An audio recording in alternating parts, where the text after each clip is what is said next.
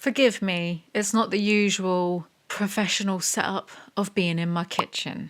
Anyway, here we go again, huh? I have challenged many a bad writer in my short time on YouTube, from Stephanie Meyer to Colleen Hoover to the cast duo, and I have beat them all. And yet all of that, the trials, the tribulations, the however many tasks of Heracles, was just training for the final boss of bad fiction, E.L. James. E.L. James is to fiction what the Black Plague was to Europe, devastating and a fever dream. When Pandora's box was opened, E.L. James came flying out. Sisyphus is lucky that he wasn't cursed with reading the fiction of E.L. James over and over and over for all of eternity. You get the picture. Now, the funny thing about this is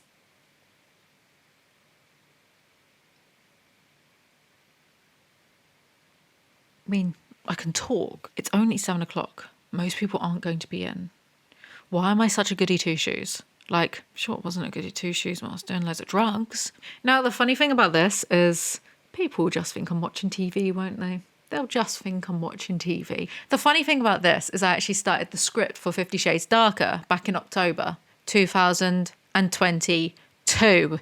Yes, it's taken an entire year to write this. Not because it took an entire year to write this 150-page script. No, because it was just so soul-destroying that I kept repressing it, kept forgetting to do this, kept putting it off. But here we are. I finally done it. This is my version of Sisyphus pushing the boulder forever. Me taking on, battling E.L. James. So without further ado, let's get into it. Prologue. Did I even explain why I'm in a hotel? Because I'm in the middle of a move. It's going chaotically. My life is a mess right now. Okay, good. Now you're caught up to speed. I missed doing this though. He's come back. Mummy's asleep. Or she's sick again. I hide and curl up small under the table in the kitchen. Oh yeah, trigger warning. E.L. James. Through my fingers, I can see Mummy.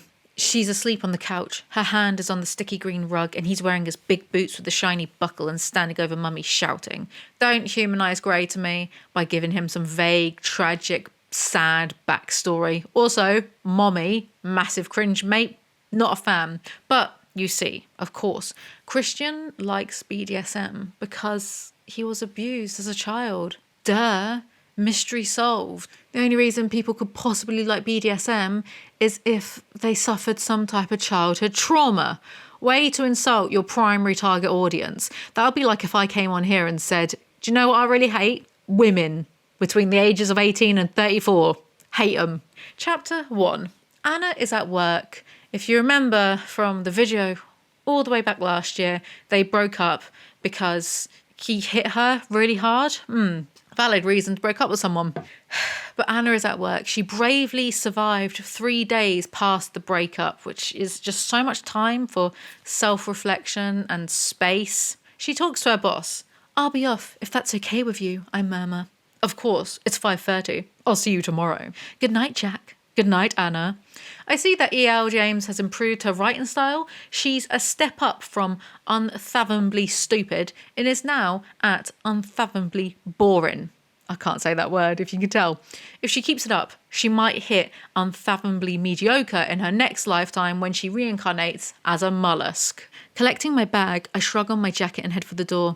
Out in the early evening air of Seattle, I take a deep breath. It doesn't begin to fill the void in my chest, a void that's been present since Saturday morning, a painful, hollow reminder of my loss. This really wants to be New Moon that bad. The apartment is empty. I miss Kate, and I imagine her lying on a beach in Barbados sipping a cool cocktail. I turn on the flat screen television so there's noise to fill the vacuum and provide some semblance of company, but I don't listen or watch. I sit and stare blankly at the brick wall. I am numb. I feel nothing but the pain. How long must I endure this? It's been a while since I, went through the drama of reading the first one, but weren't they together for all of 2 weeks? I'm judging you. Anna receives some flowers from Christian and a card that says congrats on your new job, but she believes that the assistant sent it. Dutifully, I make my way into the kitchen to hunt down a vase. Even split up, she's still being dutiful to him. And so a pattern develops. Wake, work, cry, sleep. Well, try to sleep. I can't even escape him in my dreams. Grey burning eyes, his lost look, his hair burnished and bright all haunt me. And the music. So much music. I cannot bear to hear any music. I'm careful to avoid it at all costs. Even the jingles and commercials make me shudder. It's no Bella clawing out her stereo and making her fingernails bloody, though, is it? Honestly, at what point is it just plagiarism? I don't understand how this is a thing and she's got like a net worth of 100 million from it. I don't understand. I am finding it difficult to eat. What a surprise. By lunchtime on Wednesday, I manage a cup of yogurt, and it's the first thing I've eaten since Friday. I'm surviving on a newfound tolerance for lattes and Diet Coke. And her name is Anna, and she doesn't eat. Very suspicious. Jack has started to hover over me, irritating me, asking me personal questions. What does he want? I'm polite, but I need to keep him at arm's length. So she's plain, but everyone wants to bang her. I read a vampire book once, I think it was The Vampire Diaries, where the protagonist was insufferable. She was literally described as the girl everyone at high school wanted to be. She had a perfect body, etc. But at least like those characters own it instead of this deceptive nonsense. Oh, I'm so plain, and yet all these men are in love with me and I can't put on makeup properly, but all these men are in love with me and I don't go to the gym, but all these men are in love. Anyway, an email from Christian. A new challenger approaches. Forgive this intrusion at work. I hope it's going well. Did you get my flowers?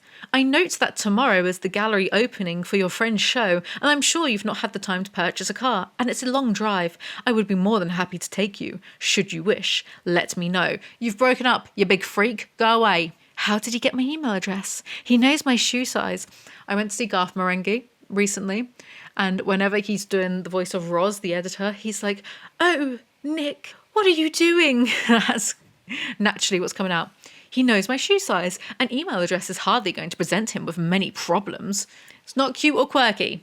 Torturous memories flash through my mind. The gliding, holding hands, kissing the bathtub, his gentleness, his humour, his dark, brooding, sexy stare. I miss him. It's been 5 days of agony that has felt like an eternity. I cry myself to sleep at night, wishing I hadn't walked out, wishing that he could be different, wishing that we were together. How long will this hideous, overwhelming feeling last? I am in purgatory. If anyone is listening outside the door and is like, "What the hell are you doing?" and then like tries to be like, "What are you doing?" I'm just going to say that I'm doing my audition tapes for like all the TV shows that I'm clearly going to be asked to audition for. I'm so good. Anyway, I made a spaghetti bolognese recently, about 10 months ago, and I put the mince, vegan mince obviously, in a Tupperware container in the fridge, and then I forgot it existed, and it was in there for a week and it started to smell bad. I think it started to go moldy. It needed to be thrown out, and that mince was older than this relationship, so I do not care. I love him. Simple. No, you don't. He's a billionaire and you've never slept with anyone else. Simple. Hi, Christian. Thank you for the flowers. They are lovely. Yes, I would appreciate a lift. Thank you. Lady, grow a backbone, please, I beg. She rings Jose to confirm she's going to his show. And then there's more emails. Trees had to die for this rubbish. Anna goes home and tries to sleep. Boy, I wish that was me. Turning on my side, I hug my pillow, filled with an overwhelming sadness. He thinks he doesn't deserve to be loved. Why does he feel that way? Does it have to do with his upbringing? His birth mum, the crack whore? My thoughts plague me into the early hours until I eventually fall into a fitful, exhausted sleep. Or I could just say that I'm recording an audiobook. Listen to these lilting tones. Who's not going to believe that? Anyway, they call his mum the crack whore. It's, I don't know how I feel about it. Anna is excited to see Christian because she's a pathetic simp, and the boss tries to ask her out for work drinks. Okay, no thanks, Ned Fulmer. Wow, that is a dated reference. You can feel how old this script is. In the large mirror on the wall, I take a long, hard look at my face. I'm my usual pale self, dark circles around my 2 large eyes. I look gaunt, haunted. I wish I knew how to use makeup. I apply some mascara and eyeliner and pinch my cheeks. I want to vomit. Anna isn't like the other girls because she doesn't eat, and no one is interested in her except like all the blokes who fancy her, but she's also plain and she doesn't know how to apply makeup. I'm dying already. In fact, death would be a release from this self-inflicted madness. Nervously, I walk through the foyer with a smile and a wave to Claire at reception. I think she and I could become friends. Who is Claire? Why does it matter? Why do you think you could become friends? Literally, what is the point in including this vague sentence? This isn't how you world build, E.L. James. Christian is waiting for Anna. I turn and climb into the back, and there he sits, Christian Grey, wearing his grey suit, no tie, white shirt, open at the collar. His grey eyes are glowing. My mouth dries. He looks glorious, except he's scowling at me. Why? When did you last eat? He snaps as Taylor closes the door behind me. Crap. Hello, Christian. Yes, it's nice to see you too. Is it normal to want a fictional character to do a Bella Swan and jump off a cliff, but onto concrete instead of the sea? I don't want your smart mouth now. Answer me. His eyes blaze. Holy shit. I had a yogurt at lunchtime. Oh, and a banana. That's not what she sounds like. When did you last have a real meal? He asks acidly. E.L. James, what is your damage? Why do you find this sexy? Do you have some sort of pro Anna fetish? Because this is brought up that she's always forgetting to eat, and later on, much later on, she says to herself, I like being this skinny, hee hee. So it's what do you mean? Not that there's nothing wrong with liking being skinny, but she did it an unhealthy way, and it's suspicious that the main character is called Anna and then the sister is called Mia. That is very well-known vernacular slang in those circles. So it's weird. I don't think that would be such a coincidence, right? I glance up and Jack is waving at me, though how he can see me through the dark glass, I don't know. I wave back. Who's that? Christian snaps. I want to give up already. I hate him more than I hate Jacob Black. At the very least, Stephanie Meyer tries to hide Jacob's terribleness, but E.L. James just keeps all of the awful stuff out in the open, out there, for all the neighbours to see. Has she no shame? Christian, that is really none of your concern, I murmur, feeling extraordinarily brave. Whatever you do concerns me. Tell me. Except this isn't concern trolling, it's just control and abuse. Go to hell. He closes his eyes as fury and possibly regret sweeps across his face. I see, he says, his voice expressionless. You look like you've lost at least 5 pounds, possibly more since then. Please eat, Anastasia, he scolds. Do you see what I mean? He inhales sharply. Me, comma, too. Do you know what I've been doing? I've been taking grammar classes and stuff, and maybe it's a style thing she's going for, but I'm not sure, because I learn all about the different types of commas. It's fun for me. He murmurs and reaches over and clasps my hand. I miss you, he adds. Oh no, skin against skin. Christian, Anna, please, we need to talk. No, you don't. Oh, baby, no. He tugs my hand, and before I know it, I'm on his lap. He has his arms around me, and his nose is in my hair. I'm in tears, pal. I've missed you so much, Anastasia, he breathes. Okay. I miss you so much, Anastasia, he breathes. Not forced at all. I rest my head against him and he kisses my hair repeatedly. This is home. Knows bloke for less than a month. The familiar pool is there. I'm drawn. Icarus to his son. When I read this, I legitimately face palmed. There were genuine tears in my eyes reading it then and now. E.L. James wouldn't know good writing if it forced her to read itself. Every time E.L. James touches a keyboard, a healthy relationship dies.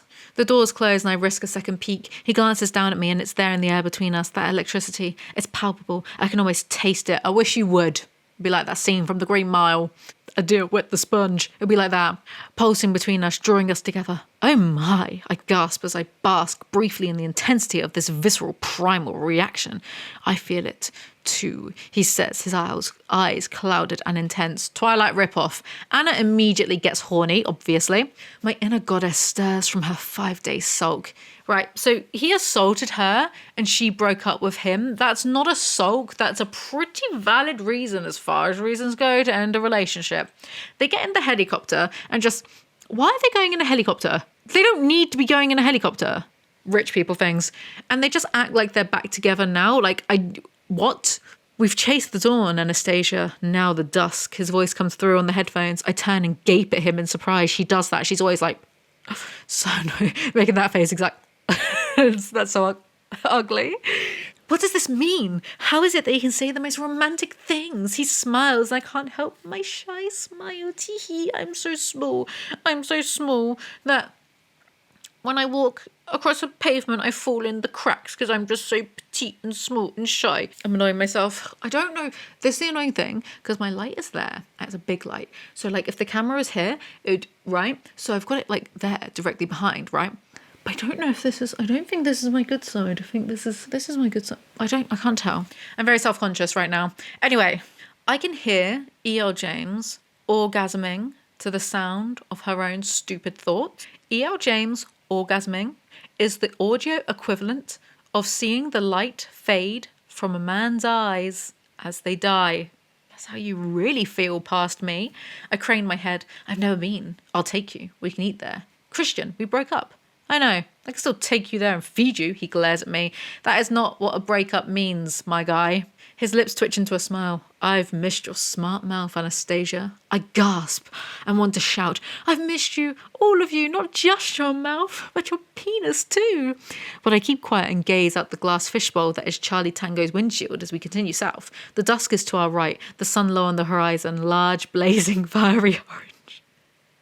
And I am Icarus again, flying far too close. The subtlety. E.L. James thinks parallels means what the shape of a Pringle is. Oh yes, very highbrow humour on the Alizee channel. They arrive at the place. What place? Oh yeah, also like, comment, subscribe, because follow me on Instagram. What else? My podcast channel and my third channel. I'm going to attempt like some sort of vlogmas on both those channels, so that'll be fun to see me inevitably fail at. Yeah, like, comment, subscribe, because this video has been a year in the making, and the fact that I've had to rent a hotel room to be able to do this, possibly illegally, I don't know. I'll tell you for why I had to rent a hotel room, right? Because like, turns out my previous place, why do I sound like that? Like I'm from like what's this rumour then? Megan McKenna? Yeah, it turns out the internet I had before, I was really spoiled because this laptop is such a piece of shit. I don't know what its damage is. When I'm transferring files, I can't use it. It's that temperamental. It will just shut down. I worked in tech. I know a thing or two about laptops. This is just, I think it's just a bit dodgy, right? So I used to be able to edit shorter stuff on here. I can no longer do that. Some of you care about the behind the scenes stuff. So I'm, humoring you right now. I used to be able to edit like shorter stuff, and now I can't do that because for every literally it's something like every 10 seconds that I manage to edit, the playback is playing, it lags for a good 20 seconds. And my ADHD and my impatience, this would be out the window. I can't deal with it. And it's no way to work because you're lengthening the time by almost like 3 times if you're like actually having to wait for it to stop lagging, right? So, but when I was at the previous place, had a PC, so I would send some editing off to editors like my editors like Evangelina and Rachel White, and I'd do a lot of my own editing as well. These scripts take a long time to do, so I'd rather just focus on like writing the scripts, editing the scripts, performing the scripts, and not having to do the edit, so I can put more time. It's a thing, right? Delegation. So, my videos are all like 2 hours long. So on average, I think like my video files in raw footage is like 200 gig. So for transferring that, it would take like maybe a day in total. I tried to transfer from relatives' houses, just a 50 gig file, just to like test things out. And it was saying it was going to take 50 hours for 50 gig. And it was going to take, at one of the houses, it was like 100 hours. So I was like, shit, I can't work. I haven't got the PC. It's with my boyfriend. I can't use this laptop. The editors I know live far away from me, because if we all lived like in London, you would just physically hand someone a hard drive with the files. So I was stuck, but I've obviously managed to sort out. This place has good internet. I'm just going to like really sit down and do as much filming as possible before I'm caught. Anyway, that's where I've been for the past month, basically. It's just annoying. And I've wanted to do this and get this over and done with, but it's been a year in the making, and I want to try to do it all in order. So, after this one, I want to do the third one. And then she rewrote, because she's an absolute mad lad. She rewrote the entire series, but from the perspective of Grey. So I want to go, because I've decided that I want to just like get all the big series done. Because sorry, I'm just chatting now, but I kind of realized that I did the first House of Night almost 2 years ago, and between then and now, like 2 whole years, maybe people don't want to wait 2 years to find out what happens by book 6. So that's my schedule. That's what I'm going to do. Anyway, they arrive at the place. Good thing for you, this is only 3 floors in those heels, he mutters in disapproval. No kidding. Don't you like the boots? I like them very much, Anastasia. His gaze darkens. I think he might say something else, but he stops. We'll take it slow. Don't want you falling and breaking your neck. Fall. Full. We sit in silence as our driver takes us to the gallery. My anxiety has returned full force, and I realise that our time in Charlie Tango has been the eye of the storm. Christian is quiet and brooding, apprehensive even. Our lighter mood from earlier has dissipated. Of course, he has immediately had a mood swing within 5 minutes of them hanging out. Those beautiful eyes look too large for your face, Anna. Please tell me you'll eat. Yes, Christian, I'll eat, I answer automatically, a platitude. I mean it. Do you, now? I cannot keep the disdain out of my voice. Honestly, the audacity of this man who has put me through hell over the last few days. No, that's wrong. I've put myself through hell. No, it's him. I shake my head, confused. Shut up. Every sentence E.L. James writes is a loss for feminism. Anastasia, we're here, where you want to be. Let's do this and then talk. I don't particularly want a scene in the street. I glance around. He's right. It's too public. I press my lips together as he glares down at me. Why does she want to be with him? With this winning personality? We are in a converted warehouse, brick walls, dark wood floors, white ceilings and white pipework. It's airy and modern. There are several people wandering across the gallery floor, sipping wine and admiring Jose's work. For a moment, my troubles melt away as I grasp that Jose has realised his dream. Way to go, Jose! This just in. Anna stops thinking about herself for 5 minutes and realises other people exist. More news at 10. Jose appears to hug and notices that poor little Anna has lost weight. Where? Does it come up to scratch? My voice sounds more normal. He looks quizzically at me. The wine. Oh, this is about Christian. No, rarely does at these kinds of events. The boy is quite talented, isn't he? Christian is admiring the lake photo. Tory. Also, he keeps calling Jose a boy to emasculate him. A photographer takes a picture of Christian who makes sure that Anna is in his shot. Probably just marking his scent. Bro, next time, just piss all over her. It's more effective. It gets your point across. In his own way, he does care about me. So what? If someone is romantically interested in you, then caring about you should be the bare minimum. E.L. James, who hurt you? Let me have a word with them. You might be my arch nemesis, but you're still a human. I'm still a human. I'll sort them out for you. Come on. Why am I the Phil Mitchell of YouTube? Anna finds that Jose took lots of pictures of her for his exhibit and thinks Christian is angry about this. Like, I don't care that the poor little billionaire is big mad that someone fancies his fleshlight. Where? Christian keeps saying that Anna has a smart mouth. No, she doesn't. She has a stupid mouth and you're stupid too, you big douche. You look very relaxed in these photographs, Anastasia. I don't see you like that very often. Abusive man is puzzled. His victim isn't relaxed. What a shock. They start to bicker. He narrows his eyes. Good point, well made, as usual, Miss Steele. His voice is frigid. Come, let's go eat. We've only been here half an hour. You've seen the photos. You've spoken to the boy. His name is Jose. You've spoken to Jose, the man who, the last time I met him, was trying to push his tongue into your reluctant mouth whilst you were drunk and sick, he snarls. He never hit me. I spit at him. Jesus Christ. Jesus Christ. This is low. Like, not her saying that because it's true, but good Lord. Christian scowls, fury emanating from every pore. That's a low blow, Anastasia, he whispers menacingly. Why am I not audible? It's me as a person. Anna, get better taste in men. I'm taking you for something to eat. You're fading away in front of me. Find the boy, say goodbye. Please, can we stay longer? No. Go now. Say goodbye. I hate him, but she doesn't need to go with him. So I hate her too. No, wait, that's not right at all. It's E.L. James who I hate.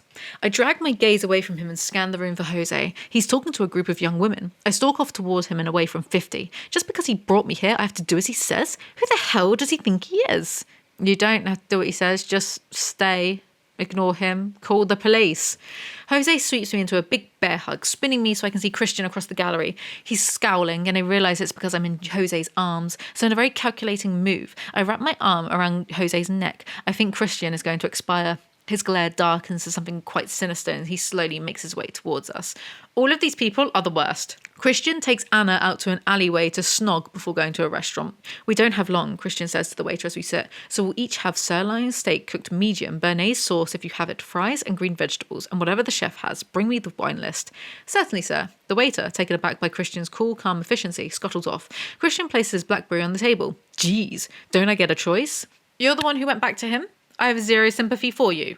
They start arguing some more. All they do is argue and have sex. I don't care. Would you like to choose the wine? He asks, raising his eyebrows at me expectantly. Arrogance personified. He knows I know nothing about wine. You choose, I answer, sullen but chastened. Who cares? 2 glasses of the Barossa Valley Shiraz, please. We only sell that wine by the bottle, sir. A bottle there. Do you know what he reminds me of? He reminds me of that bit in Lord of the Rings when Bilbo sees that Frodo has the ring, and he's like, "Oh, let me see that ring." And Frodo's like, "No," and then Bilbo just goes.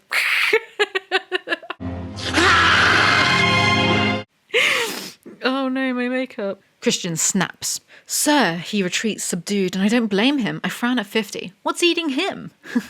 What's the matter with you? Nothing. What's the matter with you? Oh, look. A billionaire who is rude to someone on minimum wage, a tale as old as time. This last week has been the worst in my life. The pain almost indescribable. Nothing has come close, but reality hits home, winding me. What a blessed life you've had then, if the worst thing about it was dumping a rich loser. You're upset because of what happened last time. I behaved stupidly. And you? So did you. Why didn't you safe word Anastasia? His tone changes, becomes accusatory. I forgot how much I forgot how awful it is in the beginning. Yeah, he blames her for him assaulting her. I'm going to get mad. Answer me. I don't know. I was overwhelmed. I was trying to be what you wanted me to be, trying to deal with the pain, and it went out of my mind. I forgot. I whisper ashamed and I shrug apologetically. Perhaps we could have avoided all this heartache. You forgot, he gasps with horror, grabbing the sides of the table and glaring. Who does that? You forgot? What idiot. God, I hate him. I wither under his stare. Shit, he's furious again. My inner goddess glares at me too. See, you brought this all on yourself. What in the gaslighting? The self-inflicted gas, not self-inflicted. She's doing it to... What? How can I trust you? His voice is low. Ever? How are you victim blaming? How? It was her first time attempting to do something like this, and he should have known. He's the one with the experience, and he's the one who should have known better. And, the fact that she was crying, tears were running down her face at the end of the last book, and he did not stop. You do not get to rewrite history. You don't get to do that. To somehow blame Anna. What? But of course, it's not just him blaming Anna. It's E.L. James blaming Anna via Christian. The waiter arrives with our wine as we sit staring at each other, blue eyes to grey, both of us filled with unspoken recriminations, while the waiter removes the cork with an unnecessary flourish and pours a little wine into Christian's glass. Automatically, Christian reaches out and takes a sip. That's fine, his voice is curt. Gingerly, the waiter fills our glasses, placing the bottle on the table before beating a hasty retreat. Christian has not taken his eyes off me the whole time. Then again, Anna only likes him because he's hot and rich, because why would you like someone who is this rude to everyone else? I'm sorry, I whisper, suddenly feeling stupid.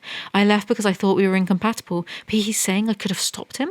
Sorry for what? He says, alarmed, not using the safe word. He closes his eyes as if in relief. We might have avoided all this suffering, he mutters. He's the one with the experience. She's the virgin. Get a life, James. You might have avoided all this suffering if you didn't punch your girlfriend 10 times. Maybe that has something to do with it. Appearances can be deceptive, he says quietly. I'm anything but fine. I feel like the sun has set and not risen for 5 days. Anna, I'm in perpetual night here. I'm winded by his admission. Oh my, like me. Babe, you need to go to the gym. You're getting winded a bit too much. Nope, that's not my line. My line is, I'll give you something to be winded by, punch air. You said you'd never leave, yet the going gets tough and you're out the door. Because the going was you hitting her 10 times. Am I in Delulu land? Holy hell, food. God, it's this weird pro-Anna wet dream of James's. Is it just me that thinks this is weird and sus? Am I seeing too much into it? I don't know. Deep down, I know I'm hungry, but right now my stomach is in knots, sitting across from the only man I've ever loved and debating our uncertain future. He's the only man you've bothered with, probably because he's rich. So help me God, Anastasia, if you don't eat, I will take you across my knee here in this restaurant and it will have nothing to do with my sexual gratification. Eat. Nothing sets the tone at dinner like the threat of physical violence. Keep your hair on, Grey. My subconscious stares at me over her half-moon specs. This is not sexy, E.L. James. The whole subconscious doing little things and it's just not. And I disagree with the people that say you're not allowed to kink shame, because I want to shame every single thing E.L. James has ever thought or said. We're at Lee Picotin. Lee, we're at Le Picotin, Southwest 3rd Avenue. He hangs up. He's still curt over the phone. You're very brusque with Taylor. In fact, with most people. I just get to the point quickly, Anastasia. But Anna is fine with his rudeness because he has a toilet made of diamonds. Christian looks suddenly determined and businesslike. Holy shit. The amount of times she says holy shit in this book over like nothing that needs it. We're negotiating a deal. I listen attentively. Like already she said holy shit about 20 times so far. Just like, be quiet. You're boring. My mouth goes dry. Holy shit. If that isn't a declaration of love, I don't know what is. And the words tumble out of me. A dam breached. Christian, why do you think you have a dark soul? I would never say that. Sad, maybe, but you're a good man. I could... No, it's so funny because it literally could be a Garth Marenghi book. That's like it could. It's basically parody. I can see that. You're generous, you're kind, and you've never lied to me. And I haven't tried very hard. Generous? Kind? Have you seen the way he treats wait staff? Christian tries to renegotiate the relationship boundaries with no punishments or rules, so Anna takes him back. Touching is a hard limit for me, Anastasia, he whispers. I know. I wish I understood why. After a while, he sighs, and in a soft voice he says, I had a horrific childhood. One of the crack-whores pimps. His voice trails off. His body tenses as he recalls some unimaginable horror. I can remember that, he whispers, shuddering. You know you fucked up. When I feel nothing at this flimsy attempt of a vague abusive backstory. I don't care. It doesn't excuse his abusive or narcissistic behaviour. It don't excuse his stalking or just him being awful. Anna falls asleep and then wakes up. Brilliant. Hey, Christian says softly. Sorry, I murmur as I sit up, blinking and stretching. I'm still in his arms on his lap. I could watch you sleep forever, Anna. I guess this is one of those things that works better if Christian is a vampire who can't sleep. What was that? Him, Edward Cullen. My boss wants me to go for a drink with him tomorrow. Christian's face hardens. Does he, now? His voice is laced with latent menace. To celebrate my first week, I add quickly. The boss is a bit creepy. It gets worse. But Christian doesn't know that kind of yet. Or does he? Well, he's just a control freak either way. Once dropped off at her apartment, Anna opens the present Christian got her. Opening the case, I find an iPad. Holy shit. An iPad. Holy shit. Shut up, Anna. Christian bought her an expensive iPad just to play her a custom mixtape. He's not even trying. If he actually liked her, he would pay for an orchestra to follow her around playing his choice of songs. Babe, don't accept the bare minimum from these chumps.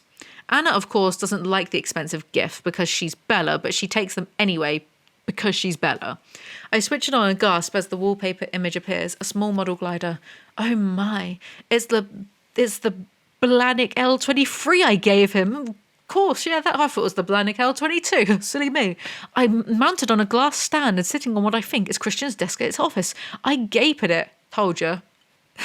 He built it. He really did build it. I remember now he mentioned it in the note with the flowers. I'm reeling, and I know that in that instant he's put a great deal of thought into this gift.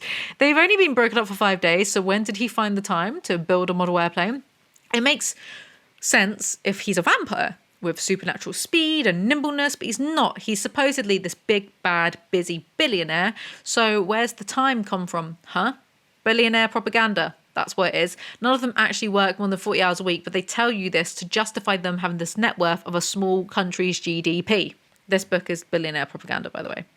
The British Library. I touch the icon and a menu appears. Historical collection. Scrolling down, I select novels of the 18th and 19th century. Another menu. I tap on a title, The American by Henry James. A new window opens, offering me a scanned copy of the...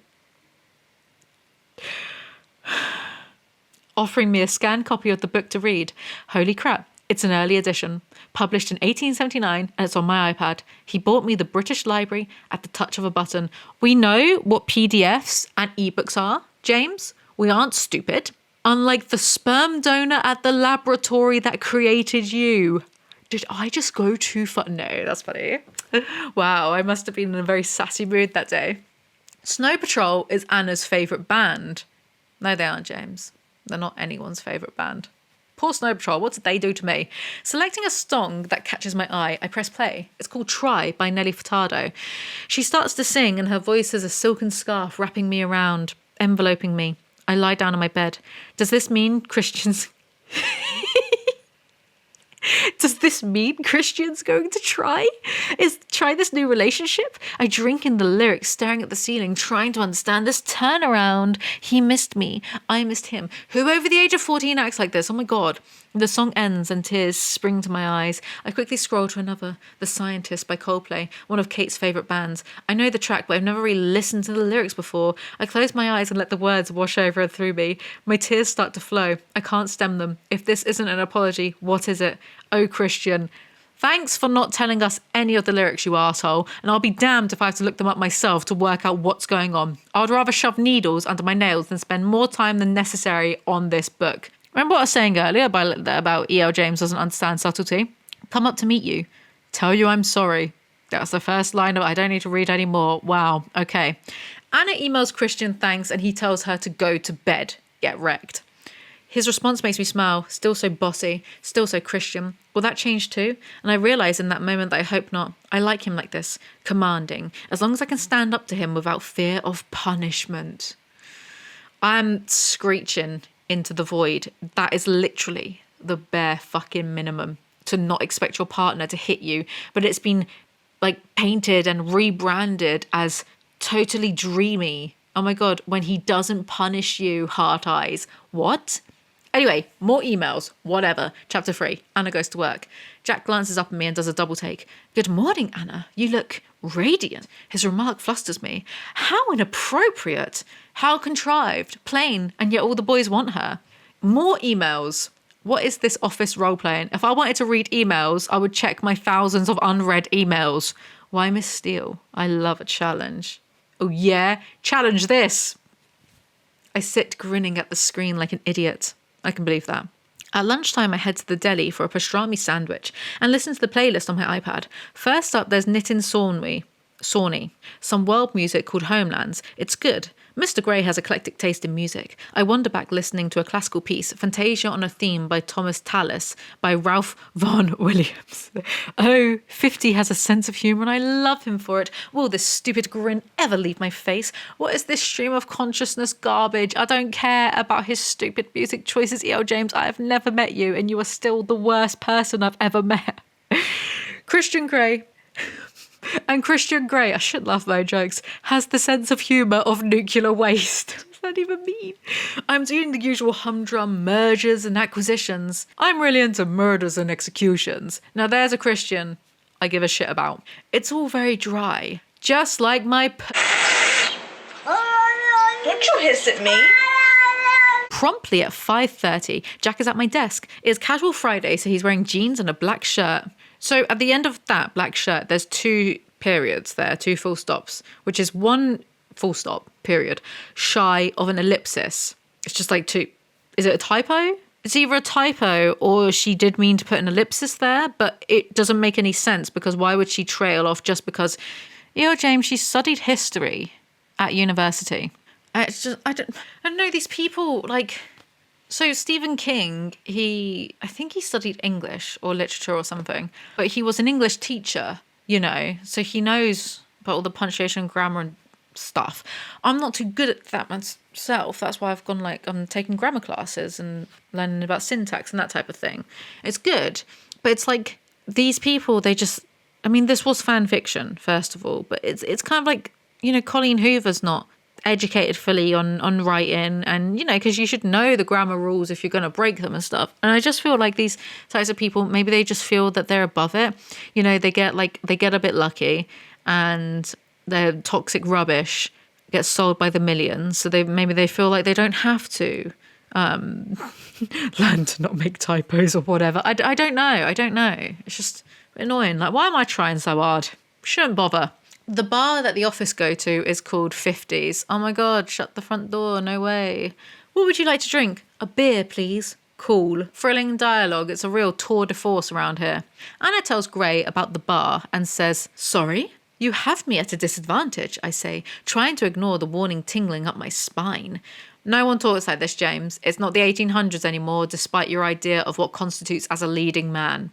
The woman mysteriously disappears as quickly as she arrived, which, good for her. Get out of this hellhole as fast as possible. I've never read this far before, right? So this was new territory for me. Absently, I wonder how Kate is. And Elliot.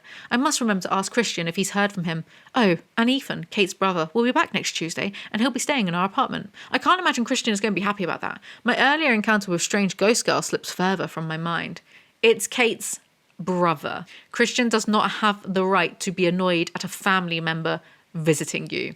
Anna, think you made the right decision coming here? Jack's voice is soft and he's standing a bit too close, but I've noticed he has a tendency to do this with everyone, even at the office. Not far from me, smiling, he moves even closer and leans against the bar, effectively trapping me. Do you have any plans this weekend?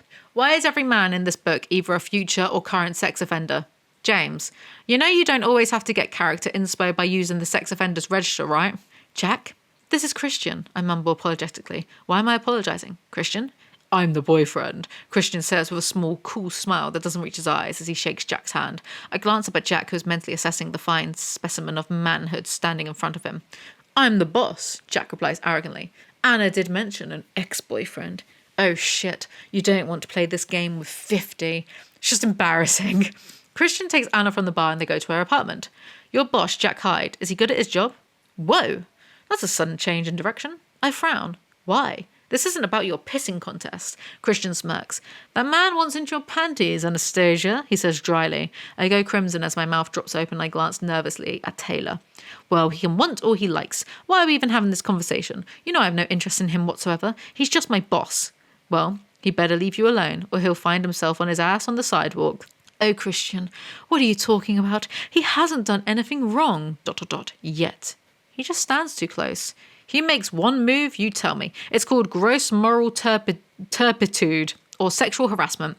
It was just a drink after work. I mean it. One move and he's out. Heartbreaking. The worst person you know just made a great point. Luckily for us, Christian goes right back to being a complete turd. He has already bought the company Anna works at to keep her safe.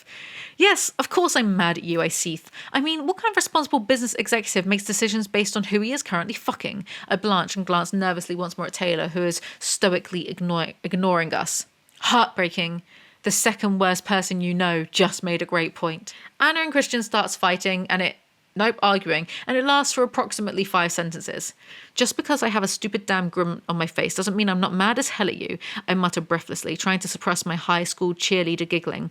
Though I was never cheerleader, the bitter thought crosses my mind. Holy shit. Random and unprompted insecurities, Batman. Do you know what's funny? Like that never comes up again. I was never cheerleader. Huh? As ever, Miss Steele, you're unexpected. He leans back, gazing at me, his eyes dancing with humour. So are you going to invite me in, or am I to be sent packing for exercising my democratic right as an American citizen, entrepreneur and consumer to purchase whatever I damn well please? Oh, piss off. What a typical billionaire response to anything. Where free market, where democratic rights, where let me be unethical because I can buy off anyone I want. I'm still mad at him. His stalking knows no bounds, and it dawns on me that this is how we know about the email being monitored at SIP. He probably knows more about SIP than I do. The thought is unsavoury. You think? Nice place, he says. Kate's parents bought it for her. Every Metro article about someone becoming a homeowner at 21 ever. God, they are having verbal foreplay and I want to die. They spare me and go food shopping instead because Anna has no food in her apartment because of course she doesn't. Maybe we should go to his place, then we won't have all this hassle. I watch as he strolls purposefully and with easy grace out the door. 2 women coming in stop and stare. Oh yes, I'm my 50 Shades, I think despondently. Who are these rude women that just constantly eye-fuck Christian every time he goes somewhere? Look, ladies, we can't have it both ways. We can't complain about objectification and then enable it. Also, what is this weird wet dream in so many romance books of having a guy who is so good looking that it makes you feel inadequate and not good enough? What? They collect the groceries and go home and Christian Grey has never chopped a vegetable.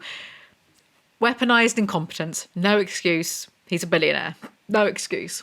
I brush up against him and he steps back. My inner goddess sits up and takes notice. I've been ignoring these so far, the inner goddess stuff, but your inner goddess can go to hell. They give up cooking dinner because they are too horny and snog and head to the bedroom. Oh, I feel so powerful. Hooking his thumbs into my jeans, he gently pulls them and my panties down my legs. I step out of my flats and I'm very aware right now of what I'm talking about. I step out of my flats and my clothes, so I'm left only wearing my bra. She was wearing shoes this entire time. My Eurasian household could never. He stands and gazes down at me. His lips glisten with the evidence of My arousal. Apparently, this sentence actually made me feel sick, and then I started laughing about how sick it made me feel. They are engaging in oral with each other. Oh, that's a good, inspiring, sexy sound, so I do it again, pulling his length deeper, swirling my tongue around the end. I feel like Aphrodite. I didn't know that she was the goddess of blowies. Dragging his shirt over his head, he then reaches down to his discarded jeans and, like a good Boy Scout, produces a foil packet. That sure is an odd thing to say about your lover. After pages and pages of horrible foreplay, they finally have sex and it lasts for all of 10 sentences. That is true. I counted them. Come on, baby, he gasps. Give it to me. His words are my undoing and I explode. Why is this funny? Are sex scenes meant to make you laugh? Chapter 4. Christian finds the deflated balloon he bought Anna in her bed because she's been sleeping with it since they broke up. Amazingly, that's not enough to make him run for the hills, and they finally eat their stir fry instead. I'm still mad at you for buying SIP. He smiles. I know, but you being mad, baby, wouldn't stop me. Common billionaire L. I scowl. If I leave and find another job, will you buy that company too? You're not thinking of leaving, are you? Her expression alters. Wary once more. Possibly. I'm not sure you've given me a great deal of choice. Yes, I will buy that company too, he is adamant.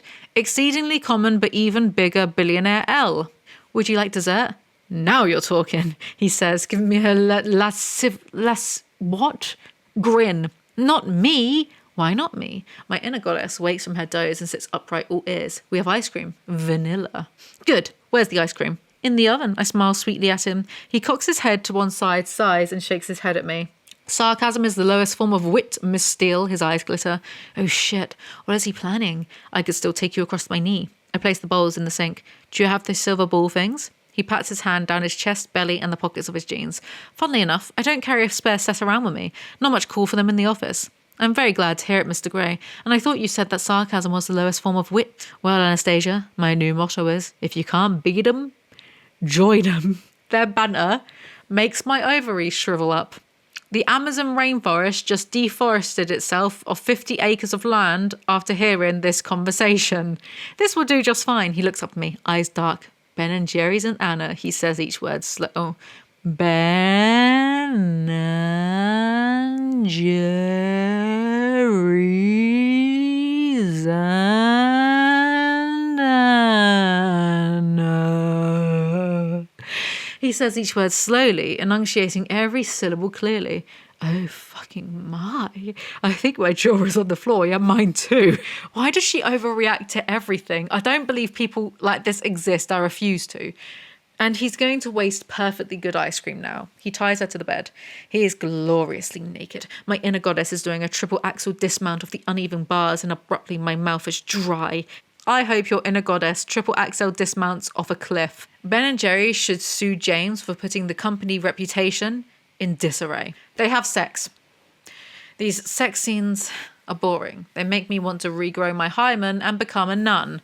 What if you leave me? The thought is horrific. I'm not going anywhere. I don't think I could ever have my fill of you, Anastasia. He invites her to his father's summer party. Of course I'll come. Oh shit, I have nothing to wear.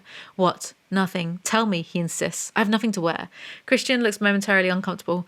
Don't be mad, but I still have all those clothes for you at home. I'm sure there are a couple dresses in there. I purse my lips. Do you, now? Do you? Now? I mutter, my voice sardonic. I don't want to fight with him tonight. I need a shower. Bro, you already accepted and loved the iPad. Just wear one of the damn dresses. Stop pretending to dislike that he's rich. Anna has an absolutely stupid dream. The girl who looks like me is standing outside SIP. Hang on, she is me. I am pale and unwashed and all my clothes are too big. I'm staring at her and she's wearing my clothes. Happy, healthy. What do you have that I don't, I ask her. Who are you? I'm nobody. Who are you?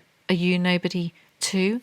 Then there's a pair of us. Don't tell. They'd banish us, you know. She smiles, a slow, evil grimace this is so out of place for the rest of the book, that spreads across her face, and it's so chilling that I start to scream. There is nothing supernatural in this series, so I don't care about some dream devil. Go away. Anna tells Christian about the crazy girl, and he says it's Layla, one of his ex-subs. Christian closes his eyes as if in pain. What's happened? What does she mean to him? My scalp prickles as adrenaline spikes through my body. What if she means a lot to him? Perhaps he misses her. I know so little about his past. Relationships. She must have had a contract, and she would have done what he wanted, given him what he needed, gladly. We already know by Christian's own admissions that he didn't give a single shit about any of his ex-subs, so the internal conflict is so contrived. James, you cannot fool me. I am better than you in every single way, except for net worth. Christian rings someone about it and is clearly distressed. Do you want some tea? I ask. Tea. Ray's answer to every crisis and the only thing he does well in the kitchen. I fill the kettle with water. Actually, I'd like to go back to bed. His look tells me that's not to sleep. Well, I need some tea. Would you like to join me for a cup? I want to know what's going on. I will not be sidetracked by sex. I don't like that he just tried to use sex to distract Anna from the issue. It seems like manipulation. Christian refuses to tell Anna what's up at first, even though it very much concerns her, considering an ex-sub just stalked her. While I was with you in Georgia, Layla turned up to my apartment unannounced and made a scene in front of Gail. Gail? Mrs. Jones. What do you mean made a scene? He glares at me, appraising. Tell me, you're keeping something back. My tone is more forceful than I feel. He blinks at me, surprised. Anna, I. He stops. Please? He sighs in defeat. She made a haphazard attempt to open a vein. Oh no, that explains the bandage on her wrist. Gail got her to a hospital, but Layla discharged herself before I could get there. Trigger warning, suicide. I distract myself with pouring tea into teacups, so Layla wants back into Christian's life and chooses a suicide attempt to attract his attention. Whoa, scary, but effective. I can read between the lines. I know what James is really doing. She's saying that Christian is just so dreamy and sexy that girls are literally killing themselves over him. And this gets handled very sensitively. Don't worry. You can't find her. What about her family? They don't know where she is. Neither does her husband. Husband? Yes, he says distractedly. She's been married for about 2 years. What? So she was with you while she was married? Holy fuck, he really has no boundaries. No, good God, no. She was with me nearly 3 years ago. Then she left and married this guy shortly afterward. I love that Anna assumed the worst of him, that he's a filthy affair partner, but doesn't ever stop to pause what the lack of ethics would mean for her relationship with him. Testosterone rush? His lips twitch. Yes, the pissing contest. I'll show you a testosterone rush. Wouldn't you rather have a cup of tea? No, Anastasia, I wouldn't. That's the best dialogue I've ever heard. Anyway, they have sex again, but it's implied. They go to sleep, they wake up, Christian wants sex again. They have sex again. The next morning. Yes, I have a personal trainer, an ex-Olympic contender who teaches me. His name is Claude. He's very good. You'd like him. Okay, show off. I flush as memories of the playroom flood my mind. Yes, the red room of pain is exhausting. Is he going to let me back in there? Do I want to go back in? Of course you do, my inner goddess screams. It should be me screaming. Anna agrees to meet Claude the PT so she can get fitter, just so she can shag Christian more. Imagine joining your gym and saying that when they ask what areas you want to work on.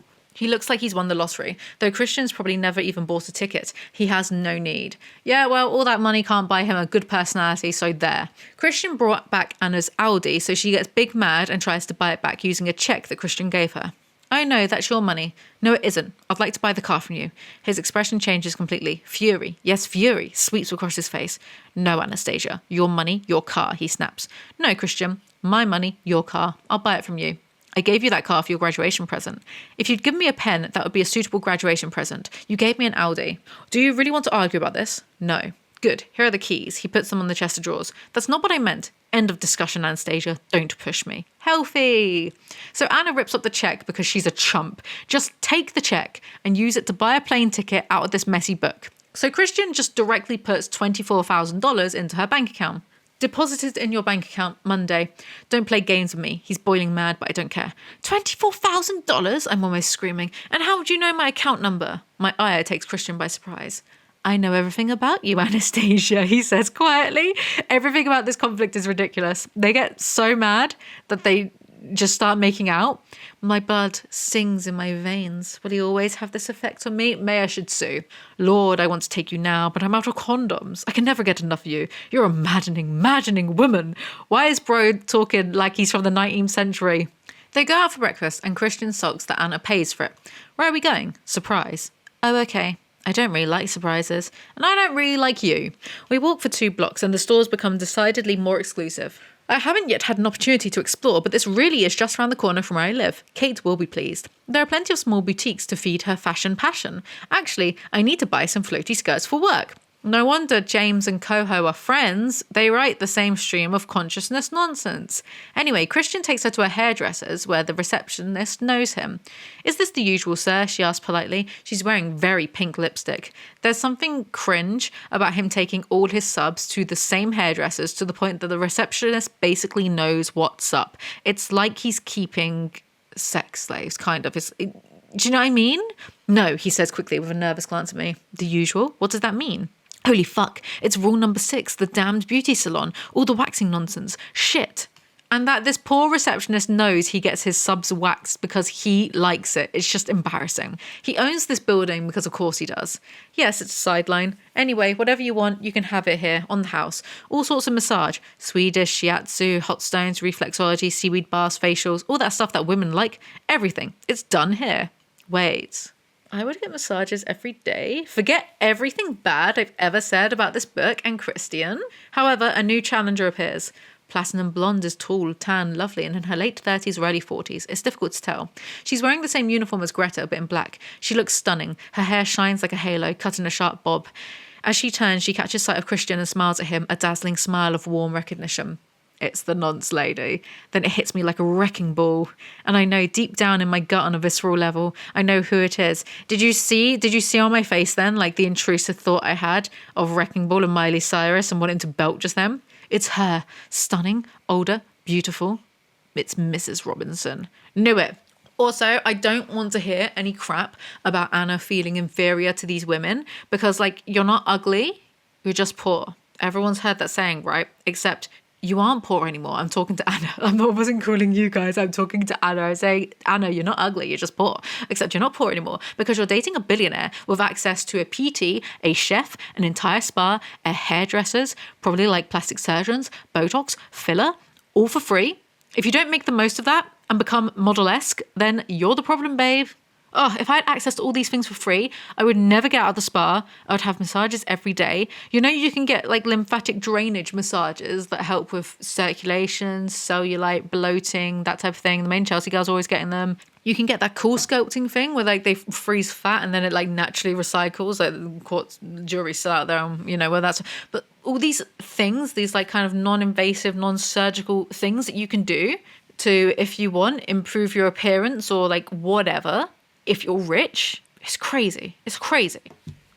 I want to get really rich and then I want to do like all of the cool sculpting and M sculpts and like the weird machines that give you like 10,000 crunches or whatever. I want to get really rich and do all of that. I'm going to write books. I'm going to sell books. I'm going to spend all my money on looking like a maniac. Chapter 5.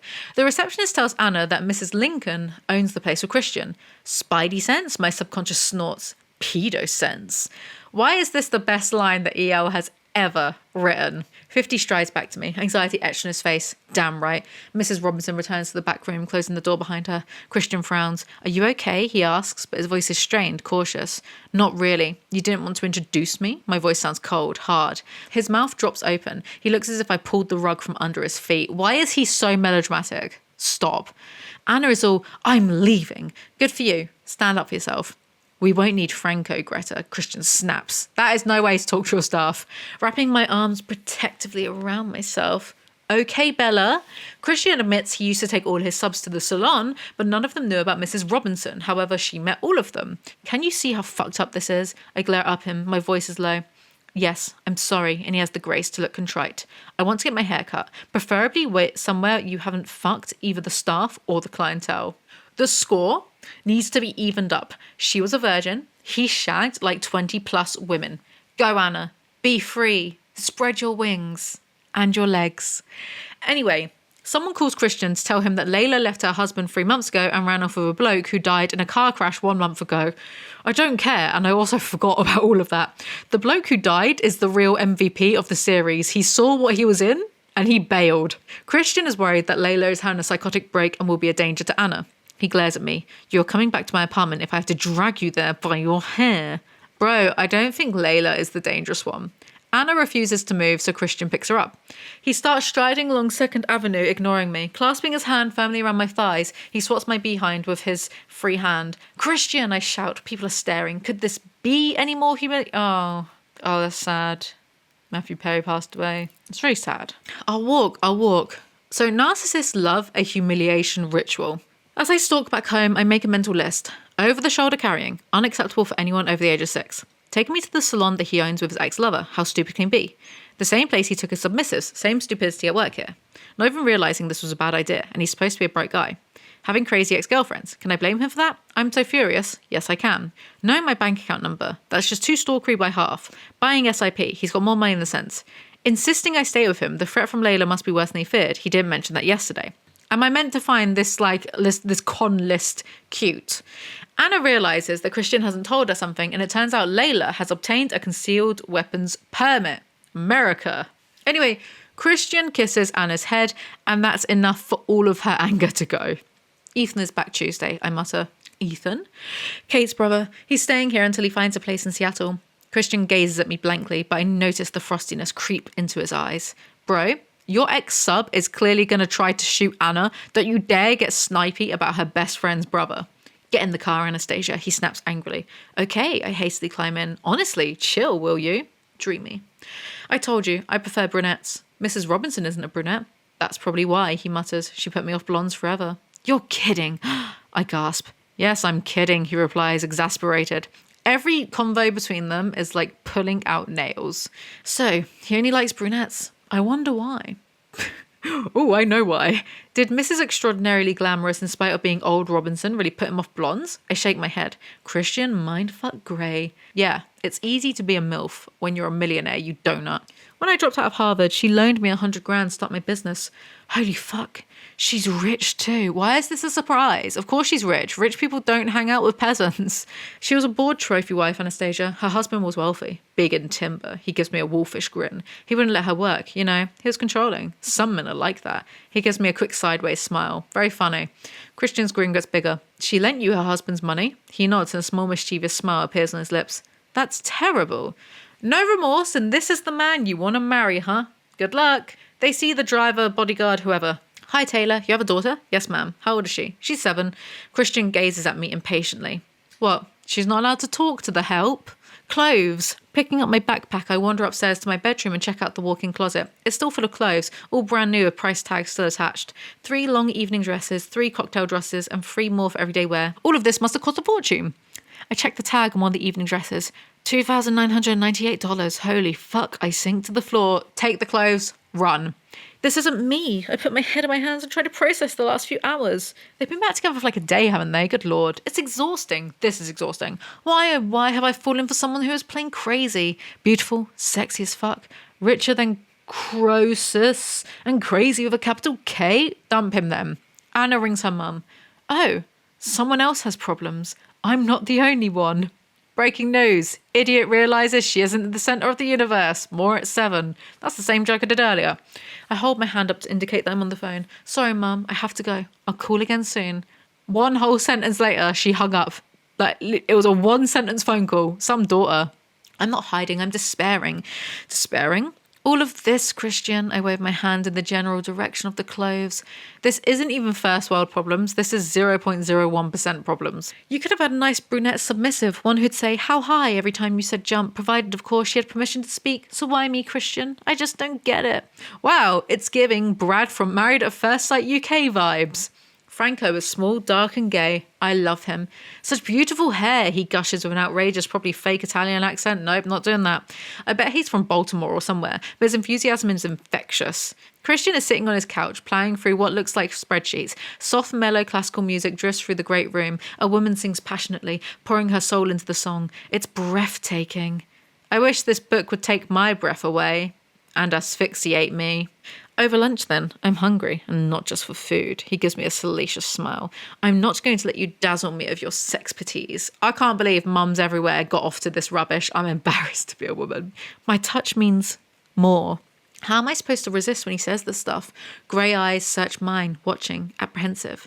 Tentatively, I reach out and apprehension shifts to alarm. Christian steps back and I drop my hand. Hard limit, he whispers, a pained, panicked look on his face.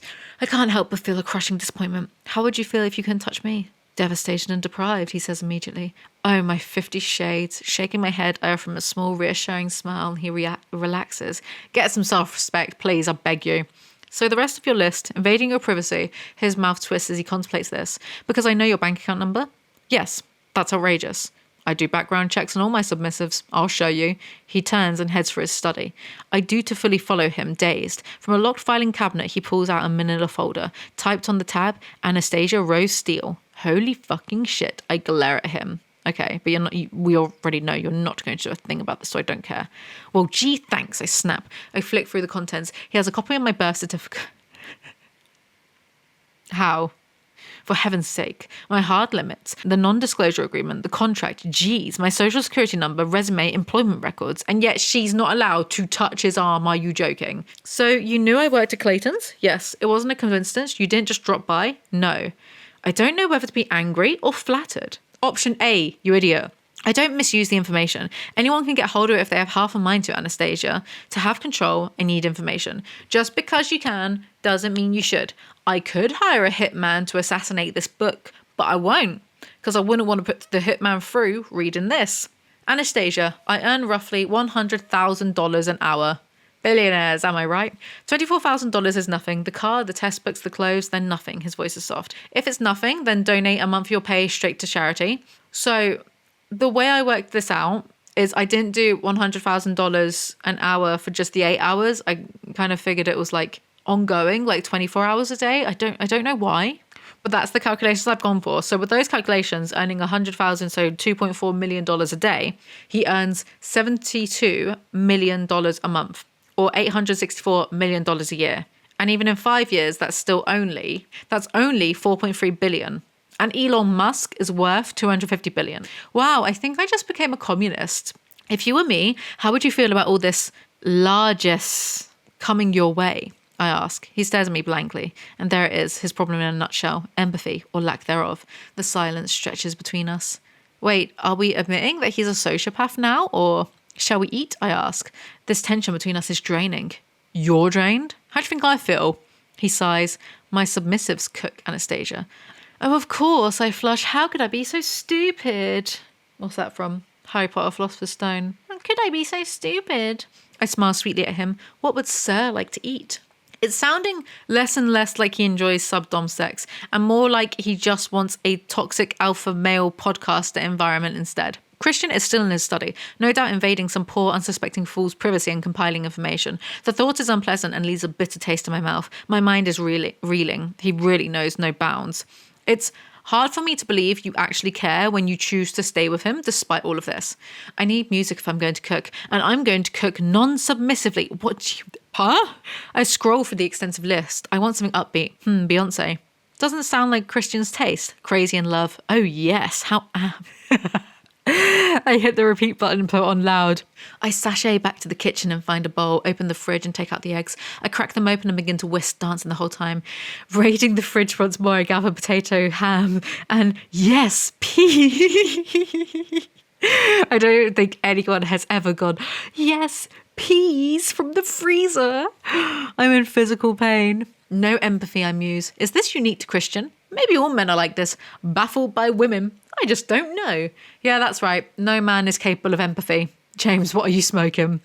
Moments later, the heavenly sweet, soulful voice of Nina Simone fills the room. It's one of Ray's favourites. I put a spell on you. I flush, turning to gape at Christian. What is he trying to tell me?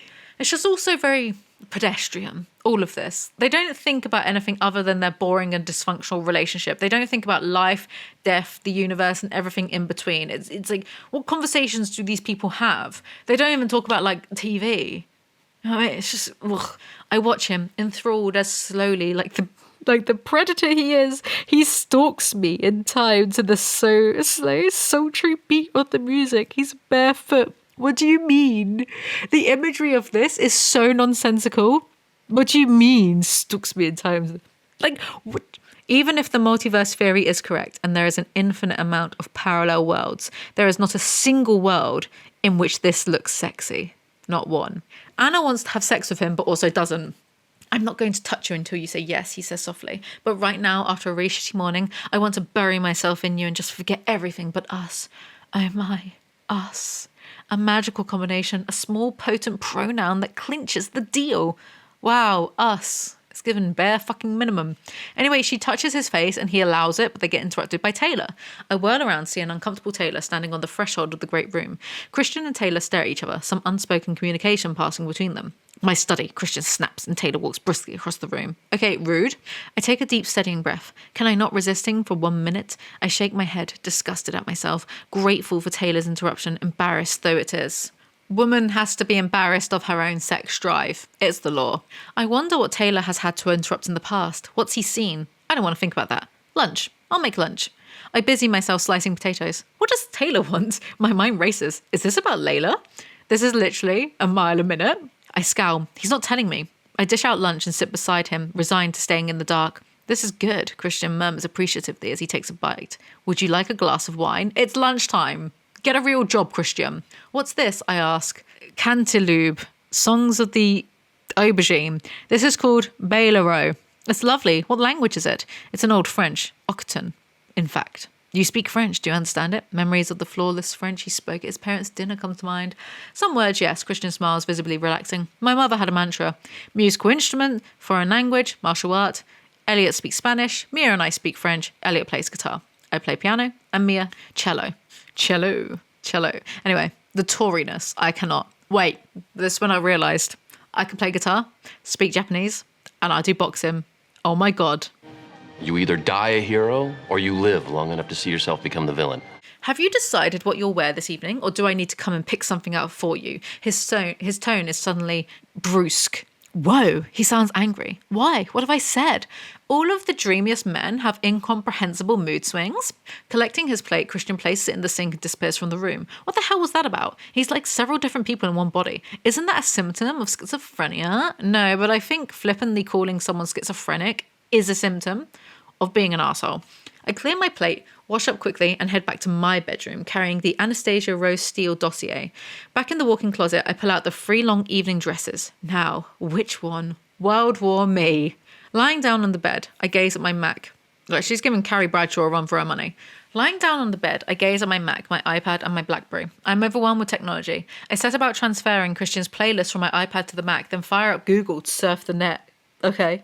I'm lying across the bed looking at my Mac as Christian enters. What is this paragraph break? Also, who cares? What are you doing? He inquires softly. I panic briefly, wondering if I should let him see the website I'm on. Multiple personality disorder, the symptoms. Is this, cute to you, James? I'm a pet project now? A sideline? Science experiment, maybe? When I thought I was everything, Miss Steele, you wound me. Why does bro talk like this? Speak modern English. Colloquialisms. Ever heard of them? I think I'm in need of you. Here. He hands me a tube of lipstick. I frown at him, perplexed. It's harlot red, not my colour at all. Scarlet woman red, is it?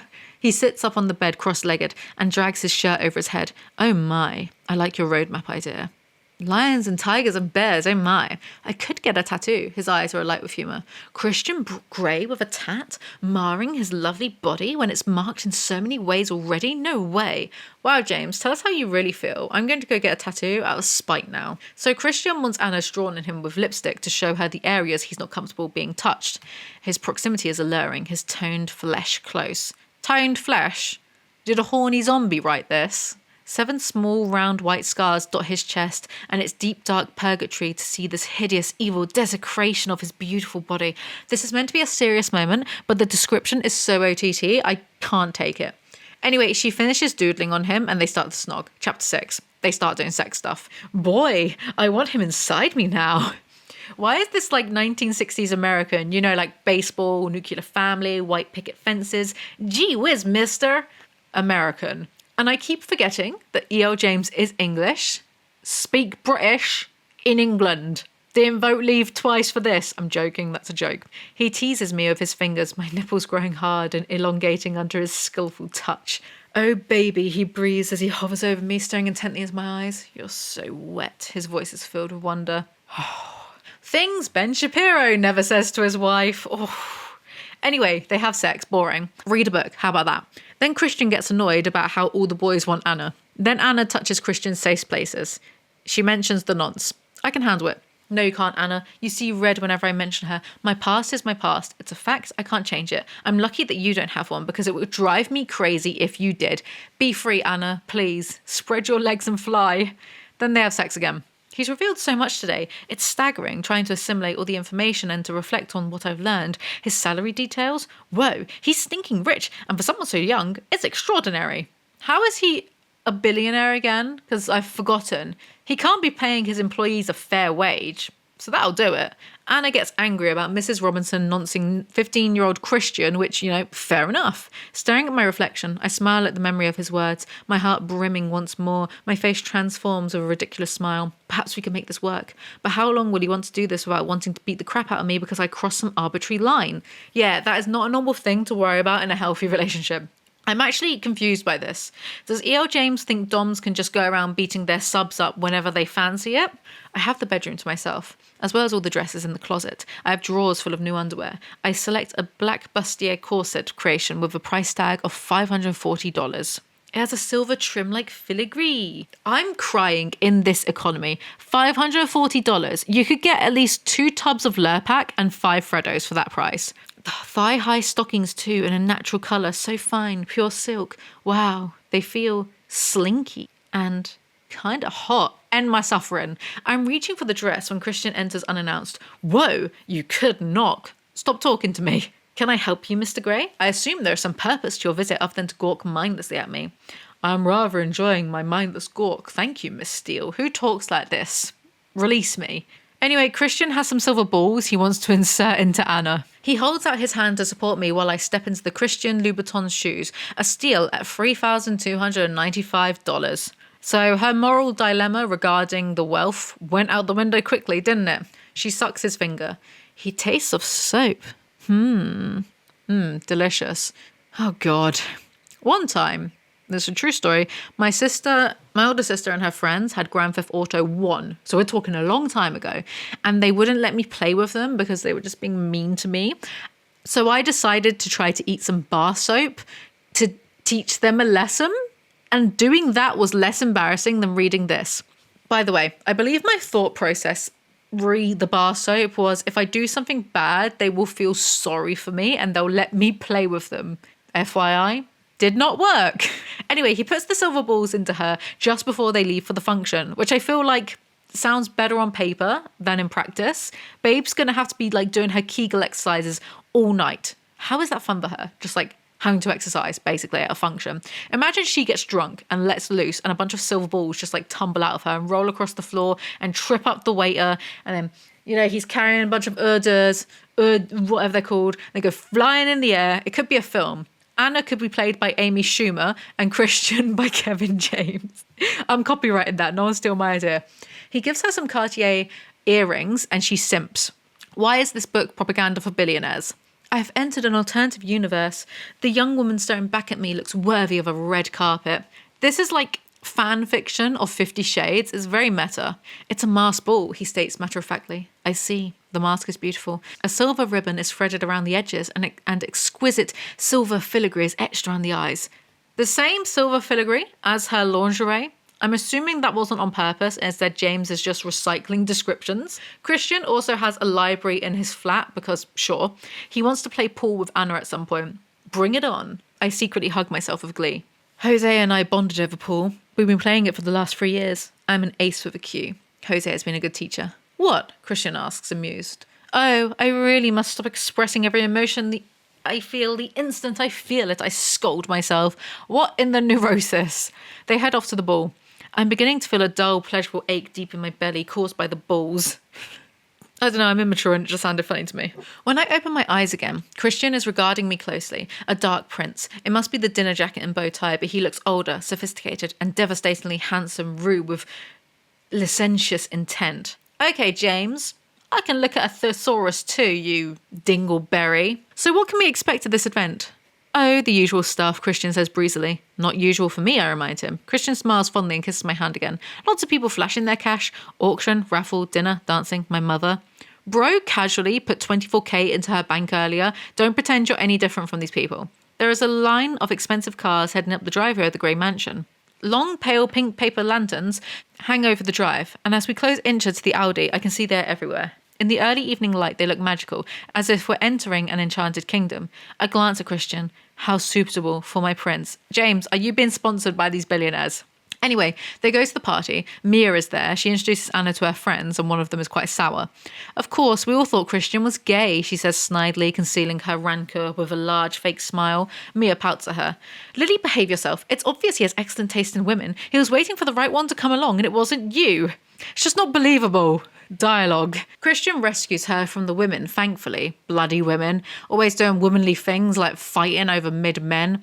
They see Christian's mum and grandparents. Mrs. Trevelyan is all over me like a rash. Oh, he's finally found someone. How wonderful and so pretty. Well, I do hope you make an honest man of him, she gushes, shaking my hand. Holy cow, I thank the heavens for my mask. Mother, don't embarrass Anna. Grace comes to my rescue.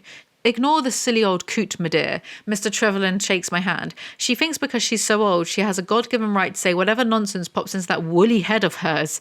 It's funny because boomer men actually hate their wives. There is foie gras on the dinner menu tonight, further solidifying that all of these people are terrible.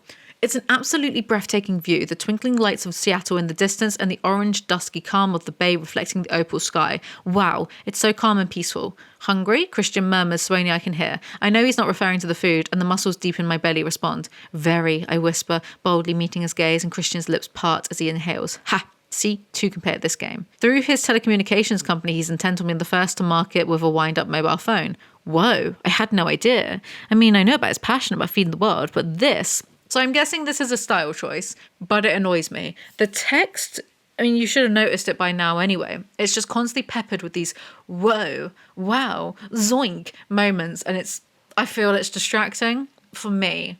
I'm sure there's lots of people who like this. You can like it. Some people might judge you. Lance seems unable to comprehend Christian's plan to give the technology away and not patent it. I wonder vaguely how Christian made all his money if he's so willing to give it all away. If his employees aren't all on minimum wage and aren't having to piss in bottles because they don't get enough breaks, then I just call bullshit. I can't suspend my disbelief that much. I need to get rid of these balls. Before I can excuse myself, the master of ceremonies appears at our table, and with him, if I'm not mistaken, is Miss European Pigtails. Who is that? How am I expected to remember these bit characters from the first book? Anna takes the balls out in the bathroom, presumably before she has a when Harry met Sally moment at the dinner table. The auction takes place. Christian puts a weekend stay in his Aspen property, so Anna bids on it for $24,000 and wins. Babe, in this economy, at least save some of that money for, I don't know, your own property? Idiot. Chapter 7.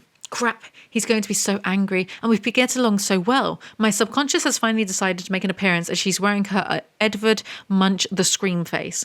Christian leans over to me, a large fake smile plastered across his face. He kisses my cheek and then moves closer to whisper in my ear in a very controlled, cold voice. I don't know whether to worship at your feet or spank the living shit out of you. Anyway, Anna is drunk on 8 glasses of wine and champagne, so she finds this sexy instead. Slowly and surreptitiously, so I don't realise his game until it's too late. He eases my hand up his leg and against his erection. I gasp, and my eyes dart around in panic around the table, but all eyes are fixed on the stage. Thank heavens for my mask. Taking full advantage, I slowly caress him. Get a room, preferably far away from me. I feel him growing beneath my fingers, and it makes me feel so powerful. Baby, it shouldn't. Like, is that all it takes? Is that all it takes to make you feel powerful? I've got a thing to tell you. I've got a thing or two to tell you. The first dance will be with me, okay? And I won't be on the dance floor, he murmurs that word into my ear.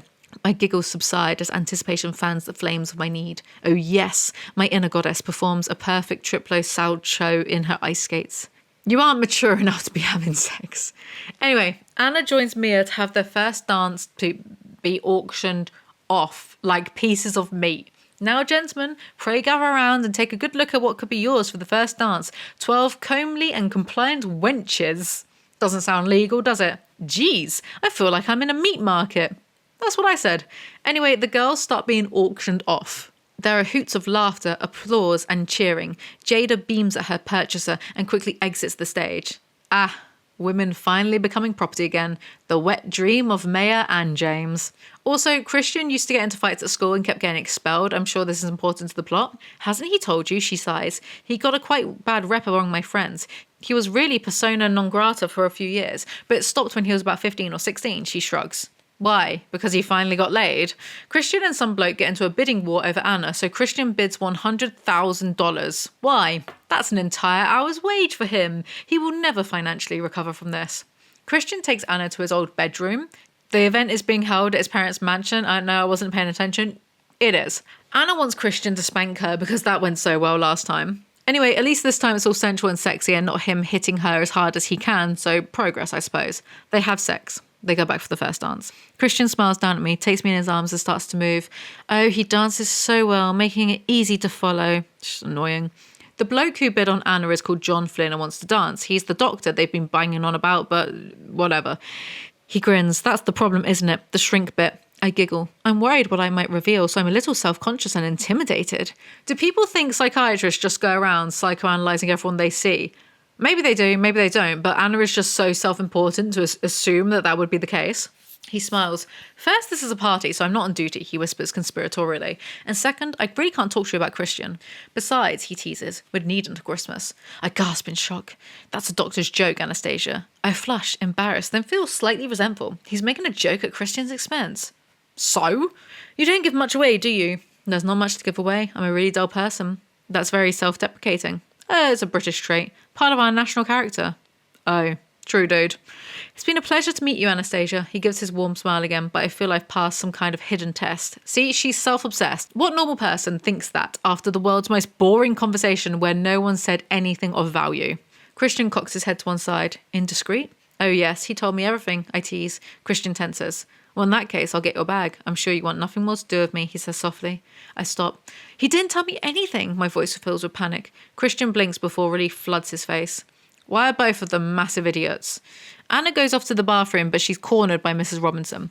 I don't know what the social conventions are for meeting known molesters of children. I agree, but that is unintentionally hilarious. Mrs. Robinson tells Anna Christian loves her and somehow this is shocking. I've never seen him so happy, and it's obvious that you have feelings for him too. A brief smile flits across her lips. That's great, and I wish you both the best of everything. But what I wanted to say is that if you've hurt him again, I will find you, lady, and it won't be pleasant when I do. It's embarrassing, like rich people trying to be threatening is just so embarrassing. Luckily, Anna agrees with me, and she laughs in Mrs. Robinson's face. I'm laughing at your audacity, Mrs. Lincoln. Christian and I have nothing to do with you, and if I do leave him and you come looking for me, I'll be waiting. Don't doubt it. Maybe I'll give you a taste of your own medicine on behalf of the 15-year-old child you molested and probably fucked up even more than he already was. Now, why can't she be this assertive against Christian? Anna, he calls. I stop and face him as he catches up with me. What's wrong? He gazes down at me, concern etched on his face. Why don't you ask your ex? I hiss acidly. His mouth twists and his eyes frost. I'm asking you, he says, his voice soft but with an undertone of something far more menacing. Why is he getting mad? Okay, I can see this will end in a fight if I don't tell him. She's threatening to come after me again if I hurt you. Probably with a whip. I snap at him. Relief flashes across his face, his mouth softening with humour. Surely the irony of that isn't lost on you, he says, and I can tell he's trying hard to stifle his amusement. This isn't funny, Christian. No, you're right, I'll talk to her. He adopts a serious face, though he's still suppressing his amusement. You would do no such thing. I cross my arms, my anger spiking again. I love it when men don't take women seriously. Please don't be mad. I didn't know she was here. She said she wasn't coming. His tone is placating as if he's talking to a child. Reaching up, he runs his thumb along my pouting bottom lip. What am I meant to do with that information? You are a child. Anna goes to the toilet, so Christian immediately rings Eleanor to tell her off. I cock my head to one side and raise an eyebrow at him. Why is he phoning her? I agree. Allow it, fam. His brow furrows. Anastasia, Eleanor and I, it's complicated. We have a shared history, but it's just that. History. As I said to you time and time again, she's a good friend. That's all. Please forget about her. She kisses my hair, and in the interest of not ruining our evening, I let it go. I'm just trying to understand. Nah, call me controlling, but I'd be like, you're not allowed to be mates with your nonce. I'm sorry, I don't make the rules, but it's kind of the law. Carrick wants to dance with Anna. I was like, who is Carrick? Carrick is his dad, Christian's dad. Anna tricks him into revealing stuff about Christian's childhood. Christian had to be adopted because Edward is adopted. I can't believe I've been tricked into reading Twilight again for the 8th time. How are we still at the party? This is purgatory. There's a fireworks display, and of course it's the best display ever. They're all filthy rich. What do you expect? Ladies and gentlemen, the MC calls out as the cheers and whistles fade. Just one note to add at the end of this wonderful evening. Your generosity has raised a total of $1,853,000. By my calculations, Christian makes more than that in one day. Stay with me a moment. Taylor wants us to wait while the crowd disperses. Oh, I think that fireworks display probably aged him 100 years, he adds. Doesn't he like fireworks? Christian gazes down at me fondly and shakes his head but doesn't elaborate. I said here, bro, if this is because Taylor has PTSD from being ex-military and Christian just made him sit through that, I will spit. But maybe it's because, well, the sub has a gun and maybe he kept thinking it'll be the perfect time to like shoot someone during a photo spoke because of the noise. I don't know. We have this bizarre exchange. The silver balls in my bag. I'd like them back. They are far too potent a device to be left in your innocent hands. Worried I might be quite overcome again, maybe of somebody else? His eyes glitter dangerously. I hope that's not going to happen, he says, a cool edge to his voice. But no, Anna, I want all your pleasure. Whoa, don't you trust me? I don't know, mate. You are joking about someone else shoving balls inside you. The party is finally finishing up. He grins and nods, then his brow creases. Don't bite your lip, he warns in a way that makes my blood sing. Maya should sue. How is even this fan fiction of that fact that Bella's blood sings for Edward, though more literally, in Twilight? Now this just pisses me off. What did you mean about a big day tomorrow? I asked to distract myself. Dr. Green is coming to sort you out, plus I have a surprise for you. Dr. Green? I hold. Yes. Why? Because I hate condoms, he says quietly. His eyes glint in the soft light from the paper lanterns, gauging my reaction. It's my body, I mutter, annoyed that he hasn't asked me. It's mine too, he whispers. I gaze up at him as various guests pass by us, ignoring us. He looks so earnest. Yes, my body is his. He knows it better than I do. Punch myself and I'm gonna give myself a knuckle sandwich. What in the shit am I reading? Taylor was given a note to give to Anna. I may have misjudged you, and you have definitely misjudged me. Call me if you need me to fill in any of the blanks. We could have lunch. Christian doesn't want me talking to you, but I'd be more than happy to help. Don't get me wrong, I approve, believe me, but so help me. If you hurt him, he's been hurt enough. Call me, Mrs. Robinson. Fuck, she signed it Mrs. Robinson. He told her, the bastard. You told her? Told who what? If I call her Mrs. Robinson, I snap. Why won't she give up? She's a stalker as well. They go home, but Anna's Audi tyres have been slashed. It was me. The security wants to check the apartment is secure. He's coming up with the service elevator with Ryan and Reynolds. Really, James? Ryan Reynolds. When I thought this book couldn't get worse, you make me think of my arch nemesis. Also, I know the whole Layla is crazy because Christian is so dreamy thing is like what James is going for, but maybe Christian shouldn't be using women as living fleshlights in the first place. Christian goes to the apartment with security, then leaves Anna with Sawyer, who's one of the security guards. Chapter 8. Please let me go in, I plead. What use would you be? Oh, I feel so impotent. So I got curious. I searched the word O-H, oh, and it's used 1,484 times in the whole series. That there's 3 books. They're about 500 odd pages each. So that's almost an O a page. Surely no sound is good. There are no gunshots. I begin pacing around the table in the foyer and examine the paintings on the wall to distract myself. I've never really looked at them before. All figurative paintings, all religious. The Madonna and the Child, all 16 of them. How odd. Christian isn't religious, is he? So what do Anna and Christian talk about beyond sex? She doesn't even know if he's religious or not. There's no sign of Layla and everyone is fine. For now. Anna goes to bed but is visited by a sleep paralysis demon. Standing at the end of the bed is a shadow. A woman maybe, dressed in black? It's difficult to tell. It's me. I'm the demon. Anyway, she turns on the light and the figure vanishes. Sorry, but if some random girl managed to get past security of a billionaire's apartment just to stare at Anna, I will spit again. I'm going to spit so much I'll drown this book. Climbing groggily out of bed, I set off to hunt him down, disconcerted by my overactive imagination. I'm seeing things now. It must be a reaction to the dramatic events of the evening. Anna then spends time gaslighting herself. Coho protags do this too. Is it meant to throw us off the scent? Are we meant to think, oh yes, silly you, jumping at shadows? Because I ain't stupid. I know that there's a person who's actually there. I know what you're doing. Like, what's the point? Anna eavesdrops Christian yelling on the phone at Eleanor. Do you know what you mean to me? He murmurs. If something happened to you because of me. His voice trails off, his brow creasing, and the pain that flashes across his face is almost palpable. He looks so vulnerable, his fear very much apparent. This is just Edward worrying about accidentally killing Bella, repackaged into a story with less stakes and therefore much more boring. That's what gets me about 50 Shades. Ultimately, you are reading a Twilight story with the interesting bits taken out and replaced by bad sex. Anyway, Anna decides to cure Christian's bad mood with said bad sex. I can't think why. I grab his hand, pulling him from his study and lead him to his bedroom. The room is chilly. You opened the balcony door? He asks, frowning down at me as we arrive in his room. No, I don't remember doing that. I recall scanning the room when I woke. The door was definitely closed. Oh no, what a surprise. Someone actually did break in somehow. My clothes are upstairs, I whimper. He pulls open one of the drawers in his chest of drawers and fishes out a pair of sweatpants. Put these on. They are far too big, but he is not to be angered with. So big on me. It's like so small. It's like hard to find clothes. It's like literally just like hanging off me. They decide to flee.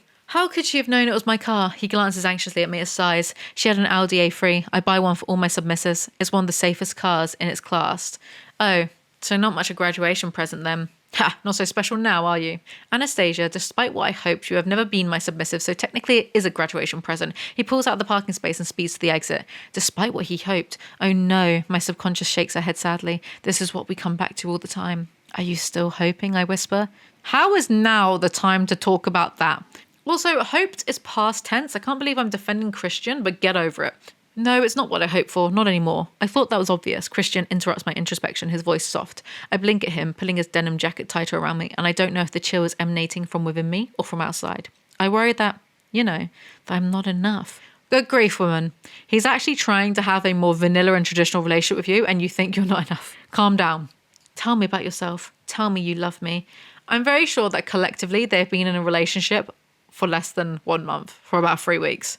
Why did you think I'd leave you when I told you Dr. Flynn had told me all there was to know about you? He sighs heavily, closing his eyes for a moment, and for the longest time he doesn't answer. You cannot begin to understand the depths of my depravity, Anastasia, and it's not something I want to share with you. I said at the time, bro enjoys kink and thinks he's depraved and immoral. Calm down, what is this pearl clutching? I was wrong. But again, this is just to mirror the entire Edward, I'm a monster and you'll leave me crap. But Edward literally was a former serial killer. How is this worse than Twilight in every single way? Eleanor said she saw you last Saturday, I whisper quietly. She didn't, he frowns. You didn't go to see her when I left? No, he snaps, irritated. I just told you I didn't. I don't like to be doubted, he scolds. I didn't go anywhere last weekend. Why is he always snapping? He's like a snapping turtle. Christ, what is it with my loquacious family? Actually, it's you. We've stopped at more lights and he narrows his eyes at me. You inveigle.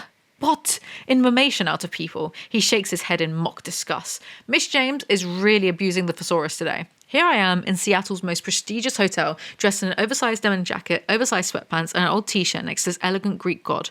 No wonder the receptionist is looking from one to the other as if the equation doesn't add up. Of course, she's overawed by Christian. I roll my eyes as she flushes crimson and stutters. Even her hands are shaking. What, just because he's fit? Calm down. There's a dark-haired woman sitting on a cozy sofa feeding tidbits to her Westie. She glances up and smiles at us as we make our way to the elevators. So, the hotel allows pets? Odd for a place so grand. What? Rich people get to do what they want all of the time. You know Alex Cooper from Call Her Daddy? Her dog gets to fly everywhere with her on commercial flights because she's famous. James, why do you literally know nothing? Also, if I was paying like 10 grand a night for a room, I would expect them to accommodate everything I wanted to. His mouth twists as if he doubts my words, and his brows creases as if what I'm saying is painful for him to hear. Oh, Christian, what do I have to do to make you realise how I feel? Let him beat you, my subconscious sneers. I scowl inwardly at her. They start to do foreplay and it's a very boring affair. You are Aphrodite, Anastasia, he murmurs. Ow. They start dry humping, her naked, him with jeans on. It sounds great, mate. Then they have sex and jizz instantly. Oh, Anna, he breathes as he lets go. My name a benediction on his lips as he finds his release. Shut up. They go to sleep. Hi, Christian murmurs, smiling fondly. He's lying beside me, fully dressed, on top of the bed. How long has he been here? Has he been studying me? Suddenly I feel incredibly shy as my face heats under his steady gaze. Hi, I murmur, grateful that I'm lying on my front. How long have you been watching me? I could watch you sleep for hours, Anastasia. Pound shop Edward Cullen. Eat up, you're going to need your strength today, he teases. And why is that? You're going to lock me in the bedroom? My inner goddess jerks awake suddenly, all dishevelled with a just fucked look. I'm embarrassed that these words are coming out of my mouth. Is it safe? I ask innocently, trying and failing to keep the irony from my voice. Christian's face falls and his mouth presses in a line. Where we're going it is, and it's not a joking matter, he adds sternly, narrowing his eyes. Oh, cheer up, you misery guts. I flush and stare down at my breakfast. I don't feel like being scolded after all the drama in such a late night. I eat my breakfast in silence, feeling petulant. Just like a child being told off. There's a knock at the door. That'll be the good doctor, Christian grumbles, obviously still smarting from my irony. Grow up. Anyway, the doctor comes in and Anna had stopped taking her pills, so the doctor says she could be pregnant. What is this non-stop drama? It's like an episode of EastEnders. She's not pregnant. That drama lasted for less than 1 page. Anna, Dr. Green snaps. Why do they all snap? I would get emotional whiplash from being spoken to like this every day. I think the doctor gives Anna a contraceptive shot. Christian looms in front of me. He grasps my chin, tipping my head back, stares into my eyes, trying to decipher my panic. Tell me, he snaps. There we go again. There's nothing to tell. I'd like to get dressed. I pull my chin out of his reach. Anna doesn't want to tell Christian about her potential pregnancy shock. I don't know what's upsetting you or if you're just bad-tempered through lack of sleep, he says while unfastening my robe, but I want you to tell me. My imagination is running away with me and I don't like it. So of course Christian doesn't let up and he just pressures her until she speaks, less than a page later. Anna is starting to get big mood swings like Christian. Then maybe we should abstain, I hiss. He gazes at me for a moment bewildered, as if I'm some kind of science experiment. You are in a bad temper this morning. It was just a shock, that's all, I repeat petulantly. Clasping the lapels of my robe, he pulls me into a warm embrace, kisses my hair and presses my head against his chest. I'm distracted by his chest hair as it tickles my cheek. Oh, if I could just nuzzle him. Anna, I'm not used to this, he murmurs. My natural inclination is to beat it out of you, but I seriously doubt you want that. Bro, you can't punch your way into getting what you want. I'm once again floored by his honesty. He knows nothing about relationships, and neither do I, except what I've learned from him. Well, he's asked for faith and patience. Maybe I should do the same. In what universe, when someone says, wow, I wish I could beat information out of you, do you turn around and go, wow, such honesty, so impressive. We need to normalize keeping secrets and having shame again. Christian asks Anna to wash off the lipstick lines from yesterday. Okay, I murmur, trying to absorb the enormity of what he's just asked me to do, to touch him on the edge of the forbidden zone. It's so dramatic, I'm not taking it seriously, sorry. But of course, this makes Anna cry. No, please, don't cry, he murmurs, his voice anguished as he wraps me tightly in his arms. Please don't cry for me. And I burst into full-blown sobs, burying my face against his neck as I think of a little boy lost in a sea of fear and pain, frightened, neglected, abused, hurt beyond all endurance. How did she just make his trauma about her? He now has to console her. There's empathy and there's self-absorption, and somehow I don't think certain authors, Coho Mayer, know the difference. Stop. He puts his finger over my lips and shakes his head, an agonized expression on his face. I can't hear this. I'm nothing, Anastasia. I'm a husk of a man. I don't have a heart. Yes, you do, and I want it. All of it. You're a good man, Christian. A really good man. Don't ever doubt that. Look what you've done. Look what you've achieved. I sob. Look what you've done for me. What you've turned your back on. For me. No. Bro, all he's doing is not indulging in his unhealthy ideas of kinks. He's hardly a fucking martyr. Good lord. Anyway, Christian admits he loves her. He doesn't say it. She says you love me. He says yes. I guess that'll do for Anna. Chapter 9. And just a quick one today, because I'm going to go meet Kadikarus later, have a little catch-up, probably have a little gossip. Office politics. No. Anna is jubilated. They take turns drying each other off from the shower. It's as interesting as it sounds.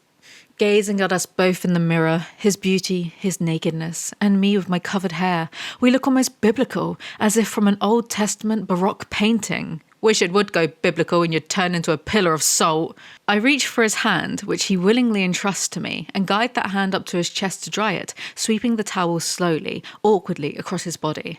Once, twice, then again. He's completely immobilized, rigid with tension, except for his eyes, which follow my hand clasped around his.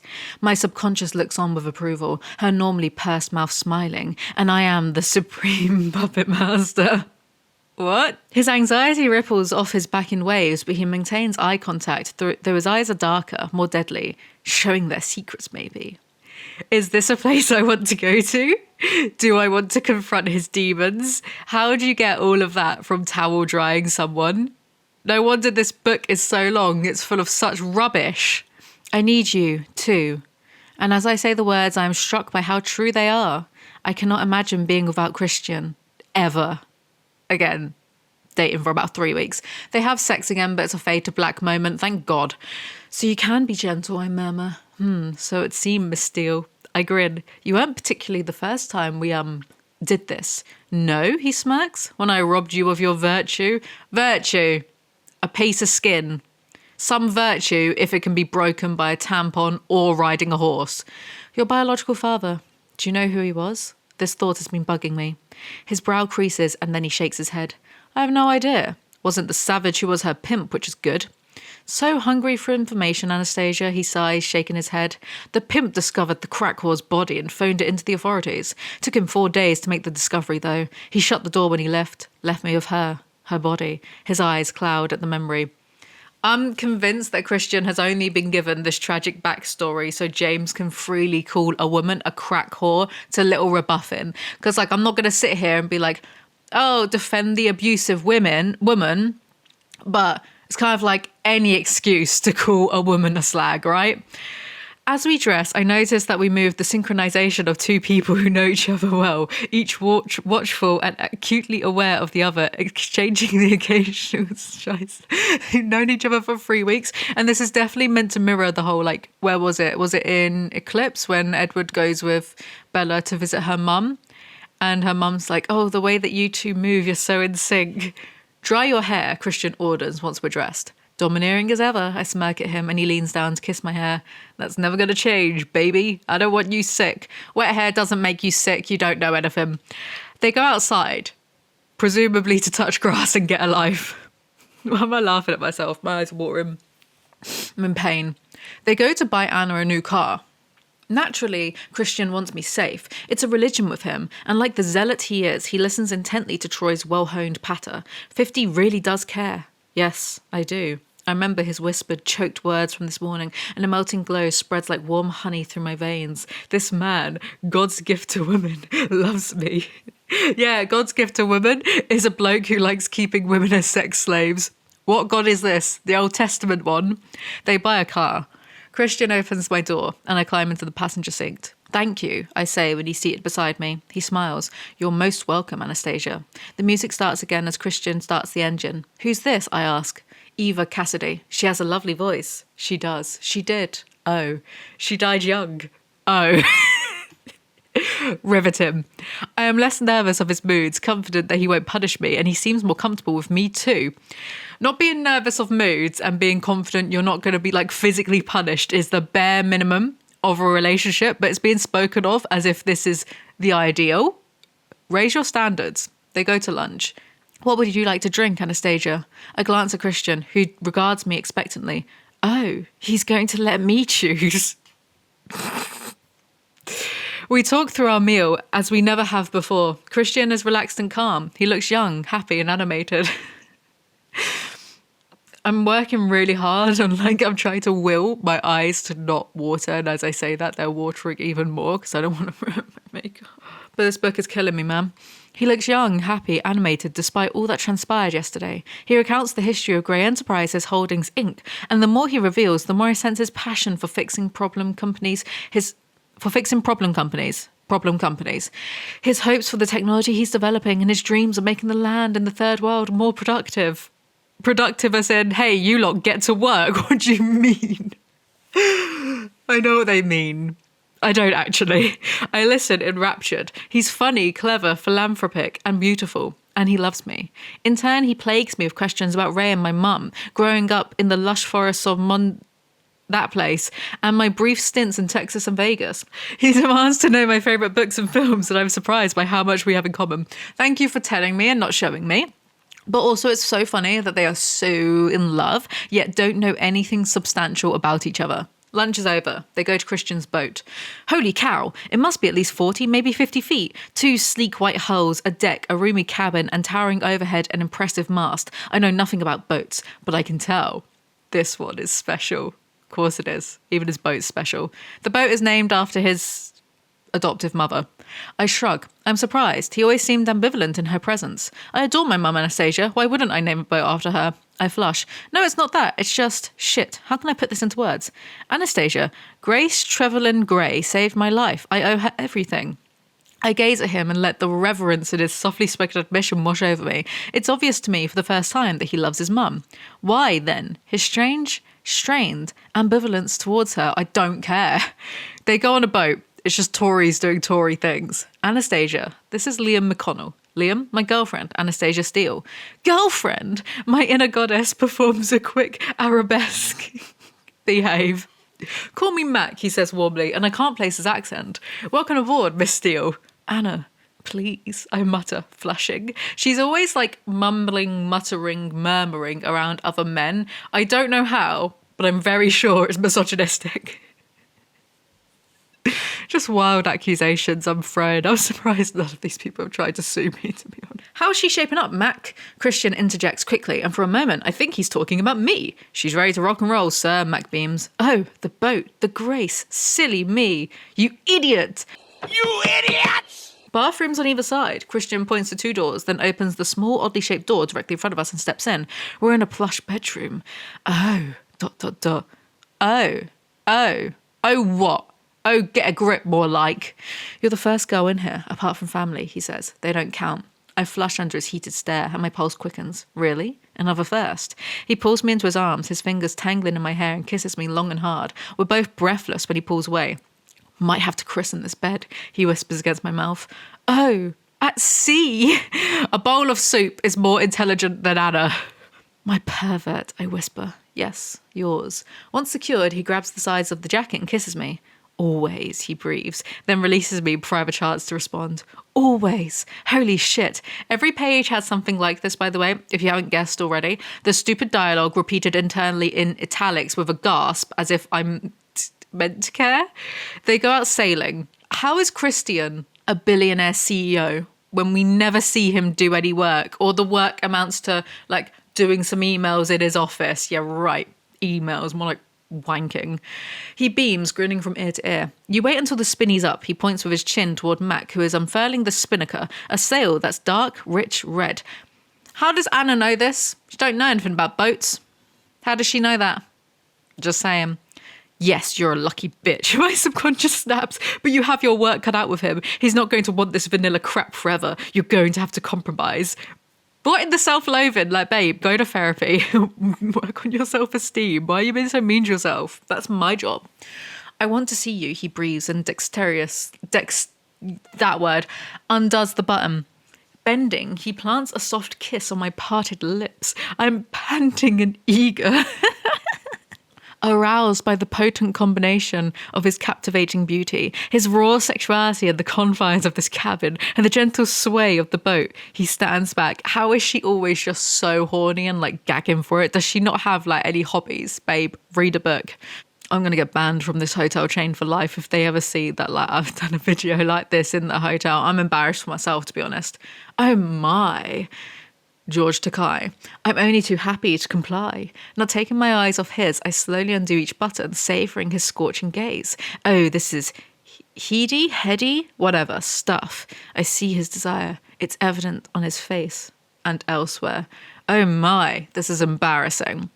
Also, don't you agree I've become well good at like reading stuff off of a screen? Because I caught one of like the first videos of this caliber that I did like 2 years ago, and it was not as smooth as I can do it now. So Audible, come on. Also, I was watching Married at First Sight, and there was a bit where they were just reading off some cards, like at the dinner table.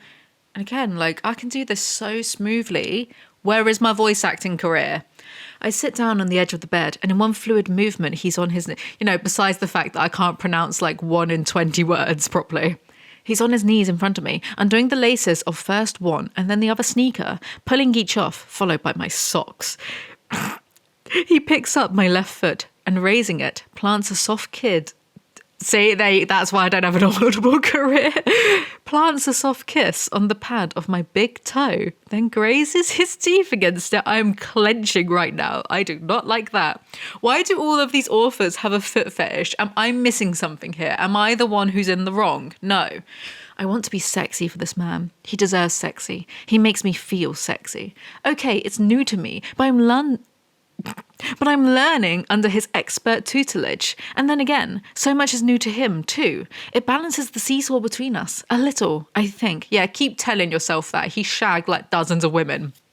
Standing before him, I'm naked and unashamed, and I know it's because he loves me. I no longer have to hide. He says nothing, just gazes at me, and all I see is his desire. You know how Maya gender swap Twilight, right? So Edward was a woman and Bella was a man. If E.L. James does this, would she have the woman like be the billionaire and, be the masochist and be the one who's had sex with dozens of men, including male sex workers? Do you reckon she would do that? And the man's the virgin. I have a sneaking suspicion that she wouldn't, because, you know, it's women's virtue who must be protected, not blokes. I no longer have to hide. He says nothing, just gazes at me. All I see is his desire, his adoration even, and something else, the depth of his need, the depth of his love for me. His love is about as deep as the kiddie's pool. He is perfect. His beauty is desecrated only by his scars, I think sadly. What? Leave him alone. That's like, why are you negging him? He runs his nose along my jawline as my hands move to his hair. Do you have any idea how exquisite your scent is, Anna? It's irresistible. Edward Cullen, you're not. They have sex. It's another snooze fest. It all sounds the same at this point, chapter 10. Anna, you look so beautiful right now, all mussed up and sexy. Makes me want you more. He smiles and rises from the bed. I lie on my stomach, admiring the view. You ain't so bad yourself, Captain. I smack my lips in admiration. He grins. I watch him move about the cabin as he dresses. This man who has just made such sweet love to me again, I can hardly believe my good fortune. I can't quite believe that he's mine. He sits down beside me to put on his shoes. Captain, eh? He says dryly. Well, I am master of this vessel. Did it take him an entire minute whilst he was getting changed to think of that one sentence to say? Some genius. They head back. His words bring to mind him chasing me around the apartment, the thrill, and then the hideous aftermath. I frown and shudder. After that, I left him. Would I leave him again now that he's admitted he loves me? I gaze up into his clear grey eyes. Could I ever leave him again, no matter what he did to me? Could I betray him like that? No, I don't think I could. How about he not betray you by, punching you? How about that? Maybe find a man who doesn't want to hurt you, unless you're into it, that's fine. But she's not, and the issue is he clearly saw that she was crying. Tears were running down her face and she forgot about the safe word because at the end of the first book, because she's inexperienced, and he just kept going and he saw it. He saw that she was in so much pain and he kept going for his own boner, I suppose. That's the issue. The bloke is abusive and you're not changing my mind on that. So that's a really bad message to have. Could I ever leave him again, no matter what he did to me? No. What do you mean? You idiot. In most cases, no, someone is not the idiot if they don't leave an abusive scenario, because it is hard when you're in it. But we hear Anna's internal dialogue and all of the, she is an idiot, all right? But how long will this be enough for him? I just don't know. And the thought is unnerving. Even when she's happy and all funked out, post-coital glow, there's this overarching concern of, vanilla sex won't be enough for him, therefore I won't be enough for him. Read The Power of Now, please. I beg you. Stop inventing reasons to be unhappy. Live in the moment. Stop it. There is poetry of sailing as old as the world, he murmurs in my ear. That sounds like a quote. I sense his grin. It is. Antony de Saint... Yeah. Oh, I adore the little prince. Me, too. This is the end of that segment. Who cares? Why is that comma there? They get back to the dock. He leans forward and kisses me under my ear. I look forward to it, Anastasia, he whispers, making every single hair follicle on my body stand to attention. What, even your armpit hair? How does he do that? Come, the apartment is clean. We can go back. What about our things at the hotel? Taylor has already collected them. Oh, when? Earlier today, after he did a sweep of the Grace with his team. Christian answers my unspoken question. Another thing I hate is the amount of questions that Anna asks us, the reader, like I'm meant to respond to her. It's on average once every 2 pages. It's very frequent, but how are we supposed to answer, right? So to me, it just feels like James is filling up a word count. You're fond of Taylor, Christian says, eyeing me with speculation. I suppose I am. His question derails me. He frowns. I'm not attracted to him, if that's why you're frowning. Stop. Christian is almost pouting. Sulky. Dude can't even stand Anna being nice to another human being if they have a penis. They go out to eat and drink wine because Christian has never worked a proper day in his life. You don't seem to have many friends. Why is that? Get wrecked, nerd. He shrugs and frowns. I told you, I don't really have time. I have business associates, though that's very different from friendships, I suppose. I have my family and that's it, apart from Eleanor. I ignore the mention of the bitch troll. You know how I like to let off steam, Anastasia? Christian's mouth twists. And I've been working, building up the business. He looks puzzled. That's all I do, except sail and fly occasionally. Yeah, working. Would love to see it. Christian has no friends, probably because no one can stand him. I have to talk to him about his expectations, about his, needs. Anastasia, what's wrong? Tell me. I glance up into his concerned face. Tell me, he says more forcefully, and his concern evolves into what? Fear? Anger? Why are you so mad all the time, bro? I take a deep breath. I'm just worried that this isn't enough for you, to let off steam. His jaw tenses and his eyes harden. She's trying to openly communicate how she feels and like her worries to him, and he is about to have a tantrum. So you don't want to take me into your playroom? He swallows and pales, all trace of humour gone. No, I don't. Why not? I whisper. This is not the answer I expected. And there it is, that little pinch of disappointment. My inner goddess stomps off pouting, her arms crossed like an angry toddler's. Maybe he doesn't want to take you there because you have the internal voice of a toddler. Christian is all, I don't want you to leave me again. And then everything's fine, they go home. Hello, Sawyer, I murmur my greeting. See? Whenever she talks to any other bloke, it's all shy, like a housewife who should be seen and not heard. Christian nods, grasps my hand and heads for the elevator. I know his brain is working overtime. He's distracted. Once we're inside, he turns to me. You're not allowed out of here alone. Do you understand? He snaps. Okay, geez, keep your hair on. But his attitude makes me smile. I want to hug myself. This man, all domineering and short with me. I know. I marvel that I would have found it so threatening only a week or so ago when he spoke to me this way. But now I understand him so much better. This is his coping mechanism. He's stressed out about Layla. He loves me and he wants to protect me. I don't know, lady, if that floats your boat, being spoken to like a piece of shit, then you've either the patience of a saint or the stupidity of dirt. Christian pouting is hot. Doubt. Anyway, they start dry humping in the elevator. Both these people need Jesus. The elevator pings to a halt. The doors slide open and Christian drags his face from mine, his hips still pinning me to the wall, his erection digging into me. Whoa, he murmurs, panting. Whoa, I mirror him. Taylor is still in the foyer, waiting discreetly for us. Good evening, Taylor, Christian says cordially. Mr. Gray, Miss Steele. I was Mrs. Taylor yesterday. I grin at Taylor, who flushes. That has a nice ring to it, Miss Steele, Taylor says matter-of-factly. I thought so too. Christian tightens his hold on my hand, scowling. If you two have quite finished, I'd like a debriefing. He glares at Taylor, who now looks uncomfortable, and I cringe inwardly. I have overstepped the mark. This is just a really weird thing to put in, like her subtly flirting with Taylor. Why? Christian leads me to his bedroom and closes the door. Don't flirt with the staff, Anastasia, he scolds. I open my mouth to defend myself, then close it again, then open it. I wasn't flirting. I was being friendly. There's a difference. Don't be friendly with the staff or flirt with them. I don't like it. Oh, goodbye, carefree Christian. I'm sorry, I mutter and stare down at my fingers. He hasn't made me feel like a child all day. Reaching down, he cups my chin, pulling my head up to meet his eyes. You know how jealous I am, he whispers. You have no reason to be jealous, Christian. You owed me body and soul. Also, that last line, you own me body and soul. I feel like there should maybe be a colon or a semicolon between me and body, because otherwise she sounds a bit like a pirate. You own me body and soul. Do you know what I mean? Whatever.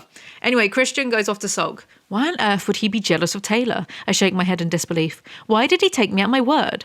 I wander disconsolately into the bedroom. Wait a minute. What's going on? The iPad is gone. Where's my Mac? Oh no. When did this happen? Why does he never warn me before he does things like this?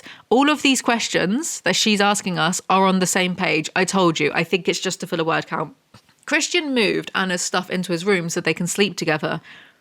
I don't remember if they weren't sleeping together before, but okay. Work, Christian exclaims as if it's a dirty word. He releases me glaring. Yes, work, I reply, confused by his reaction. He stares at me with complete incomprehension. But Layla, she's out there, he pauses. I don't want you to go to work. What? That's ridiculous, Christian. I have to go to work. No, you don't. I have a new job, which I enjoy. Of course I have to go to work. What does he mean? No, you don't, he repeats emphatically. Christian, I need to go to work. No, you don't. Yes, I do. I say it slowly as if he's a child. He scowls at me. It's not safe. Christian, I need to work for a living and I'll be fine. No, you don't need to work for a living. And how do you know you'll be fine? He's almost shouting. Controlling. But masqueraded behind concern. What does he mean? He's going to support me? Oh, this is beyond ridiculous. I've known him for what? 5 weeks. 5 weeks. His mouth presses into a grim line as I place my hands on my hips. I am not budging on this. Who the fuck does he think he is? Anna has finally grown a pair, 700 pages too late. Sawyer will come with you. Christian, that's not necessary. You're being irrational. Irrational, he growls. Either he comes with you or I will be really irrational and keep you here. He wouldn't, would he? How exactly? Oh, I'd find a way, Anastasia. Don't push me.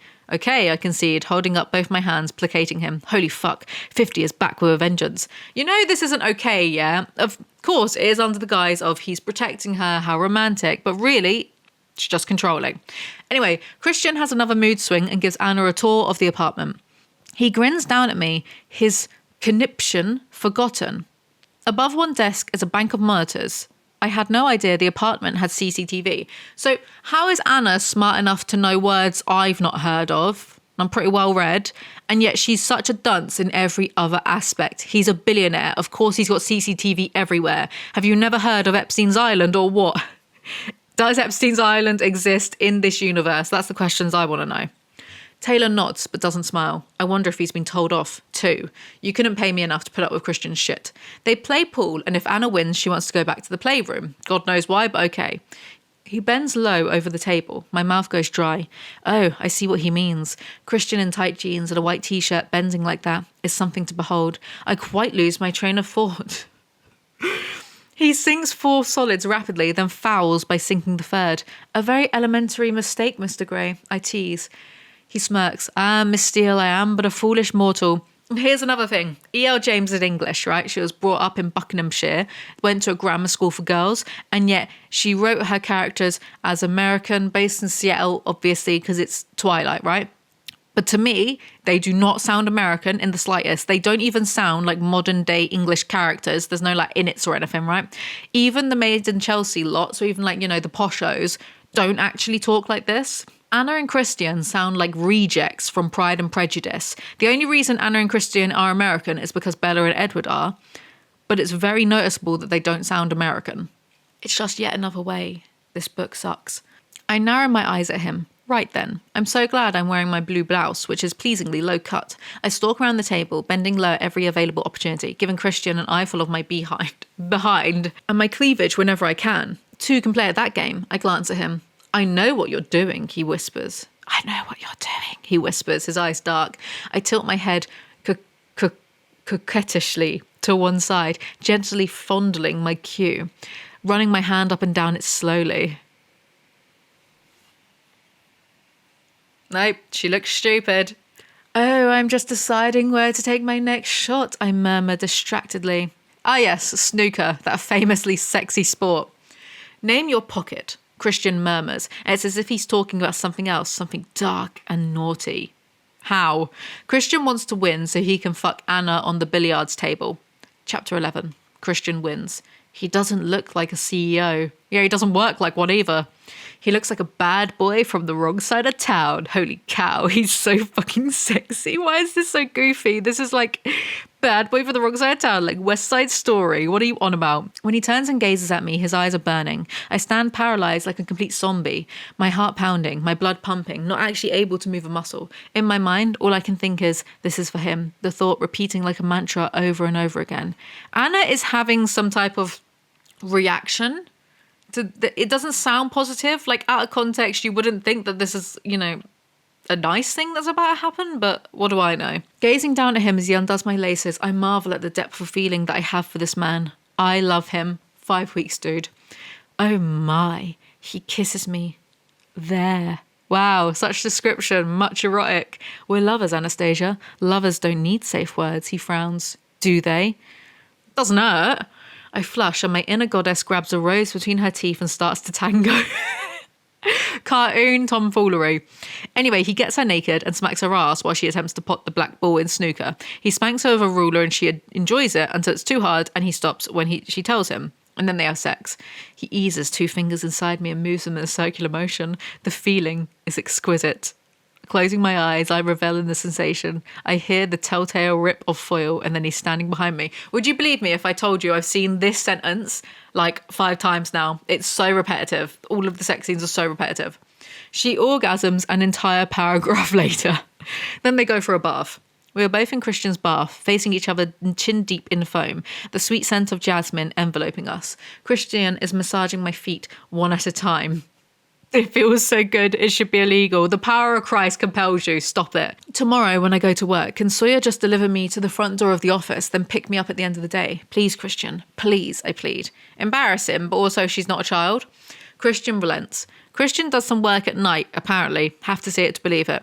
Wow, waking up on a school day next to Christian Grey. You what? Anna gets ready for work. Someone called Mrs. Jones makes her a packed lunch.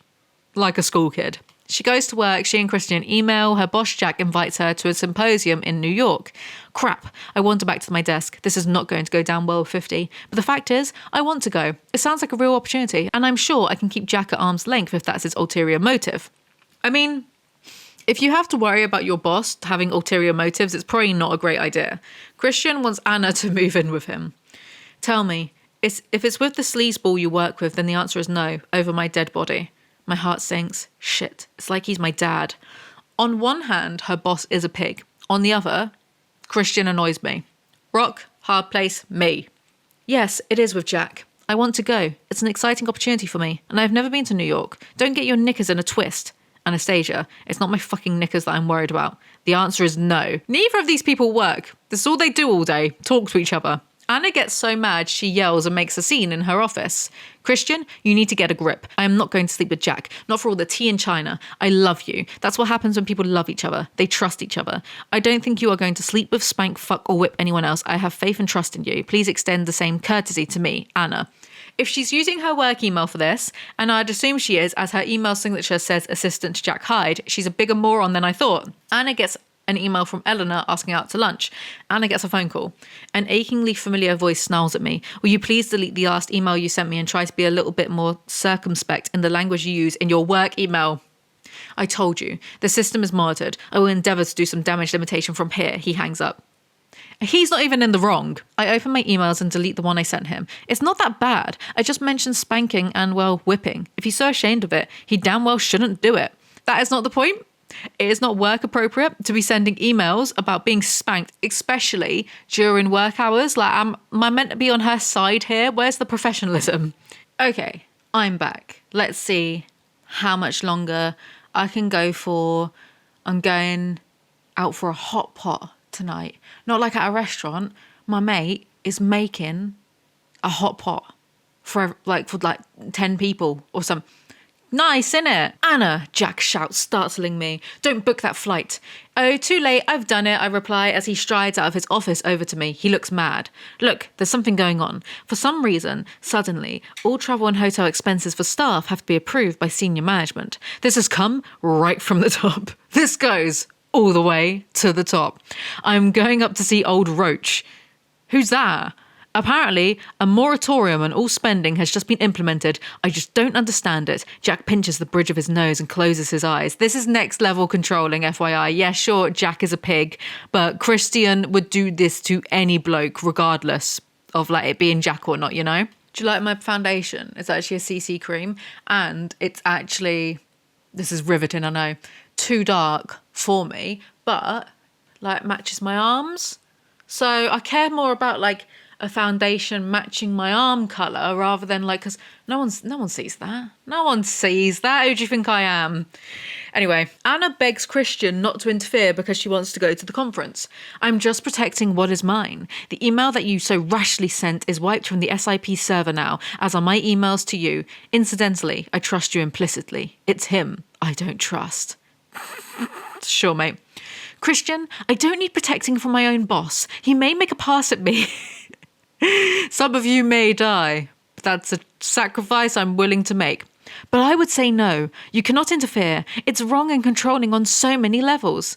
Anna, I have seen how effective you are at fighting off unwanted attention. I remember that's how I had the pleasure of spending my first night with you. At least the photographer has feelings for you. The sleazeball, on the other hand, swing and a miss dude, does not. He is a serial philanderer and he will try to seduce you. Ask him what happened to his previous PA and the one before that. I don't want to fight about this. If you want to go to New York, I'll take you. We can go this weekend. I have an apartment there. At least the photographer has feelings for her. Jose tried to assault her, having feelings for it doesn't negate what he did. It's irrelevant, quite frankly. Assault is assault, right? And this feels very victim blaming, blaming Anna for the actions of men. If this bloke is such a harasser that even Christian, the super mega CEO, not SEO, that's YouTube, CEO knows that, then why hasn't he been fired for sexual misconduct at work? Oh, so he couldn't be used as a plot device if he was fired already, obviously. It's very contrived. Trust him to bring up Jose. Will I ever live that down? I was drunk, for heaven's sake. I wouldn't get drunk with Jack. Assault is assault, regardless of if someone is drunk or not, regardless of what they're wearing, regardless of if they'd had sex with the person before, if they were friends, if they were strangers. It's assault. Sexual assault is assault. E.L. James, I hate everything you stand for. Anna shows Christian the email from Eleanor. To Anastasia Steele, don't be mad at me. I have your best interest at heart. Of course, Christian knows what is best for Anna because Anna's a stupid female. At 1 o'clock, Jack pokes his head out the office door. Anna, please could you go get me some lunch? Coke, please. Thanks, Anna. He heads back into his office as I reach my purse. Crap, I promised Christian I wouldn't go out. I sigh. He'll never know, and I'll be quick. That can of Coke is more intelligent than Anna. Time for some forced drama. I march briskly and I hope inconspicuously down the block to the deli. However, the closer I get to the deli, the more I have a creepy sense that I am being watched. I don't know if it's my heightened feelings of paranoia or a reality. Shit, I hope it's not Layla with a gun. It's just your imagination, my subconscious snaps. Who the hell would want to shoot you? Okay. But, obvious plot is obvious. Anna gets back safely. Anna, thanks. Since you're not coming with me, I'm going to need you to work late. We need to get these briefs ready. Hope you don't have plans. He smiles up at me warmly and I flush. No, that's fine, I say with a bright smile and a sinking heart. This is not going to go down well. Christian will freak, I'm sure. She can't even work late for fear of Christian getting upset. Christian rings, angry that Anna went out. This is why I didn't want you going back to work, Christian snaps. Christian, please, you're being so 50, so suffocating. Suffocating, he whispers, surprised. Like surprised Pikachu face. Yes, you have to stop this. I'll talk to you this evening. Unfortunately, I have to work late because I can't go to New York. Anastasia, I don't want to suffocate you, he says quietly, appalled. How is he surprised? She can't even go one day at work without him stalking her, emailing her constantly, ringing her to have a go at her, controlling her every move. He's an idiot. He's such an idiot. Like, he's meant to be mega intelligent, super CEO, zero self-awareness, zero. Anyway, Anna hangs up on him and is depressed but makes excuses for his behaviour because he had a bad childhood, so it's fine, I guess. She stays late to work and Jack creeps on her and gets too close whilst explaining stuff. I think the least I could do is reward you with a quick drink. You deserve one. He tucks a strand of my hair that's come loose from my hair tie behind my ear and gently caresses the... I cringe, gritting my teeth and jerk my head away. Shit, Christian was right. Don't touch me. I don't care if, that was my boss. I would punch him in the teeth. Besides, it doesn't matter that Christian is right. He can't control every aspect of her life in case there are boogeymen hiding in every room. Like I said, even if it was one of her friends wanted to do it and her friend wasn't Jose the creep, say it was just that Ethan, is it? Christian would still have a shit fit and probably, I don't know, do some sort of terror threat to an airport to shut it down so she couldn't go to New York. You know what I mean? He's unhinged. Anna tells Jack her boyfriend is Christian. Yes, the same. Yes, that Christian Grey. Your future boss who will have you for breakfast if you invade my personal space again. Ooh, how scary. And what do you mean if? This is something that really annoys me, right? She's dating Christian, so the least she can do in this situation is get Jack fired and save some more personal assistance from him. Don't keep him around to squeeze more drama out of the situation. Christian picks her up.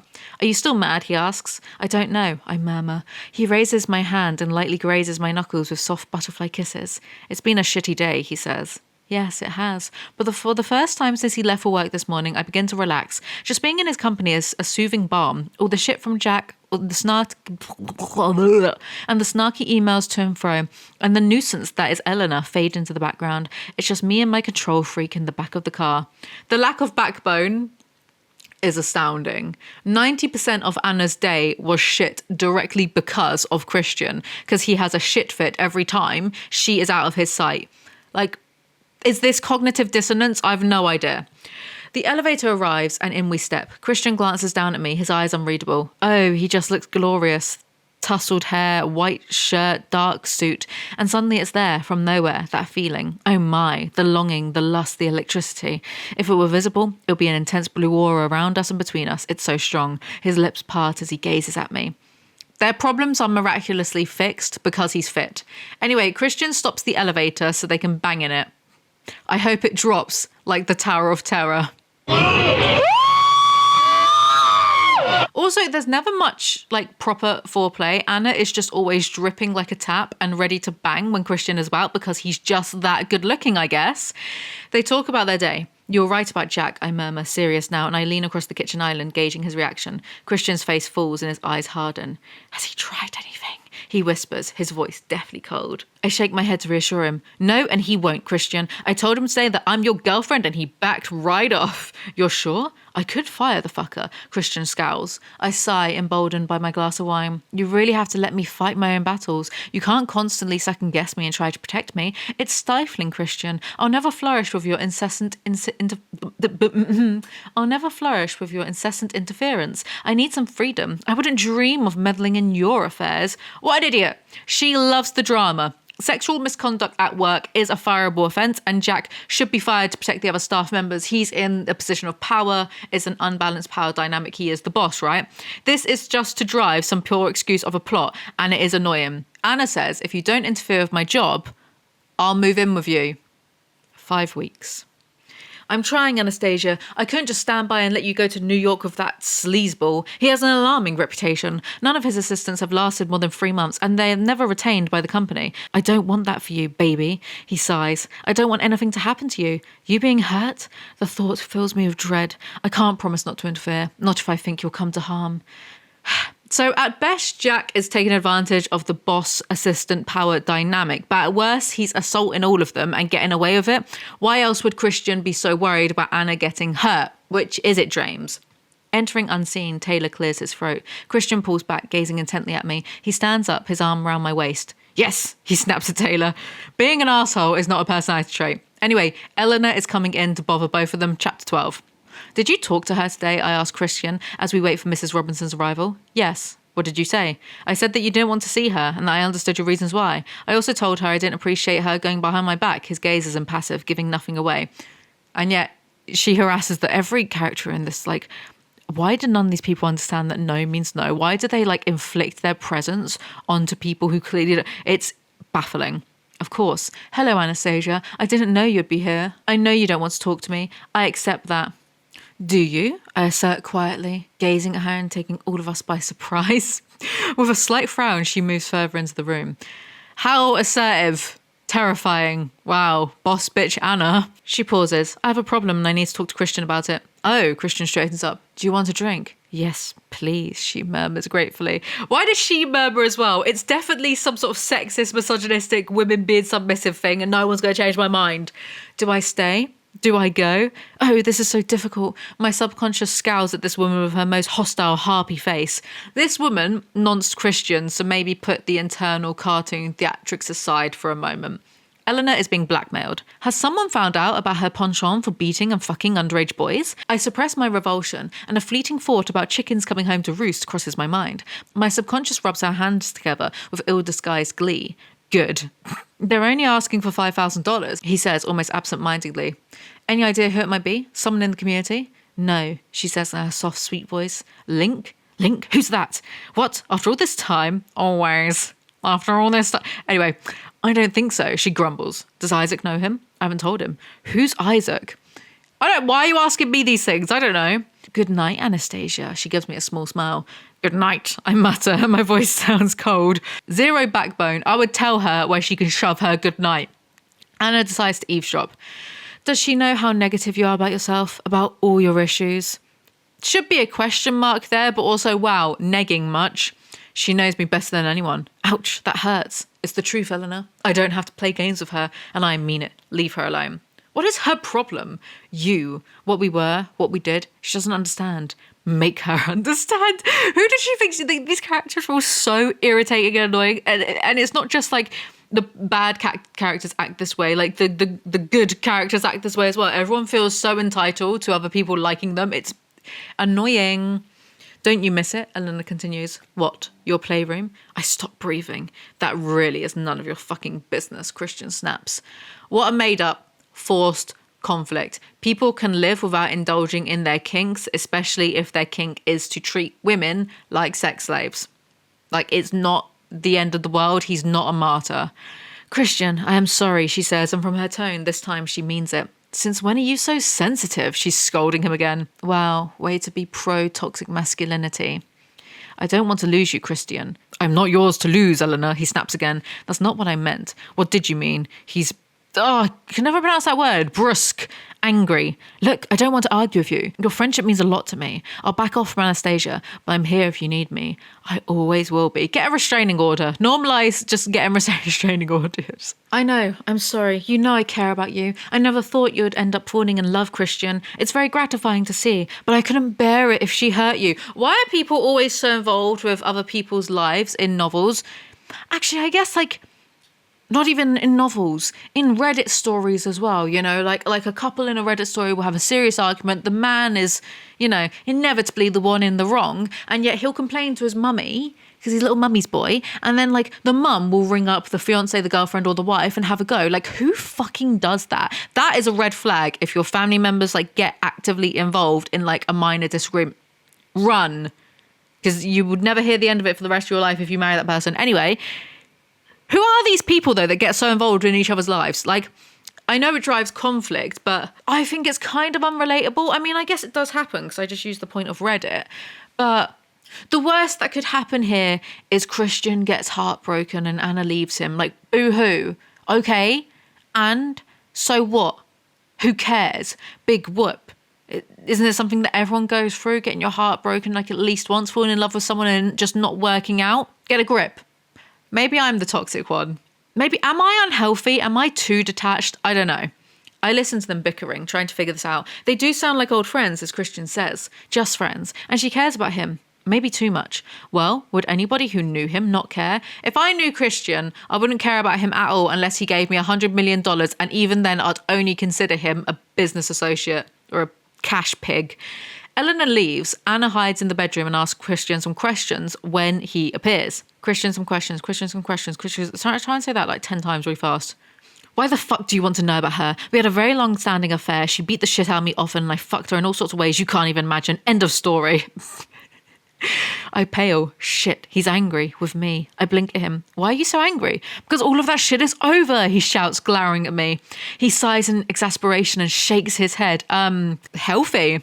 I blanch. Shit. I look down at my hands, knotted in my lap. I just want to understand. He sits down beside me. What do you want to know? He asks wearily. You don't have to tell me. I don't mean to intrude. So Christian just yells Anna into submission, fittingly. I never thought I had a future with anyone, Anastasia. You give me hope and have me thinking about all sorts of possibilities. He drifts off. I was just thinking, in this book, I mean, it's an erotica, there's going to be an emphasis on sex, but all these two have in common, really, is that they like having sex with each other. What would they have without that? Say one of them gets into an accident and then they are just unable to have sex, either for life or a year or whatnot. What would the other person do? Because these people, they're so, sex-centric, because one of the driving plots, dare I say, of this novel is Anna worrying she's not good enough because, she won't do the kinkier stuff or just let Christian beat her up. Which, fair enough, right? What would happen if they couldn't have sex? An accident. What would happen? Nothing. The breakup. Good. I'm not jealous. I'm wounded that he would think that. Or am I? Shit. Maybe that's what this is. You don't love her, I murmur. So she gaslights herself into second-guessing why she hates a certified nonce. Brilliant. What do I make of this? Maybe she is on my side and just worried that I'll hurt him. The thought is painful. I would never want to hurt him. She's right. He's been hurt enough. Perhaps she's not so bad. I shake my head. I don't want to accept his relationship with her. I disapprove. Yes, that's what this is. She's an unsavory character who preyed on vulnerable adolescent, robbing him of his teenage years no matter what he says. Stick to your guns. Don't let these people trick you. Oh, she taught me a great deal. She taught me to believe in myself. Oh. But she also beat the shit out of you. He smiles fondly. Yes, she did. And you liked that? At the time I did. So much that you wanted to do it to others? His eyes grow wide and serious. Yeah, their eyes are always growing wide. When does that happen? When do people just normally go yes. This is so stupid. Did she help you with that? Yes. Did she sub for you? Yes. Holy fuck. Do you expect me to like her? My voice sounds brittle and bitter. The internal running commentary is so annoying. He frowns. I didn't have to stay with her. It was my choice too, Anastasia, he murmurs. Bro better realize he was groomed by the third book or else. You know why not. And that reminds me, if you're going to leave your office, let me know. Sawyer was there, watching you. It seems like I can't trust you to look after yourself at all. He scowls, making me feel like an errant child again. And I would argue with him, but he's pretty worked up over Eleanor. And I don't want to push him any further, but I can't resist one comment. Seems I can't trust you either, I mutter. You could have told me Sawyer was watching me. Do you want to fight about that too? He snaps. I wasn't aware we were fighting. I thought we were communicating. I mumble petulantly. This relationship is exhausting and I ain't even in it. He leaves to go to work. Sure, Christian. Can we ever have a normal conversation without it disintegrating into an argument? It's exhausting. We just don't know each other that well. Do I really want to move in with him? I don't even know if I should make him a cup of tea. Huh? Yeah, I am still failing to see how either of them love each other yet. They just love shagging each other. There's a difference. I shower quickly and back into the bedroom decide to wear one of the night dresses that Caroline Acton procured for me from Neiman Marcus. Who are these people? Christian's always moaning about my t-shirts. There are 3. I choose the pale pink and put it over my head. The fabric skims across my skin, caressing and clinging to me as it falls around my body. It feels luxurious. The finest, thinnest satin. Whoa. In the mirror, I look like a 1930s movie star. It's long, elegant, and very un-me. I grab the matching robe and decide to hunt out a book at the library. I could read on my iPad, but right now I want the comfort and reassurance of a physical book. I've only included this because this whole section annoyed me and I don't know why. Sound off in the comments below if you can work it out. Also, my Christmas merch is back, so make sure that you get some Christmas merch at ayclothing.teammill.com. It's actually in the Die Cry Hate section, but I need to remake the Die Cry Hate festive edition thing. But if you just go into the Die Cry Hate section, you'll see that the festive merch is back. So if you want some festive merch for Christmas, what? Oh, this book is killing me. If you want some festive merch for Christmas, then, well, buy it, I guess. Don't know why I brain froze them. Blue screened. Anyway, there are so many books in Christian's library. Scanning every title will take forever. I glance occasionally at the billiard table and flush as I recall our previous evening. I smile when I see that the ruler is still on the floor. Picking it up, I swap my palm. Ow! It stings! Shut up. Why can't I take a little more pain for my man? Women have been receiving pain from men for hundreds of thousands of years. It's called childbirth. Shut the fuck up. Most of the books are first editions. How can they have amassed a collection like this in such a short time? Perhaps Taylor's job description includes book buying. I settle on Rebecca by Daphne du Maurier. I haven't read this for a long time. Fun fact, that Rebecca book is what people say Verity by Coho was a rip-off of. She was ripping off that. I've not read it. I've seen people say that. She falls asleep, so Christian picks her up like a child and takes her to bed. She wakes up to Christian playing piano and they both get horny again. You feel so fine under this material and I can see everything, even this. He tugs gently on my pubic hair through the fabric, making me gasp. Pardon? Excuse me? Huh? No. He goes down on her, which, finally. If this is porn for women, why is it all banging with no foreplay 4 times a day? Then he stops. This is my revenge, Anna, he growls softly. Argue with me and I'm going to take it out on your body somehow. Then he sticks a thumb in her, like a puppet master, like he's... what's that? Sooty and Sweep. Like, he's that. And then he has sex with her. So nothing like Sooty and Sweep, I guess. Honestly, the plots in actual porn are better than this. We really know very little about each other, I murmur. I know, he says, and his voice is mournful. I sit up to gaze at him. What is it, I ask. He shakes his head as if to rid himself of some unpleasant thought, and raising his hand, he caresses my cheek, his eyes bright and earnest. I love you, Anna Steele, he says. Sure you do. They go to bed and wake up. I always sleep well with you, Anastasia. No more nightmares? No. I frown and chance a question. What are your nightmares about? His brow creases and his grin fades. Shit. My stupid curiosity. Lady, he's just woken up, hasn't even had coffee yet, and you want to ask him, ooh, tell me about all your trauma and your traumatic dreams, please. Read the room, idiots. I have made a vow to get to know you better. Did you now, Miss Steele? I thought you wanted to know if I preferred coffee or tea, he smirks. Anyway, I can think of one way you can get to know me. He pushes his hips suggestively against me. Anytime Anna does something Christian doesn't like, he seduces her into forgetting or changing her mind. So they have sex again. Bring it on, Miss Steele. He is so damned happy compared to yesterday's foul mood after Eleanor left. It's totally disarming. Maybe it's all the sex. Perhaps that's what's making him so buoyant. I'm not sure someone's mood being dependent on how much sex they are having is a good thing, but what do I know? Like, what do I know about anything? Nothing. I got bored. Understandable. And I read some of the original Master of the Universe fan fiction. So the first one, 50 Shades of Grey, originally was called Master of the Universe. And the names were in it. So it was Bella. She was living with Rose. That's who Kate's meant to be. Kate is meant to be Rose, which, like, I never got that. I was always like, well, Mia is obviously Alice, but who the hell is Kate meant to be? Kate is Rose, right? So, it's actually much easier to visualize these people, like in your head when you're reading it, when you know that they are Edward and Bella. So much easier. And B, good Lord, the original writing was awful. Awful. James is still a bad writer, but this is definitely more tidier and much more toned down now. So there is that. That is the one compliment you get, James. That's it. Savor it.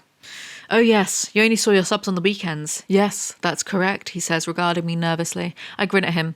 So no sex during the week.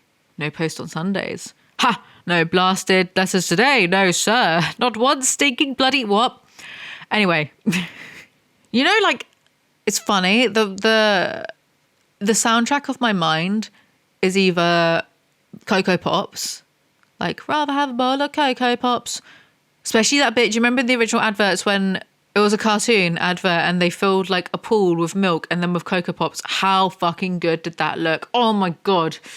It'd be disgusting after like 2 hours, like once it goes warm. But wouldn't that be so good? If I was mega, mega, mega rich, like with FU money, like flip you money, like what's his face, Christian, I'd get a pool and I would fill it with Cocoa Pops and coconut milk and I'd jump into it. What else? What? Oh yeah, and the other soundtrack to my mind is just like the Harry Potter, like the first film. I really think that I know every single Why? Weird. Anyway. And you know what? I decided, because I never like properly finished Lord of the Rings and I was too young to appreciate it. Well, I was like 12 when I tried to read it the first time, too young to appreciate it. So I decided I'm going to read Lord of the Rings properly. And, well, I'm reading The Hobbit, first of all. Kids' book. Nice, right? But the bits where the dwarfs are singing about over the misty mountain or like under the misty mountains, whatever. I was reading like the dwarfs singing and I was like, wait, why is this so familiar? I used to know like off by heart so much like stuff from Lord of the Rings and The Hobbit, like all the little poems. And so I would sit there kind of like obsessively just learning. I loved learning lyrics to stuff. I have like an extraordinary memory bank for lyrics, even for songs that I've not heard in like several years, because I would just like obsess over learning and I really liked it, right? How did no one look at me and go, maybe she's a bit neurodivergent? How did no one? Oh, I feel so unseen. If I was a boy, people would have worked out that I had ADHD a lot quicker. Anyway, what was the point of that? Where am I? Oh yeah, no sex during the week. Somehow that was like no post on Sundays. He laughs. Oh, so that's where we're going with this. He looks vaguely relieved. Why do you think I work out every weekday? Now he really is laughing at me, but I don't care. I want to hug myself with glee. Another first. Well, several firsts. Okay. Didn't you say your roommate's brother was arriving today? Christian asks almost casually, his voice and expression giving nothing away. Oh, Ethan, I gasp. I forgot. Oh, Christian, thank you for reminding me. Thank you for releasing me, Spyro. Free 10 more dragons in the Dragon Kingdom to go on to the next world. Where's Nasty Nork? I'm upsetting myself. I'm annoying myself. Just get on with it. I'll have to... Where's Nasty Nork? I want to go after him. I'll have to go back to the apartment. His face falls. What time? I'm not sure what time he's arriving. I don't want you going anywhere on your own, he says sharply. I know, I mutter and resist rolling my eyes at Mr. Overreaction. Will Sawyer be spying, patrolling today? I glance sly in Sawyer's direction, see the backs of his ears turn red. Yes, Christian snaps his eyes glacial. I refuse to believe she loves this man for his personality. He laughs and then is distracted by his BlackBerry, which must be on vibrate because it doesn't ring. He frowns when he sees the caller ID. What is it? He snaps into the phone and listens intently. I use the opportunity to study his lovely features. He's just being so rude, and she's immediately like, tee, oh my god, he's so handsome. Look how straight his nose is. Whilst he's being like a bitch on the phone. Ugh. Anyway, Christian is relieved by something on the phone, and Anna realizes it's Eleanor. With that response, I know. I shake my head and stare out the window at the grey Seattle day, feeling forlorn. Why can't she leave him alone? Hey, he reaches for my hand and kisses each of my knuckles in turn, and suddenly he's sucking my little finger hard, then biting it softly. Whoa, he has a hotline to my groin. I gasp and glance nervously at Taylor and Sawyer, and then at Christian. His eyes are darker. He gives me a slow, carnal smile. So, of course, he notices that she's in a bit of a mood because Anna's contact, so he just seduces her into feeling better. Anna goes to work. Morning, Anna, Jack mutters as I... Morning, Anna, Jack mutters as I make my way to my desk. Nice dress. I flush. The dress is part of my new wardrobe, courtesy of my incredibly rich boyfriend. All right, show off. No one's jealous of your control freak boyfriend, babes. Jack asks Anna to make him a coffee, so she yaps to someone called Claire all about her weekend. You took your time, Jack snaps when I bring in his coffee. Oh, I'm sorry, I flush, then frown. I took the usual amount of time. What's his problem? Maybe he's nervous about something. Maybe one of these days, some of these people will actually do some work, but it is not this day. He shakes his head. Sorry, Anna, I didn't mean to bark at you, honey. Get your nasty boyfriend to fire him already. There's something going on at senior management level, and I don't know what it is. Keep your ear to the ground, okay? And if you hear anything, I know how you girls talk. He grins at me, and I feel slightly sick. He has no idea how we girls talk. So he's a pig, but because he's not a billionaire and he's not fit, it's unacceptable. More emails. Office simulator. Dear SM and I, as ever, your wish is my command. Love that you are giggling and wet. Laters, baby. I'm going to be sick. This is as sexy as hemorrhoids. Anna calls Christian. Are you on your own? No. There are 6 people staring at me right now, wondering who the hell I'm talking to. Shit. Really? I gasp, panicked. Yes, really. My girlfriend, he announces away from the phone. Holy cow. They probably all thought you were gay, you know. He laughs. Yeah, probably. I hear his grin. This is clearly meant to mirror that Edward's family thought he was gay for staying celibate and having no interest in women until he met Bella. But it doesn't work in this context at all. Because, you know, Edward was a virgin and Christian has shagged like dozens of women. So, 2 things I've not mentioned yet. Christian always calls Anna baby and it gives me the ick. And Anna internally calls Christian 50 Shades and it's just so unnatural. Like, girl, you're a character in a book. Act like it. Stop acting like a character who's writing the book. I don't know if that makes sense. I miss Kate. It's only been 2 weeks since she left for her vacation, but it feels like the longest 2 weeks of my life. So much has happened. She'll never believe me when I tell her. Well, tell her the edited NDA compliant version. I frown. I'll have to talk to Christian about that. What would Kate make of it? I blanch at the thought. So as Kate is meant to be Rosalie, Elliot is meant to be Emmett. I don't think you'd get that though if you didn't know. Anna wants to see a picture of Layla. And Jack keeps sex pesting Anna. I see. He sighs, exasperated. Maybe when I'm back from New York, huh? He raises his eyebrows in expectation, and his gaze darkens suggestively. Oh no. I smile, non-committal, stifling a shudder. Would you like some tea or coffee? I ask. Coffee, please. Coffee, please. His voice is low and husky, as if he's asking for something else. Fuck. He's not going to back off. I can see that now. Oh, what to do? Get him fired. One of my big gripes with this is there are lots of people who find themselves or get put in this situation, right? And they are powerless and have to just put up with it.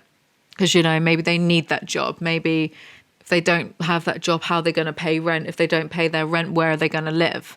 You know?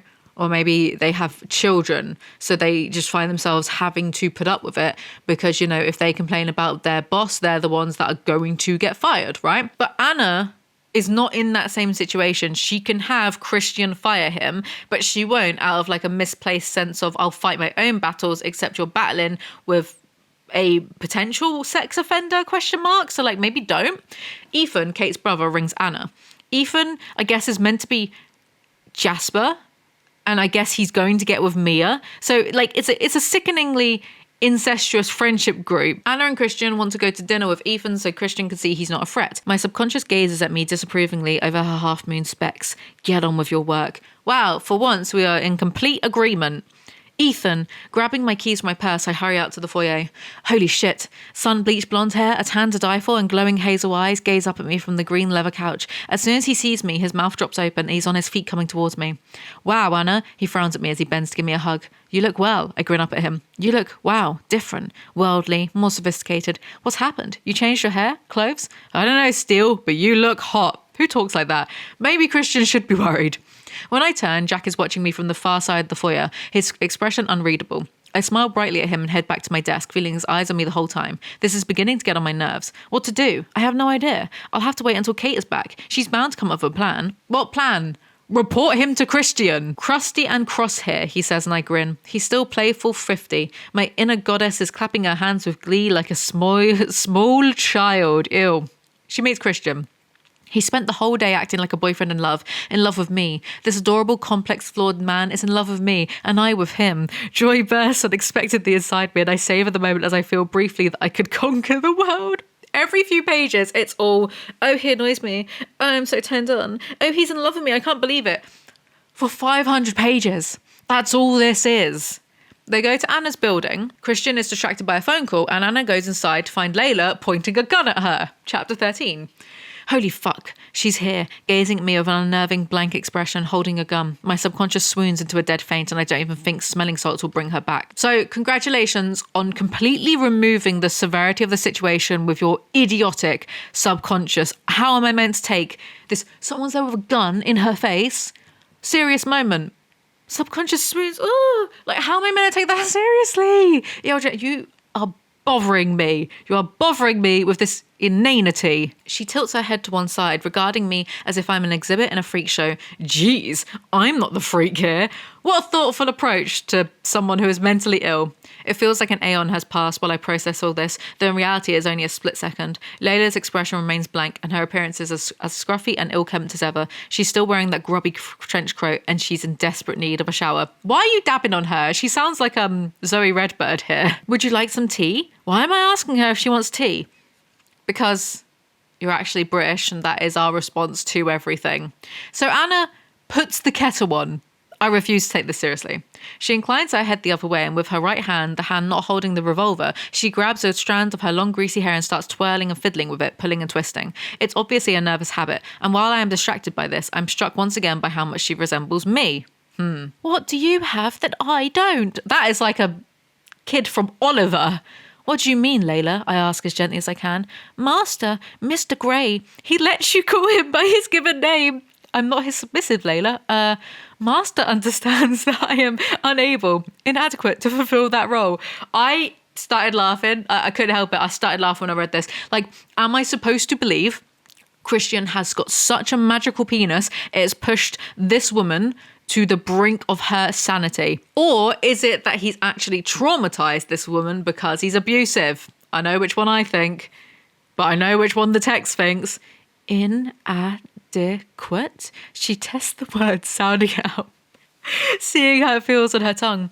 But Master is happy. I have seen him. He laughs and smiles. These reactions are rare, very rare for him.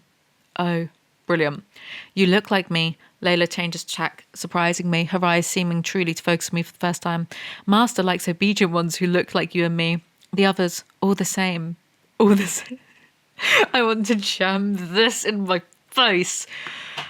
And yet you sleep in his bed. I saw you.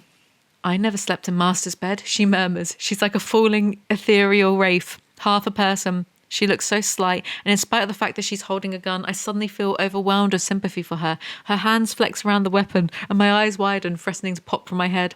Why does Master like us like this? It makes me think something. Master is dark.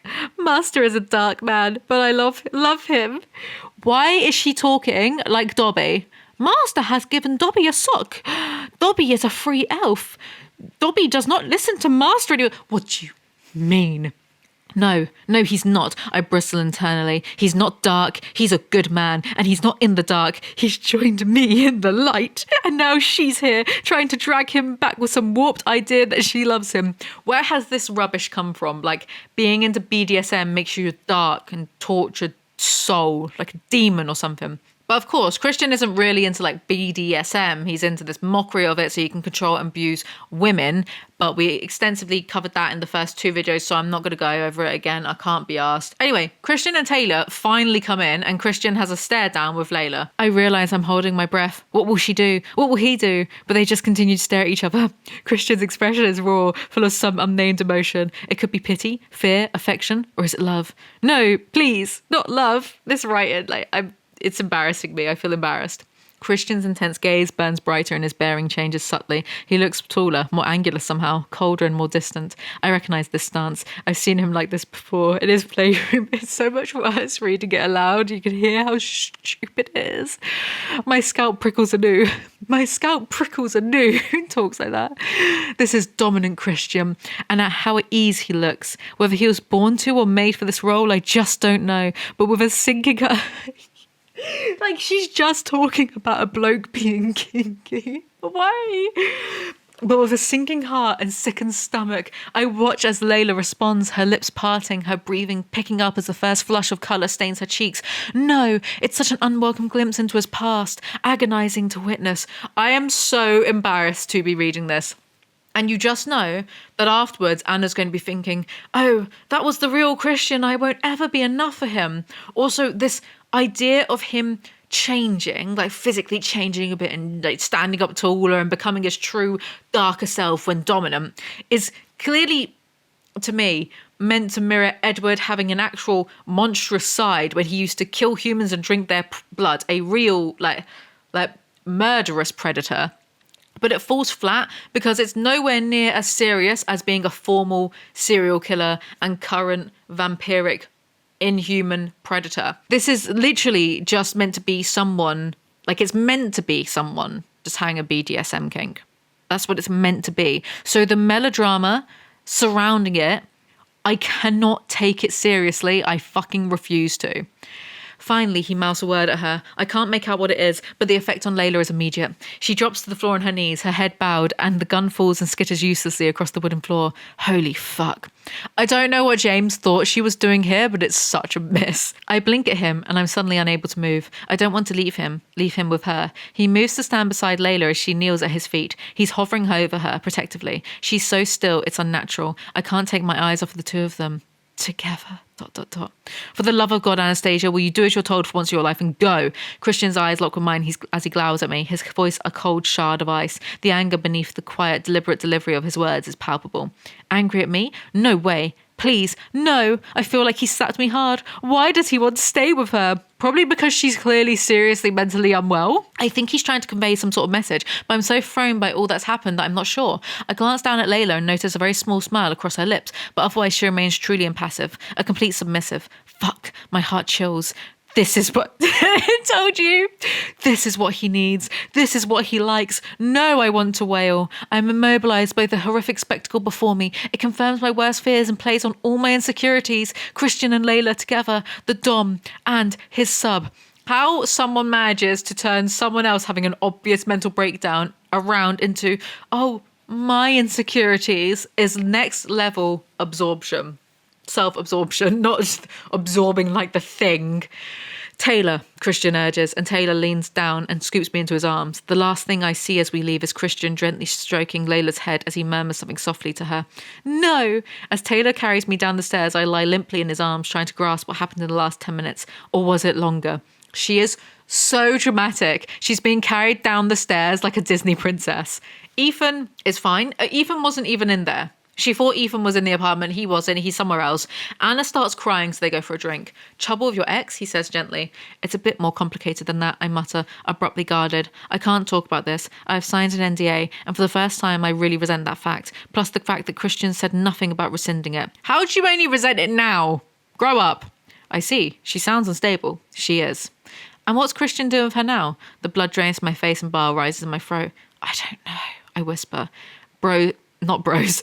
Ethan's eyes widen. At last he's got it. Bro, if you really think Christian is going to cheat on you by having sex with someone who's having a mental breakdown, is clearly incredibly vulnerable, then break up, because you clearly just don't think much of his character. I would never be with someone if I assumed that the moment I'm out the door, they're going to take advantage of someone in that way. Do you know what I mean? Like, there's paranoia and then there's, come on, grow up. It's more than that. Layla was able to fulfill his needs in a way I cannot. The thought is depressing. This book is depressing. I try to focus on all we've done in the last few days. His declaration of love, his flirty humour, his playfulness. But Eleanor's words keep coming back to taunt me. It's true what they say about eavesdroppers. Don't you miss it? Your playroom. Not to say it's not important, but sex is not a need. You need water, food, oxygen. You don't need to have all your kinks fulfilled all of the time by anyone you want. And this line of thinking is so ridiculous. He will not die if he doesn't use his playroom. If he values his relationship with Anna, then vanilla sex with her would be better than really rough sex with some random stranger. Do you know what I mean? Like, if he's in love with her, he would choose to do that rather than, you know? And again, like I said before, what if one of them had an accident? But like, there's such this emphasis on their sex life. What if Anna's in a coma for 6 months? Like, if you truly love someone, you'd be able to put the sex aside. Anyway. But of course, it is important to have intimacy. You can have intimacy without having sex. But of course, it's important, these things. But just it's like, it's the number one thing that's put on the pedestal in this book. Sex. The kinks and the playroom, and I'm not good enough for him because I won't let him beat the shit out of me so he can get hard. They see Dr. Flynn go into the apartment because they're in a bar across the road. We both watch, and a few minutes later they are back. Christian is carrying Layla, who's wrapped in a blanket. What? I watch horrified as they all climb into the cruiser and it speeds away. She's ill. Stop being jealous of an unwell person. Anna and Ethan get drunk instead. She goes back to Christian's. She's here, he snaps. He turns to glare at me as he switches off his phone. Where the fuck have you been? He growls, but he doesn't make a move towards me. He's angry with me? He's the one that just spent God knows how long with his loony ex-girlfriend, and he's angry with me? Yet another sensitive approach to mental illness. Have you been drinking? He asks, appalled. A bit. I didn't think it was that obvious. Leave her alone. I would break my sobriety if I had to deal with you. Layla is at a psychiatric hospital. I shake my head. I'm no good for you. What? He breathes, his eyes widening in alarm. Why do you think that? How can you possibly think that? I can't be everything you need. You are everything I need. Just seeing you with her, my voice trails off. Why'd you do this to me? This is not about you, Anna. It's about her. He takes a sharp breath, running his hand through his hair again. Right now, she's a very sick girl. I agree. Stop making everything about yourself. But I felt it. What you had together. All they had together was a sexual relationship where he beat her up. That is hardly something to feel insecure over. It's something to pity Layla for. It's not something to be jealous. Anna wants to run away, so Christian has a shit fit over it. Christian, what are you doing? I repeat in a high-pitched voice. Christian, what are you doing? I repeat in a high-pitched voice. He doesn't move. Christian, look at me. I command in panic. His head sweeps up without hesitation. Wonder if I can do that even higher. Christian, look at me. Christian, look at me. His head sweeps up without hesitation. He regards me passively with his cool grey gaze. He's almost serene, expectant. Holy fuck. Christian, the submissive. I laughed like so hard at this. Sex truly is the answer to everything in this book. Christian is going to act submissive now to prove what? Exactly. This is not the groundbreaking cliffhanger James thinks it is. Chapter 14. Christian on his knees at my feet, holding me with his steady grey gaze, is the most chilling and sobering sight I have ever seen. What a sheltered existence, love. More so than Layla and her gun. The vague alcoholic fuzziness I'm suffering from evaporates in an instant and is replaced by a prickling scalp and creeping sense of doom as the blood drains from my face. I inhale sharply of shock. No, this is wrong. So wrong and so disturbing. Christian, please don't do this. I don't want this. He continues to regard me passively, not moving, saying nothing. Oh, fuck. My poor 50. My heart squeezes and twists. What the hell have I done to him? Tears prick my eyes. This is the most melodramatic thing I've ever read. Tears begin to ooze down my cheeks, and suddenly it's too much to see him in the same prostrate position as the pathetic creature that was Layla. The image of a powerful man who's really still a little boy and was horrifically abused and neglected, who feels unworthy of love from his perfect family and much less than perfect girlfriend, my lost boy. It's heartbreaking. Compassion, loss, and despair all swell in my heart. So Layla is a pathetic creature for being unwell, but Christian, who likes to control and abuse women, and the reason he likes to do that, we'll get to it probably the next chapter, so get ready for that. Christian needs compassion because he had a troubled childhood. Can you say misogyny much? I don't understand how one can write such rubbish, edit it again, maybe edit it a fourth time, and not realise these contradictions or irony. Like, it's sentence by sentence irony. Does no one proofread? How does no one pick up on this? The thought of me dominating anyone is appalling. The thought of dominating Christian is nauseating. It would make me like her, the woman who did this to him. And yet no compassion for what Christian has clearly done to Layla. I don't understand. All of these ironies and contradictions are on the same page. It's not like Anna says something on page 5 and then on page 200 she contradicts herself. It's not like how in the first Demonata Darren Shan book, Mirror Flame, I believe that she's described as having red hair, but then later on she has blonde hair, or it's the inverse. It's blonde hair and then red hair, which I brought up to Darren Shan himself. Go check out my podcast channel. It's on there. And he was like, well, women can dye their hair, which fair enough. But it's not like you've written something in book 1 and then in book 10, maybe you've accidentally forgotten a detail or contradicted yourself. Because I can see things like that. Well, especially if it's like book 1 and then book 10, things like that slip through. Fine, whatever. Like, I'm not that much of an asshole that I'd get cut up about it. Do you know what I mean? And even if it's in the same book, you've got a 500-page book, it's page 5, she says something, page 200, she says something that's contradictory to that. Sloppier if it's in the same book, but whatever, these things do happen. Like, people miss stuff. But this is sentence after sentence of weird irony and contradictions. How does an editor, a proofreader, how do people not notice this? Anna kneels to Christian to make them equals. Then she babbles and cries to him. I realise as I say these words to him, in the hope that he's listening, what my real problem is. I just don't get why he likes me. I have never understood why he likes me. I don't get why you like him either, but here we are. I don't understand why you find me attractive, I murmur. You're you. And I shrug and gaze up at him. I just don't see it. You're beautiful and sexy and successful and good and kind and caring. All those things. And I'm not. Oh, he's so exasperating. Talk to me, damn it. Are you going to kneel here all night? Because I'll do it too, I snap at him. I think his expression softens. Maybe he looks vaguely amused, but it's so hard to tell. Bro, if he's secretly trying not to laugh at her for spilling her guts and telling him her insecurities, I will spit. Anyway, he starts talking. He swallows. Seeing her in that state, knowing that I might have something to do with her mental breakdown. But she didn't, I whisper. And you weren't responsible for her being in that state, Christian. I blink up at him, encouraging him to continue. How would you know? Christian hit Hannah once at the end of the first novel, and that was enough for her to dump him. And clearly that was something like with that strength that he did on a regular basis with these subs. And if Layla is in love with him, clearly it wasn't like a strict kink-only relationship from her side anyway. He used and abused her, and no one can prove otherwise to me. The question lingers in my head unwelcome. He says he loves me, but then he was so harsh, throwing me out of my own apartment. I just wanted you gone, he murmurs with his uncanny ability to read my thoughts. I wanted you away from the danger, and you just wouldn't go. He hisses through clenched teeth and shakes his head. He was being rude to her for her own protection, and I don't understand how she's... Not that I agree with anything he does, but I don't also understand how she's too thick to get that, and yet she knows words like conniption. Anyway, Christian lets Anna touch his chest for the first time. I hesitate. Can I really do this to him? Yes, he breathes, again with the weird ability to answer my unspoken questions. That's at least the 3rd or 4th time that that's come up, that he, and I don't understand why that is, because Edward couldn't read Bella's thoughts.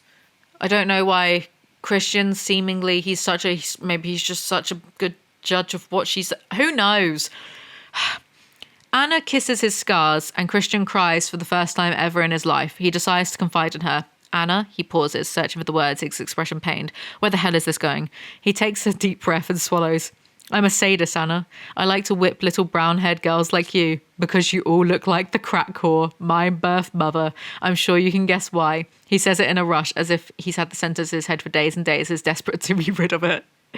You said you weren't a sadist, I whispered, desperately trying to understand, make some excuse for him. No, I said I was a dominant. If I lied to you, it was a lie of omission. I'm sorry. He looks down briefly at his manicured fingernails. Get you a girl who will desperately try to excuse you trying to fuck the idea of your mother. When you asked me that question, I had envisioned a very different relationship between us, he murmurs. I can tell by his gaze he's terrified. Then it hits me like a wrecking ball. If he's a sadist, he really needs all that whipping and caning shit. Oh, fuck. I put my head in my hands. So it's true, I whisper, glancing up at him. I can't give you what you need. This is it. This really does mean we are incompatible. How did she manage to make that about herself? Christian says that Anna leaving him the first time round changed him. And Anna saying she loved him has helped him heal because no one has ever told him that before. So she's then like, oh, I feel hopeful. Like, girl, he just said he liked to hurt women who looked like his mother, may I remind you, in sexual circumstances. Run. I just know the thought of hurting you in any real way, it's abhorrent to me. I don't understand. What about rulers and spanking and all that kinky fuckery? He runs a hand for his hair and almost smiles, but instead sighs ruefully. I'm talking about the heavy shit, Anastasia. You should see what I can do with a cane or a cat. But why is bro proud? You're still here. I thought you'd be out the door by now, he whispers. Why? Because I might think you're a sicko for whipping and fucking women who look like your mother. Whatever would give you that impression, I hiss, lashing out. He blanches at my harsh words. Well, I wouldn't have put it quite like that. But yes, he says, his eyes wide and hurt. His expression is sobering and I regret my outburst. I frown, feeling a pang of guilt. Don't feel guilt, you simp, run. All the times he's alluded to my leaving once I knew his darkest secrets flashed through my mind. And now I know. Shit, Master is dark. Should I leave him? I gaze at him, this crazy man that I love. Yes, love. Yeah, we know you've told us 100 times in 2 pages. Can I leave him? I left him once before and it nearly broke me. And him. I love him. I know that. In spite of this revelation. Idiot! You idiot! What can I do to make you understand I will not run? What can I say? He gazes at me, revealing his fear and anguish again. He swallows. There is one thing you can do. What? I snap. See, maybe James thinks that like snap means something a little bit different than what it does mean, because she uses it so much during this book. And why would she snap? Maybe like, because there's being impatient, but like snapping for me connotes an anger, right? Like, and snap, you know, whatever. Marry me, he whispers. Marry me, he whispers. Idiots. Love bombing. Like, they've been together 5 weeks. This is love bombing. And of those 5 weeks, by the way, 2 of those weeks... No, wait. 2 of those weeks, they'd been broken up. No, it wasn't even that, was it? It was about 5 days. Was it 5 days? Was it 3 days? I don't know. I can't tell. This timeline is ridiculous. What's worse, this or House of Night? Sound off in the comments below. Let me know. I didn't know where you were. You left your purse, your phone. I couldn't even track you. Where did you go? He asks. His voice is soft, but there's an ominous undercurrent to his words. Ethan and I just went to the bar across the street so I could watch what was happening. I see. The atmosphere between us has changed subtly. It's no longer light. What an arsehole. He can't even deal with her hanging out with a man. Full stop. Anna asks, oh yeah, what did you do with Layla then?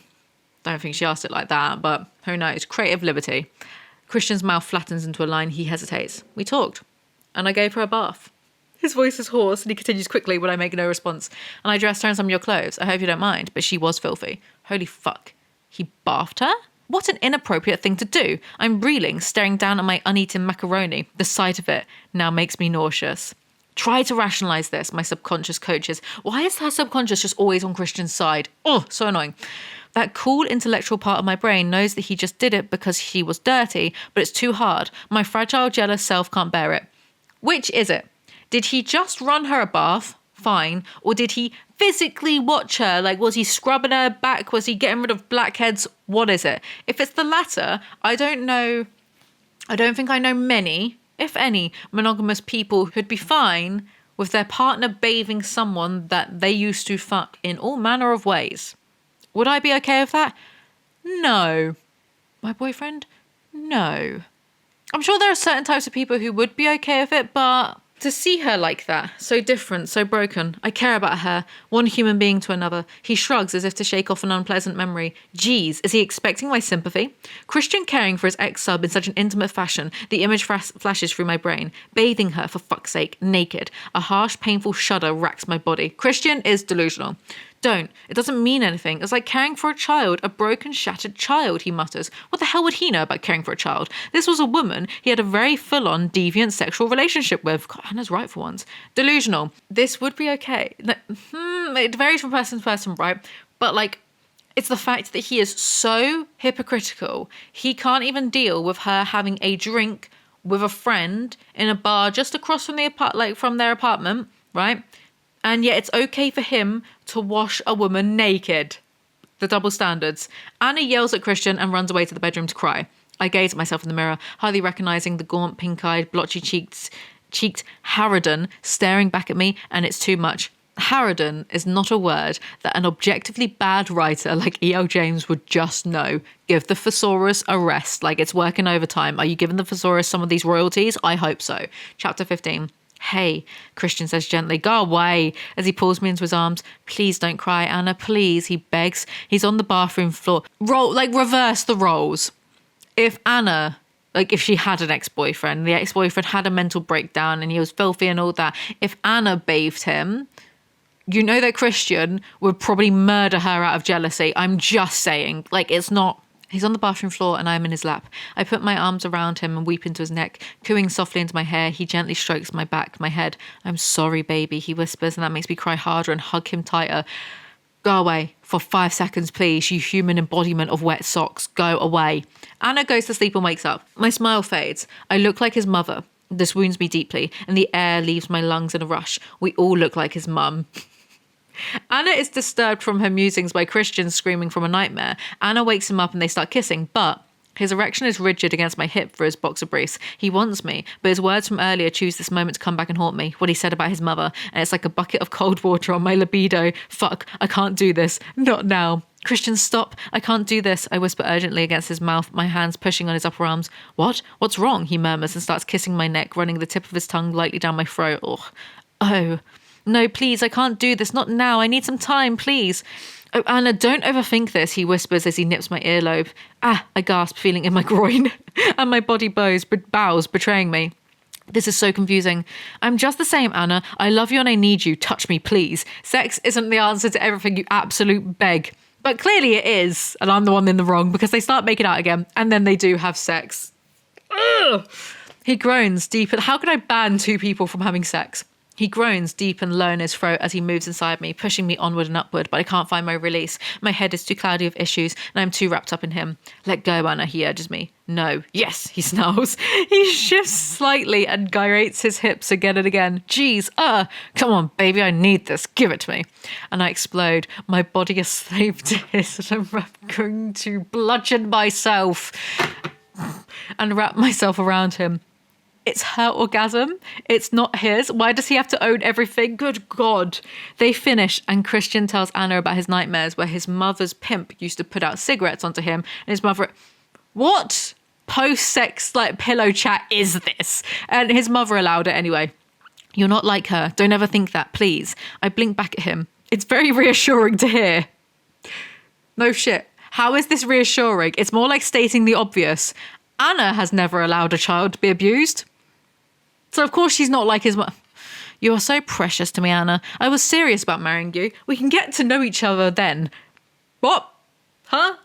Why don't you get to know each other before marriage? This ain't married at first sight. Christian even says that they can have kids if she wants. But if they have a kid, won't Jose fall in love with it? They go to sleep. Anna goes to work. Well, they wake up as well. Anna goes to work whilst Christian stays in bed to skive. Again, some CEO. Anna is late to work. Anna, Jack calls me. Get in here. Oh shit. What time do you call this? He snaps. I'm sorry, I overslept. I flush crimson. Don't let it happen again. Fix me some coffee. And I need you to do some letters. Jump to it, he shouts, making me flinch. Why is he so mad? What's his problem? What have I done? His problem is you are late and you spend most of your day emailing Christian, clearly not taking the job seriously. And also, please stop making me defend this predator. Weird. Jack tells Anna to do some work, so she emails Christian instead. But she emails Christian over the work server and then is surprised that he gets mad that she's talking about his shrink, use your phone, he said 100 times. And yet she knows words like conniption and harridan, but she's an idiot. It's not computing. Jose rings Anna. Christian bought all of his photos of Anna and and Jose wants to meet for a drink and then crash at hers, which pretty presumptuous, isn't it? Holy cow, I haven't seen or heard from Jose since his show. I didn't even ask him how it went or if he saw any more pictures. Some friend I am. God, rock and hard place again. On one hand, she is incredibly self-absorbed, so yes, she's a shit friend. But on another hand, she's staying friends with a guy who tried to was predatory towards her while she was drunk. Normalize blocking awful men. Block Christian, block Jose, run away, go abroad, marry a man in Paris instead. I don't know. So I could spend the evening with Jose on Friday. How will Christian like that? I become aware that I'm biting my lip till it hurts. Oh, that man has double standards. He can, I shudder at the thought, bathe his batshit ex-lover, but I will probably get a truckload of grief for wanting to have a drink with Jose. How am I going to handle this? Block both of them, run away, like I said. Here you go. I place it on his desk and turn to leave. Jack quickly casts his critical piercing eyes over it. I don't know what you're doing out there, but I pay you to work, he barks. I'm aware of that, Jack, I mutter apologetically. I feel a slow flush creep up my skin. This is full of mistakes, he snaps. Do it again. Fuck. He's beginning to sound like someone I know, but rudeness from Christian I can tolerate. Jack is beginning to piss me off. Do your job, mate. Do your job. Yes, I am not an idiot. It's news to me. Jack, is there something wrong? He glances up, his blue eyes darkening as his gaze runs up and down my body. My blood chills. Do your job. Get him fired. Dump Christian. In that order. No. His answer is concise, rude, and dismissive. I stand there like the idiot I profess not to be, then shuffle back out of his office. Perhaps he, too, suffers from a personality disorder. Sheesh, I'm surrounded by them. What's your excuse then? A lack of personality disorder? Back at her desk, Anna does some work. Lol joke. She takes a phone call from Ethan instead. Christian sends her 3 beggy emails because she isn't paying him enough attention. Will someone please let this woman work? That is a very specific reference to John Wick 3. Would somebody please get this man a gun? Great line, Morpheus. She rings Christian. Me too, but I am busy. Hang up. You hang up. I hear a smile. Oh, playful Christian. I love playful Christian. I love Christian. Shut up. Shut up. One of those suffragettes did not get ran over by a horse for women to do right this. We've been here before. You're biting your lip. Shit, he's right. How does he know? You see, you think I don't know you, Anastasia, but I know you better than you think.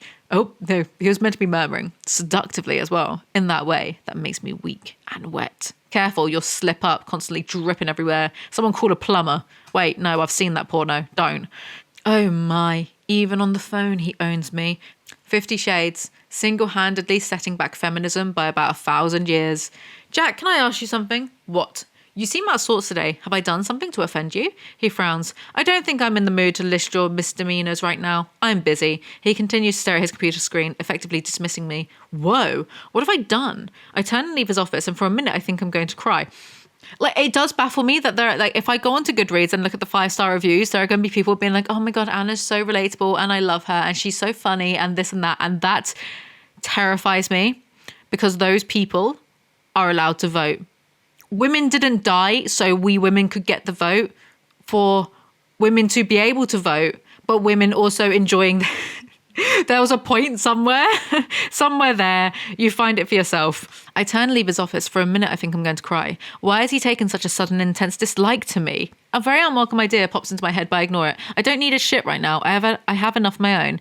I mean, you don't work, but also, why do you care? He's a pig. He's a predator. Do you want him to like you? Do you want a predator to like you? Are you a pick-me? Okay. My mind drifts. Christian the sadist, Christian the submissive, Christian the untouchable, Christian's Oedipal impulses. Do you think of anything other than Christian? Please, I beg. Christian's issues. I could never leave him. I love him. It would be like cutting off my right arm. Nose, bloke, for 5 weeks. I'm still Icarus, flying too close to his sun. I hope you don't wear SPF and you age prematurely. And it strikes me like a thunderbolt. That's what he needs from me, what he's entitled to. Unconditional love. A, don't exist. B, he is definitely not entitled to it. I know he's damaged, but I don't think he's irredeemable. This is one for all the I can fix him girlies. Tears prick and pool in my eyes as I recall his final barriers crumbling last night when he let me touch him, and it took Layla and all her craziness to get us there. Perhaps I should be grateful. The fact he bathed her is not quite such a bitter taste on my tongue now. Stand up for yourself, please. If Anna hadn't... Nah, I just said that. I know myself so well. I just said that. But if Anna had an ex that had a breakdown and Anna bathed him, Christian would never let her leave the apartment again. Sickening double standard. So can I love this man with all his issues unconditionally? Because he deserves nothing less. He still needs to learn boundaries and little things like empathy. How is this not satire? How is this not? If I was to write a parody romance, like toxic romance book like this, that is the kind of shit I would say, but ironically. And to be less controlling, he says he no longer feels the compulsion to hurt me. Perhaps Dr. Flynn would be able to cast some light on this. That's the bare minimum, babe. That is the bare minimum. I gaze out at bustling lunchtime Seattle. Mrs. Christian Grey. Who would have thought? Where have your names gone? Why do people do that? Oh, now I'm Mrs. Christian Grey. You're still Anna. Idiot. Who would have thought?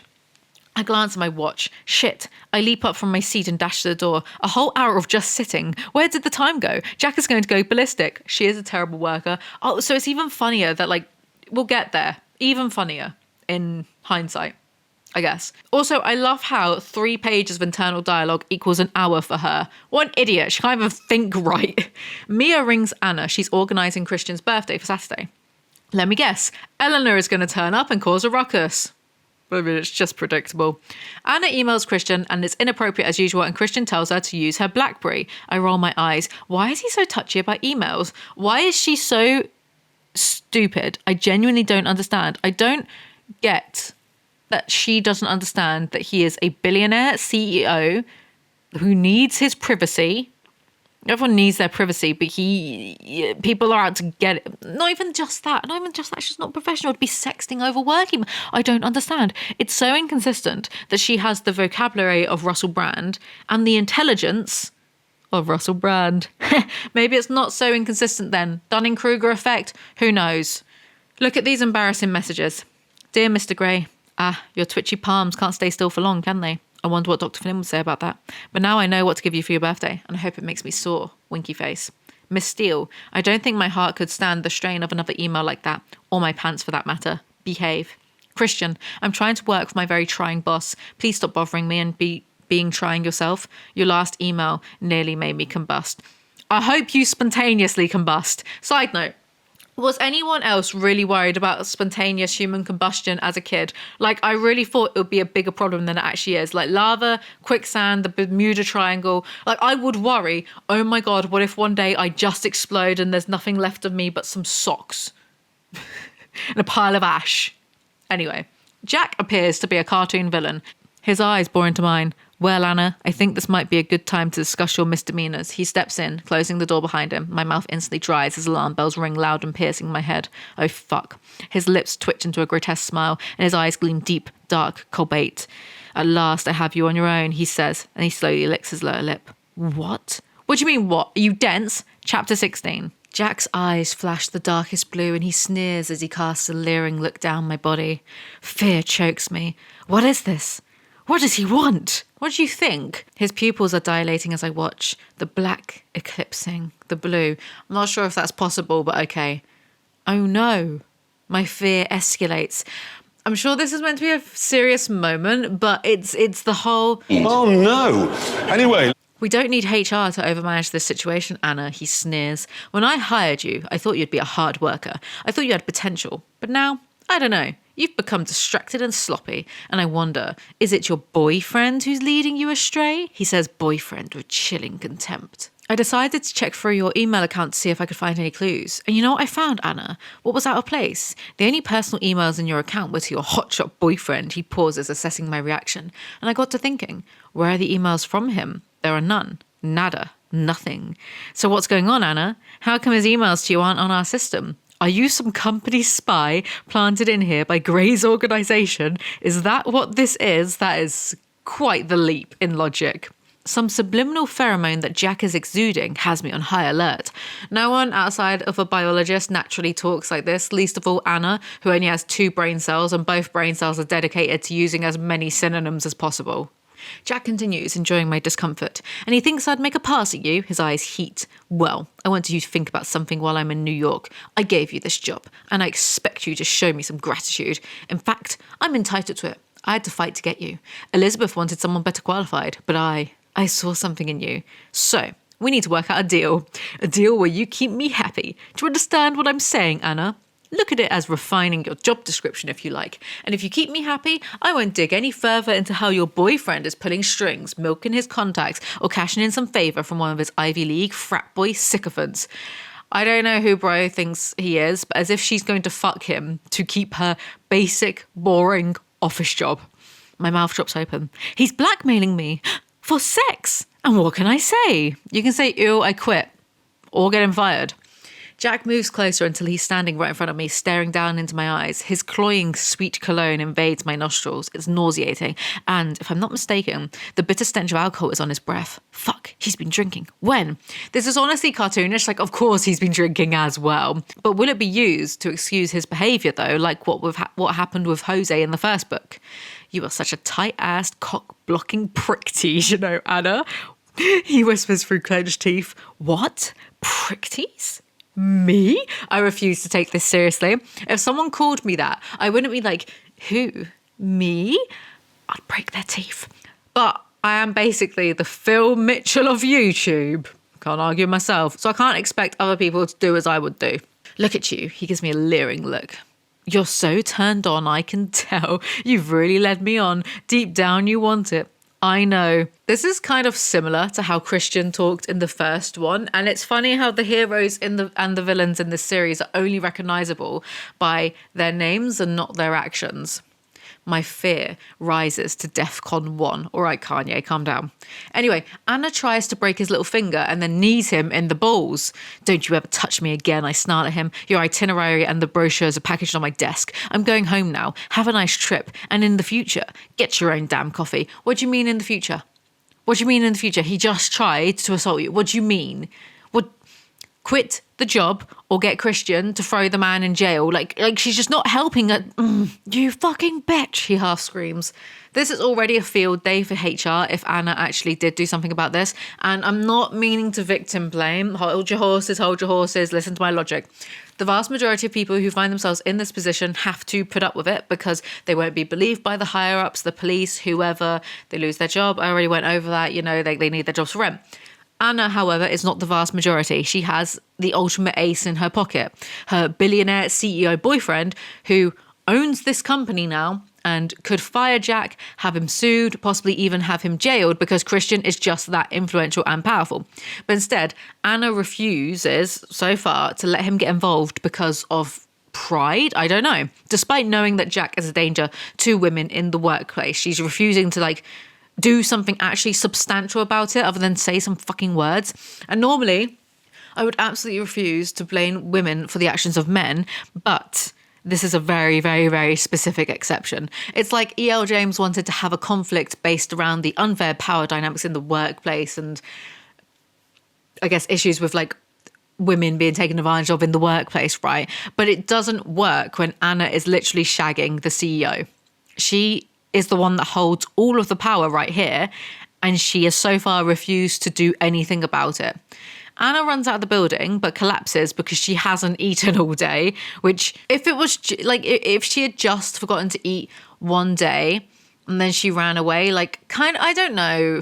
Well, I guess everyone's body is different, but your body has fat reserves for a reason, because when we were hunter-gatherers, sometimes we wouldn't eat for a few days and we would have to run away from predators. And our fat reserves were there, for us to tap into that energy, especially when you're in a fasted state. It's easier to tap into your ketones or you got higher ketones, something like that, right?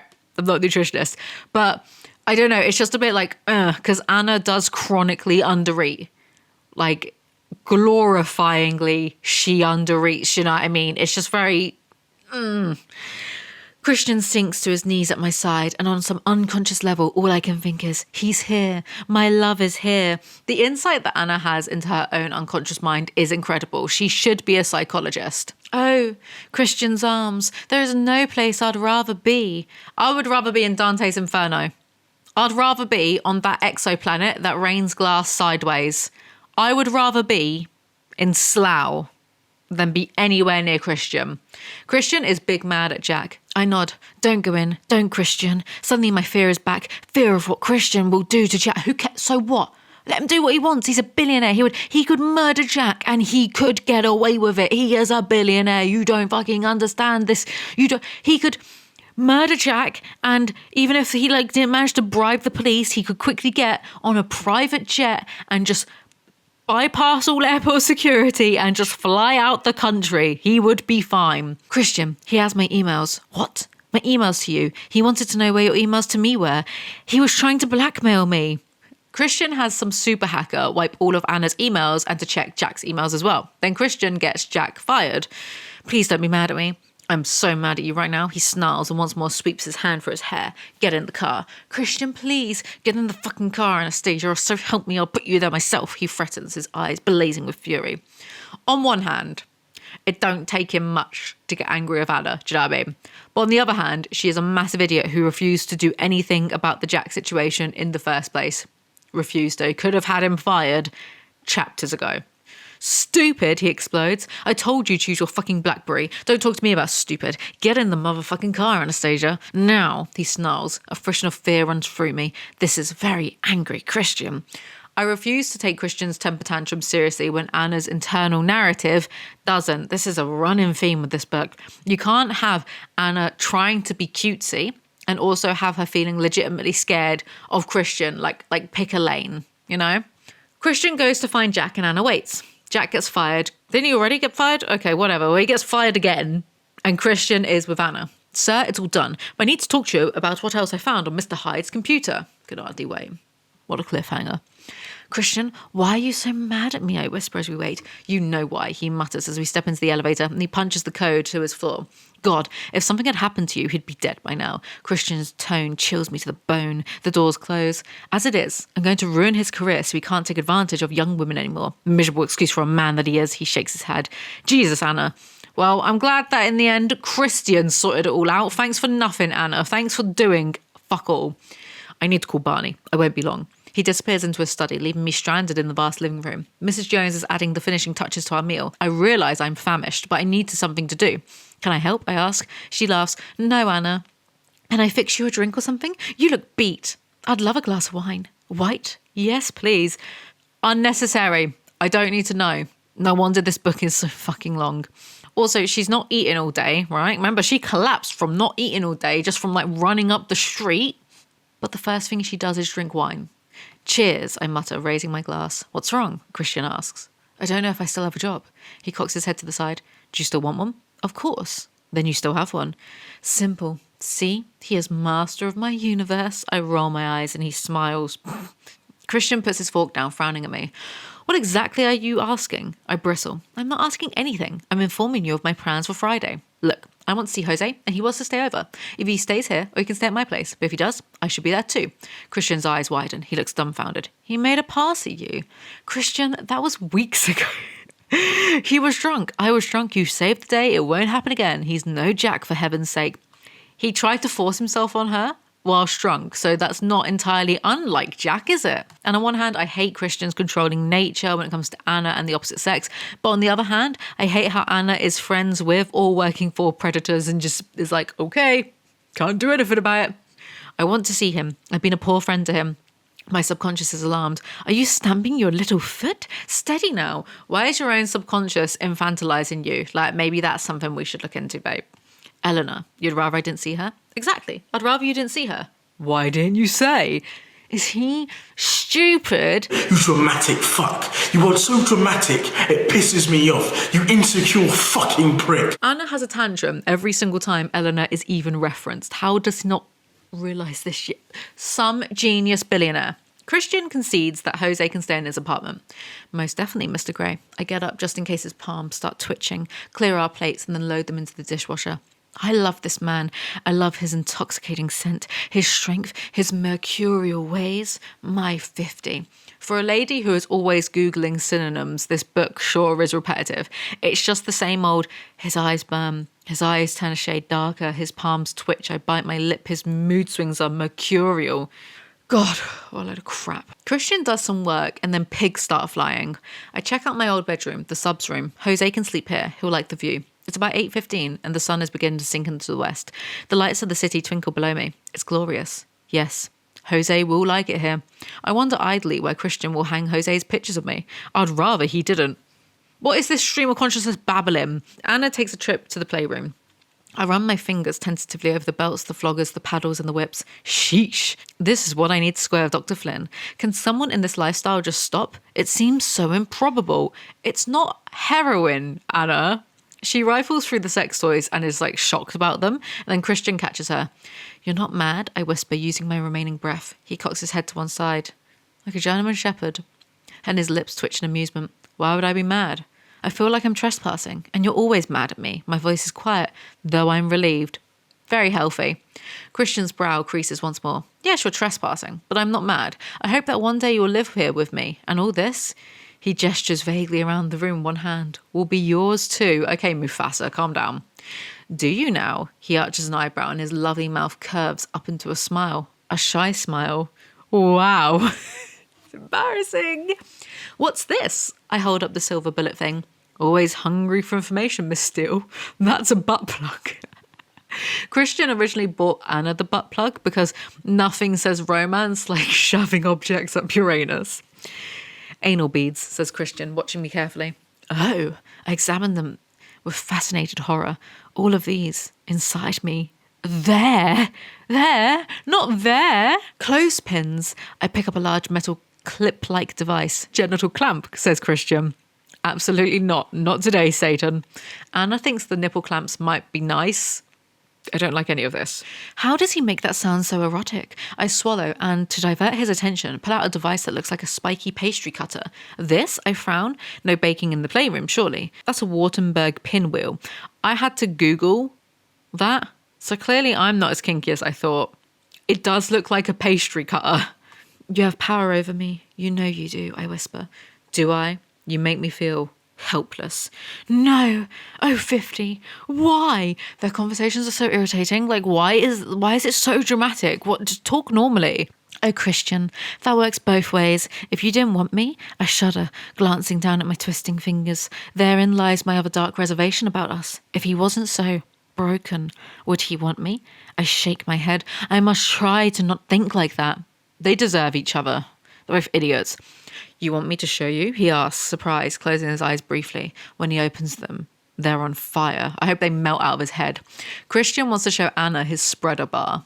Anna, you may be ready to go back in there, but I'm not. Last time we were in there, you left me. I keep telling you. When will you understand? He frowns, releasing me so he can gesticulate with his free hand.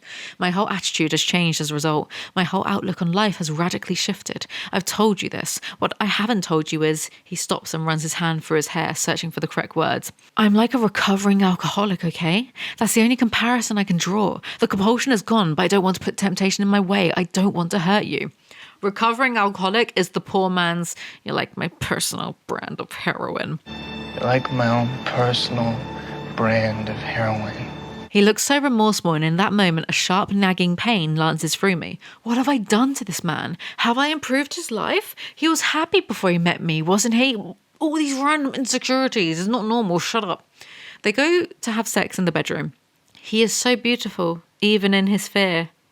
Because of his fear. What? I feel like this is one of those sentences an author puts in to try to sound poetic. When you think about it, you're left saying, huh? Oh, baby, he breathes as he kisses behind my ear. His erection, firm and hard, strains against me. I want him in my mouth. I step back abruptly and drop to my knees. Whoa, he gasps. Is he a horse rider? He closes his eyes and surrenders to this carnal pleasure. I know what I do to him, and it's hedonistic, liberating, and sexy as hell. The feeling is heady. I'm not just powerful. I'm omniscient. Lady, you're given head. You don't know the secrets of the universe. Did you mean omnipotent by any chance? We'll have to see how you taste. If I recall, you're a rare, exquisite delicacy, Miss Steele. Yeah, if the delicacy is fugu. Fan-fugu-tastic. He puts her in the spreader. What a sentence. The good thing about this spreader is it expands, he murmurs. He clicks something on the bar, then pushes so my legs spread further apart.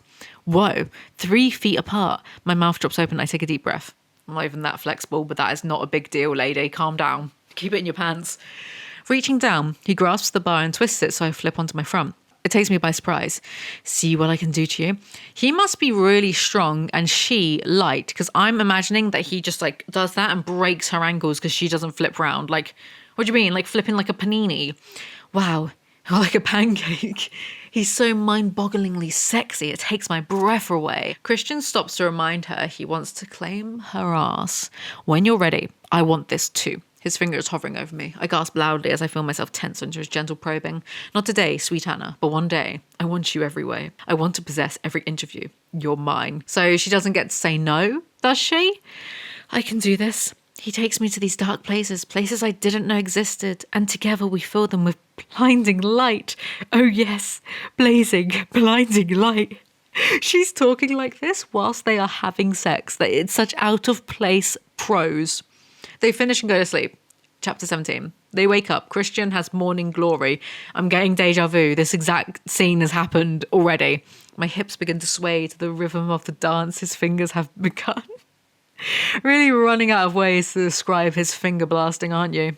Whatever. They have sex again, and I'm running out of ways to make fun of them, but at least I admit when I'm defeated. Shopping. I hate shopping. Of course you do. Anything to not be like the other girls. I don't like shopping either. So the key goes here. Christian points out the ignition beneath the gear shift. Strange place, I mutter. But I'm delighted with every little detail, practically bouncing like a small child in the comfortable leather seat. Small child, huh? Christian is finally letting me drive my car. Letting you, huh?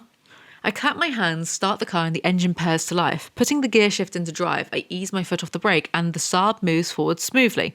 Why am I getting this blow-by-blow account on how to drive a car? Is this like sponsored by Saab? Can we have the radio on? I ask as we wait at the first stop sign. I want you to concentrate, he says sharply. Christian, please. I can drive with music on, I roll my eyes. Is Christian my dad? He scowls for a minute, then reaches for the radio. You can play your iPod and MP3 discs as well as CDs on this. MP3 discs. Wow, he really is my dad. I wonder how Ethan is. I should try to call him today. I won't have much to do at work. When do you ever? Anxiety blooms in my stomach. What will happen when I get to the office? Will everyone know about Jack? Will everyone know of Christian's involvement? Will I still have a job? Sheesh, if I have no job, what will I do? Marry the gazillionaire, Anna. My subconscious has her snarky face on. I ignore her. Rapacious bitch. I don't care. Anna has the backup option of living with a billionaire. I do not care if she loses her job. Christian scolds her for not concentrating. Oh, for heaven's sake. And suddenly I'm catapulted back in time to when Ray was teaching me to drive. I don't need another father. A husband, maybe. A kinky husband. I don't need a father. I need a husband isn't a sentence that should go together. It's not that sexy, but okay. He smiles, and it's this new shy smile that dissolves everything in its path. Boy, it's powerful. Jeepers, it sure is, huh, mister? I climb awkwardly out the car, restricted by my pencil skirt, while Christian climbs out gracefully, at ease with his body, or at least giving the impression of someone at ease with his body. Someone who can't bear to be touched can't be that at ease. I frown at my errant thought. Say ease one more time. Anna is seeing Dr. Flynn tonight so she can learn all about Christian being fucked up. Anna goes into Elizabeth's office. Who's Elizabeth? She informs Anna that Jack has left the company. His rather hasty departure has left a vacancy and would like you to fill it for now until we find a replacement. What? I feel the blood rush from my head. Me? But I've only been here for a week or so. Yes, Anastasia, I understand, but Jack was always a champion of your abilities. He had high hopes for you. She doesn't even do any work. What do you mean? This really is fan fiction. You have a shrewd mind, Anastasia. I have a first-person insight into her mind, and I assure you, she does not. Anna calls Christian to make sure it wasn't him who did this. I know, I frown. Apparently Jack really rated me. Did he now? Christian's tone is frosty. Leave her alone for 5 seconds, please. He's silent for a minute and then says in a low, menacing voice, Do you doubt me? It angers me that you do. I swallow. Boy, he gets so mad so easily. I'm sorry I breathed. Chastened. Romance or horror? If you need me, I'm here. His words are much softer, conciliatory. Oh, he's so mercurial. His mood swings are like a metronome set at presto, sharp. I know. Thank you, Christian. I love you. I sense his grin at the end of the phone. I've won him back. He has approximately one mood swing every 3 sentences, and it's exhausting. Luckily for him, Anna is a schmuck who will put up with this rubbish, because like most normal people would not. Ethan arrives to take Anna to lunch, but for once she's actually busy, so she asks if he can take Mia to lunch instead, because she accidentally double-booked herself. Aw, Anna, I don't want to babysit some brat. Please, Ethan. I give him the biggest, bluest, long eyelash look I can manage. Sounds nothing like Anna, but sure. We both turn and there she is, all curvaceous and tall with her sleek black bob. She's meant to be Alice, but Alice isn't curvy and tall. She's really skinny and like 4'10", and I hate that I know that. I also hate that James can't even do fan fiction right. Where is she getting this creative liberty from? Like, sure, Anna's blood sings for Christian, like Bella and Edward, but can't even get Alice right? Okay. She likes him. I wave at them as they leave the building. I wonder what Christian's attitude is about his sister dating. The thought makes me uneasy. She's my age, so he can't object. Can he? As long as she's not dating serial killers, it's none of his business. This is Christian we're dealing with. My snarky subconscious is back, hatchet-mouthed, cardigan on, and purse in the crook of her arm. What even is that imagery? Like, what do you mean? Anna sees Christian after work. He strides over to me and I stand shyly in the entryway. He's changed into a white shirt and jeans, all bad boy and smouldering. He's got that Homer Simpson fit. Anna tells Christian Ethan took Mia out for lunch and his face darkens because of course it does. Any excuse to control a woman. Anna got Christian a birthday present but he can't open it yet. We are ushered into Dr. Flynn's palatial office by a brisk and friendly receptionist. She greets Christian warmly, a little too warmly for my taste. She's old enough to be his mother, and he knows her name. Get a grip. I'm beginning to feel bad for the lady in the film who was cast as Anna, and by extension, Kristen Stewart for being cast as Bella Swan, because the source material is just non-stop. Oh, the bloke is so fit, and it's so weird and peculiar that he's with such a plain Jane, such a average girl, but all the other women think that she's plain and average and he's so hot, even though all the boys are in love with the woman, but she's still a plain Jane. It's non-stop. It's relentless, right? I think I would be insulted if I had an acting agent and they were like, hey, I got you this gig. Let me tell you all about your character. Like, everyone thinks that you're... Do you know what I mean? Anyway, Anna is joining Christian in on the therapy session with Dr. Flynn. Then Christian gets kicked out and is grumpy as always. Dr. Flynn sighs. Anna, in the very limited time that you've known him, you've made more progress on my patient than I have in the last 2 years. You have had a profound effect on him. You must see that. How? Also, guys, don't worry if you're mentally unwell, all right? Don't worry if you're going to therapy and it's not doing anything. All you need to do is meet a virgin and all of your problems will resolve themselves. Needs change, he says simply. Christian has found himself in a situation where his methods of coping are no longer effective. Very simply, you forced him to confront some of his demons and rethink. His coping method before Anna was whipping women who looked like his mother to confront his childhood trauma. You know what? I don't think Dr. Flynn's a very good therapist. Did you never suggest he, I don't know, take up knitting instead? Crocheting? The technical term is SFBT. Sorry, he smiles. That stands for Solution Focused Brief Therapy. Essentially, it's goal-oriented. We concentrate on where Christian wants to be and how to get him there. It took you walking out on him to make him take this form of therapy seriously. He realised that his goal is a loving relationship with you. It's that simple. Why is it up to Anna to fix him or to help fix him? But he's a sadist. Surely as such, he has needs that I can't fulfill. Dr. Flynn actually rolls his eyes and his mouth presses into a hard line. I'm glad finally someone is giving Anna sass. Flynn basically says, get a grip. And Christian needs to get a grip as well. I'm paraphrasing her. Basically, Christian isn't a sadist. He's just an angry bloke who hates himself and takes that out on women who look like his mother, who he then has sex with. Emotionally, Christian is an adolescent, Anna. Now there's an excuse. Let's infantilize grown men so they don't take responsibility for their actions. Anna is like, oh, but if he wasn't broken, he wouldn't want me. Dr. Flynn's eyebrows shoot up in surprise. That's a very negative thing to say about yourself, Anna. And frankly, it says more about you than it does about Christian. It's not quite up there with his self-loathing, but I'm surprised by it. Well, look at him, and then look at me. Dr. Flynn frowns. I see an attractive young man, and I see an attractive young woman. Anna, why don't you think of yourself as attractive? I wish this book was about Dr. Flynn instead, because he's the only character who has a grip. Anyway, Christian stomps back in. Shit, I should not have asked that question. I shake my head. Shit, he wants to delve. Holy fuck, they're talking about Layla. Her internal monologue is so dramatic. Why? Jose rings her, and everyone's mouth presses into a hard line. How are these people not going to have early heart attacks from stress and wrinkles? Okay, so are you allowed out tomorrow? Of course I am. I hope. I automatically cross my fingers. This isn't as cute as James thinks it is. They drive and Christian is scared of Anna's driving and thinks that she goes too fast. It's like a role reversal from the dynamic in Twilight.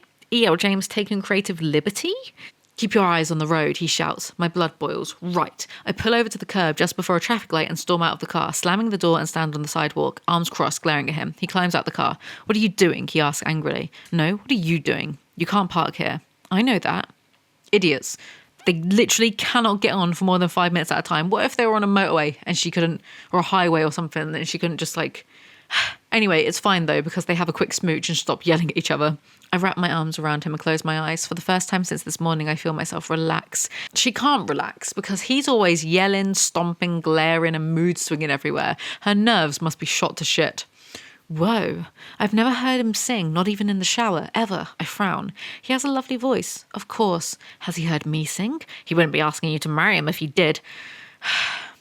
I think Anna needs some more alone sessions with Dr. Flynn. I swallow. He doesn't think you're a sadist, I whisper. Really? Christian says quietly and frowns. The atmosphere in the car takes a nosedive. He says that term's not recognised in psychiatry. Not since the 90s, I mutter, quickly trying to rescue the mood between us. Christian's face darkens and he exhales slowly. Flynn and I have differing opinions on this, he says quietly. You aren't the psychiatrist, therefore your opinion has very little value here. He said you always think the worst of yourself. I know that's true. He also mentioned sexual sadism, but he said that was a lifestyle choice, not a psychiatric condition. Maybe that's what you're thinking about. His eyes flash toward me again, and his mouth sets into a grim line. So, one talked the good doctor and you're an expert. Says you? They can't go one conversation without arguing. Christian keeps on at her, wanting to know what they discussed, so she can't even have privacy with the doctor now. Christian is driving her towards a surprise. I hope the surprise is off a cliff. Chapter 18. They go to a mansion, of course, and they meet a woman.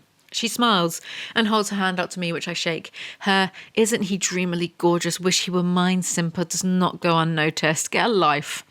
Olga Kelly, she announces breezily. Anna Steele, I mutter back at her. Why are you always muttering? Speak up. I can't hear you.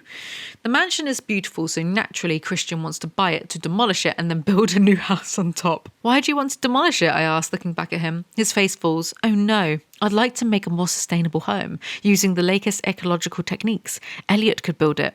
Yes, destroying an entire mansion? It's very sustainable, my dude. The house is enormous, 12,000 square feet on 6 acres of land. As well as the main living room, there's the eat-in, no banquet-in, kitchen with family room attached, family, a music room, a library, a study, and, much to my amazement, an indoor pool and exercise suite with sauna and steam room attached. In the basement, there's a cinema, geez, and game room. Wonder what sort of games we could play in there. So they've been back together for a week, and he's taking her house hunting. How is this not love bombing to the extreme? Couldn't you make the existing house more ecological and self-sustaining? Christian is nonplussed. I'll have to ask Elliot. He's the expert in all this. What? You mean you didn't ask, can we make the house itself more sustainable? You just saw it and thought, well, better destroy the whole thing in the name of the environment. Also, if Christian really cared about the environment, he wouldn't eat so much steak and seafood at every meal, but no one's ready for that conversation. There are 5 additional bedrooms on this floor. Kids! I push the thought hastily to one side. I have too much to process already. And if Anna actually cared about the environment, she wouldn't be thinking of having 5 kids. Also, there's a wild meadow outside the house that's clearly meant to be the meadow from Twilight, but it doesn't hit the same when the only supernatural thing in this book is Anna's tolerance for Christian. Anna agrees to Christian buying it. Nitwits. So you're going to buy it, I ask. Yes. You'll put Escala on the market? He frowns. Why would I do that? To pay for? My voice trails off. Of course. He doesn't need to sell. He smirks. Trust me, I can afford it. Do you like being rich? Yes. Show me someone who doesn't, he says darkly. Okay, get off that subject quickly. Can't even have a normal conversation. Anastasia, you're going to have to learn to be rich too, if you say yes, he says. Wealth isn't something I've ever aspired to, Christian. James wants Anna to be like, I've not read any James Austen, so I might be off with the comparison, but she wants her to be like a Jane Austen character. So badly, but we live in a post-2008 financial crash society. So this doesn't make her relatable, it makes her an obnoxious idiot. We are in our 2nd recession since 2008, and this book was written, or like at least published in 2011. So like, get the bag, because you will never be able to afford your own house by yourself, Anastasia. Anyway, they go to Christian's club, because he has clubs, you know. His club is called the Mile High Club because sex is his entire personality. Christian tells Anna to go to the bathroom and take her pants off. I'm sure the other customers don't need to be around this filth. I'm aroused already and he's not even here. Why does he affect me so? I slightly resent how easily I fall under his spell. I know now that we won't be spending the evening talking through all our issues and recent events, but how can I resist him? Yeah, of course. Don't talk about your problems. Never that. Just have sex instead. That is the basis for every single functioning relationship. My inner goddess is draped in a pink feather boa and diamonds, strutting her stuff in fuck me shoes. I don't want to be dramatic, but this book is killing me.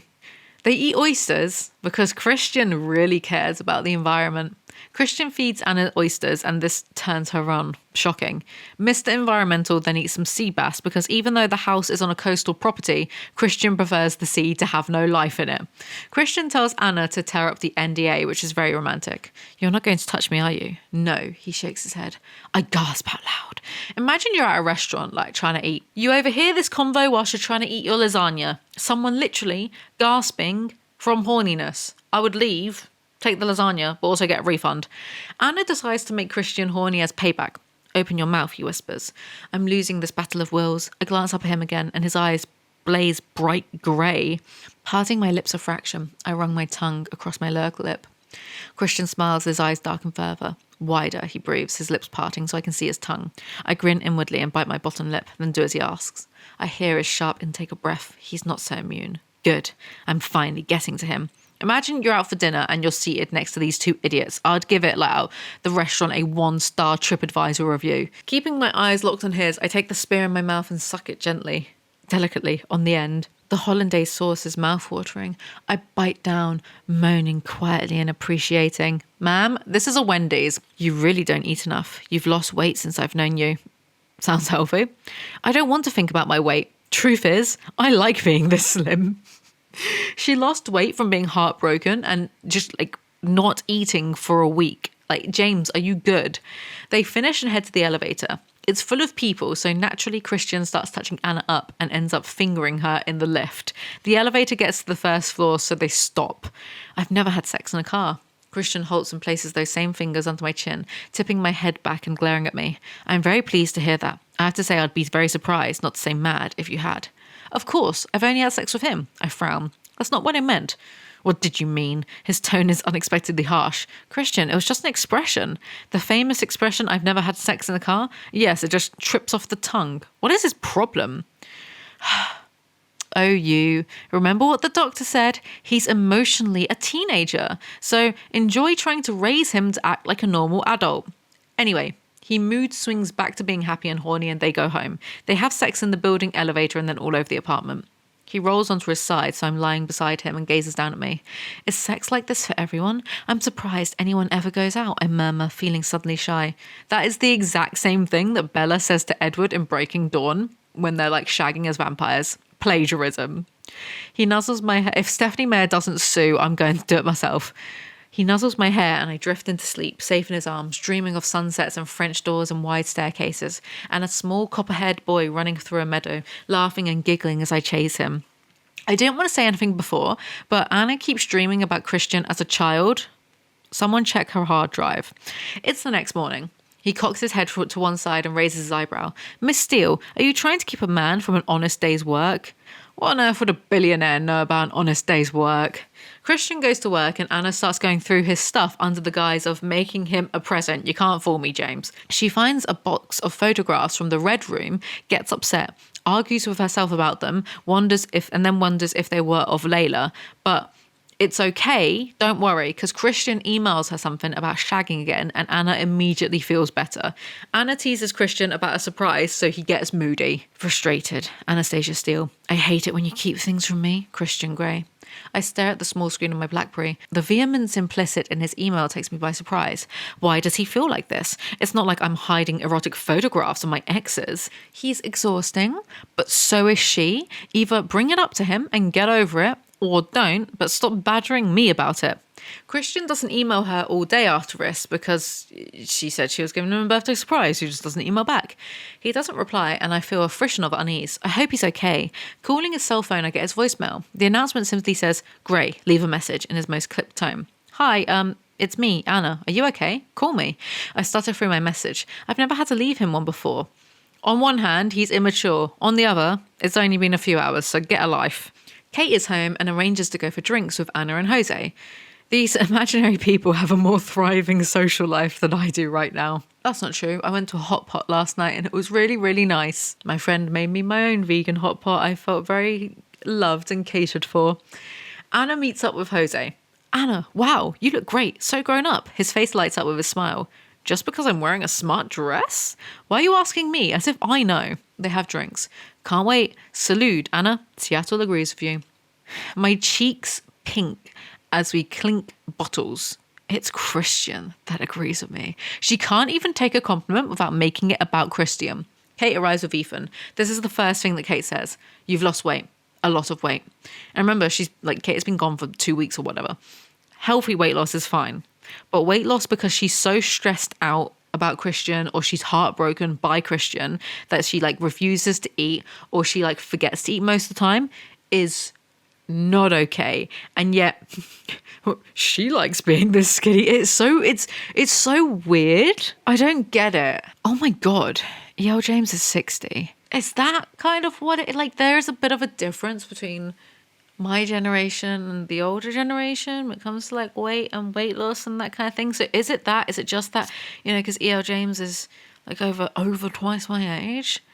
And does she still think that because remember in the 90s, heroin chic was the whole big thing. And even, in my teenage years, I'm very confused.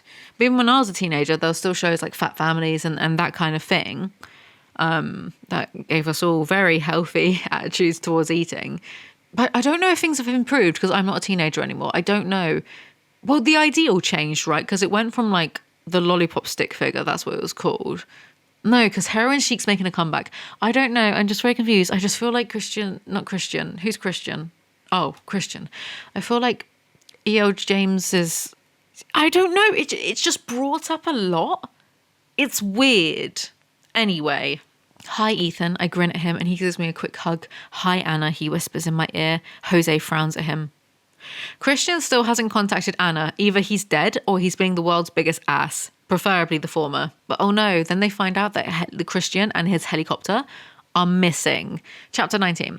Suddenly, we are in Christian's apartment watching the fireplace and Anna is cold. Where is he? The flames shimmy and flicker, holding me captive, keeping me numb. I focus solely on their flaring, scorching dance. They are bewitching. Anastasia, you've bewitched me. He said that the first time he slept with me in my bed. Oh no. I wrap my arms around myself, and the world falls away and reality bleeds into my consciousness. The creeping emptiness inside expands a little more. Charlie Tango is missing. If this is just an hour or so later, this is very dramatic. He probably doesn't want to text and fly. Anna, here, Mrs. Jones gently coaxes, and her voice brings me back to the room, into the now, into the anguish. She gives me a cup of tea. Not me laughing at her anguish. I take the saucer and cup gratefully, the rattle betraying my shaking hands. Thank you, I whisper, my voice hoarse from unshed tears and the large lump in my throat. Funny, because clearly when I was writing this script, I laughed because I say here, why did I laugh at this? Am I actually the villain? So he's actually been missing for over 8 hours. The search has been called off. This much I do know. It's just too dark. Zero work ethic. You're my lifeline. Christian's words haunt me. Yes, there's always hope. I must not despair. His words echo through my mind. I'm now a firm advocate of instant gratification. Carpe diem, Anna. Why didn't I seize the day? Because you can't just marry someone you've known for a month because carpe diem. I mean, you can, but then don't complain if it goes tits up and you have to get a divorce. Oh, I love him. I'll be nothing without him. Nothing but a shadow. All of the light eclipsed. New moon moment. We keep getting quotes that he said to Anna as if it wasn't bad enough hearing them the first time round. An involuntary sob escapes my throat and I clutch my hand to my mouth. No, I must be strong. Jose is suddenly at my side, or has he been there a while? I have no idea. Quick, Jose, now's your chance. The lump in my throat expands. Oh, Christian, you do. You do have a heart and it's mine. I want to cherish it forever. Even though he's so complex and difficult, I love him. I will always love him. There will never be anyone else. Ever. Say the line, Bart.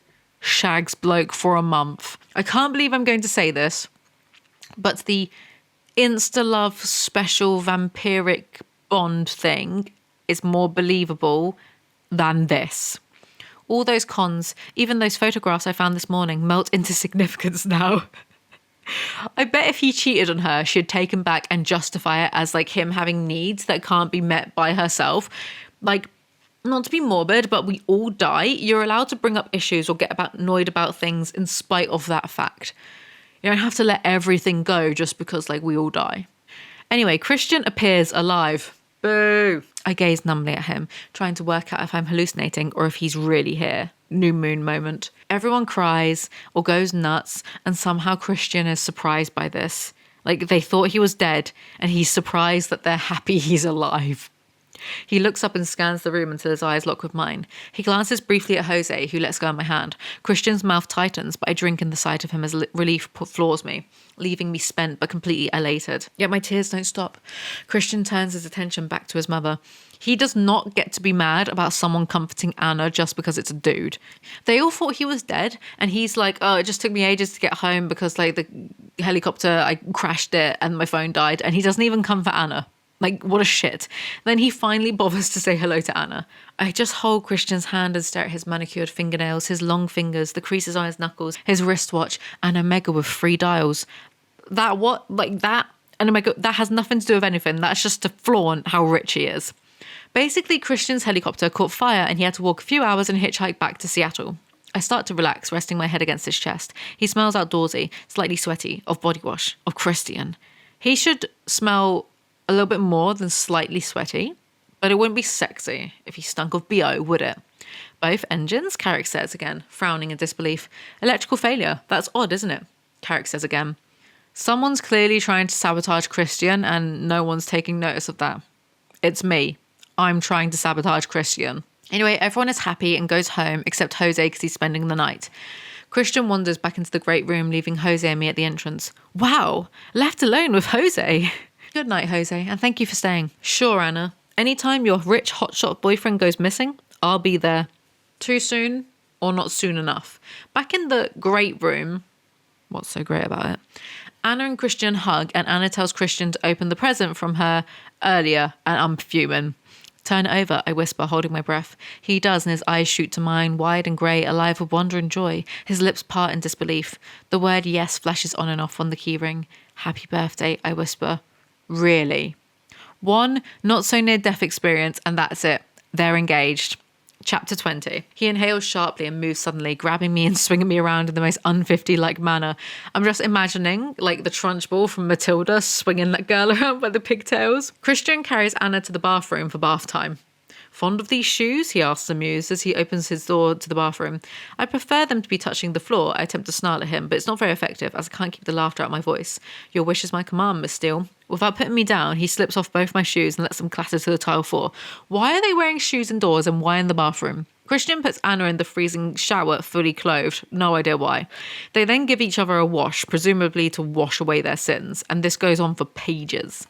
Oh yes, it's so arousing. My inner goddess has resurfaced after her evening of rocking and weeping in the corner.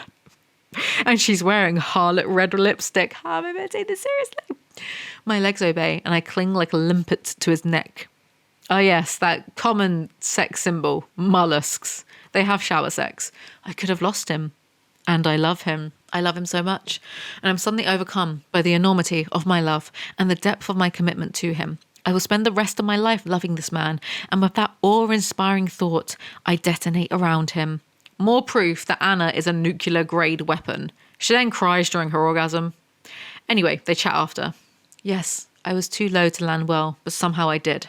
Crap, my eyes sweep up to his, and he looks grave as the water cascades over us. How close a call was it? Close, he pauses. For a few awful seconds, I thought I'd never see you again. I can't believe we got robbed of this. We got so close to this being a readable book. I hug him tightly. I can't imagine my life without you, Christian. I love you so much it frightens me. Me, comma, too, he answers. Why? Why? Why is that comma there? I'm sitting up in bed.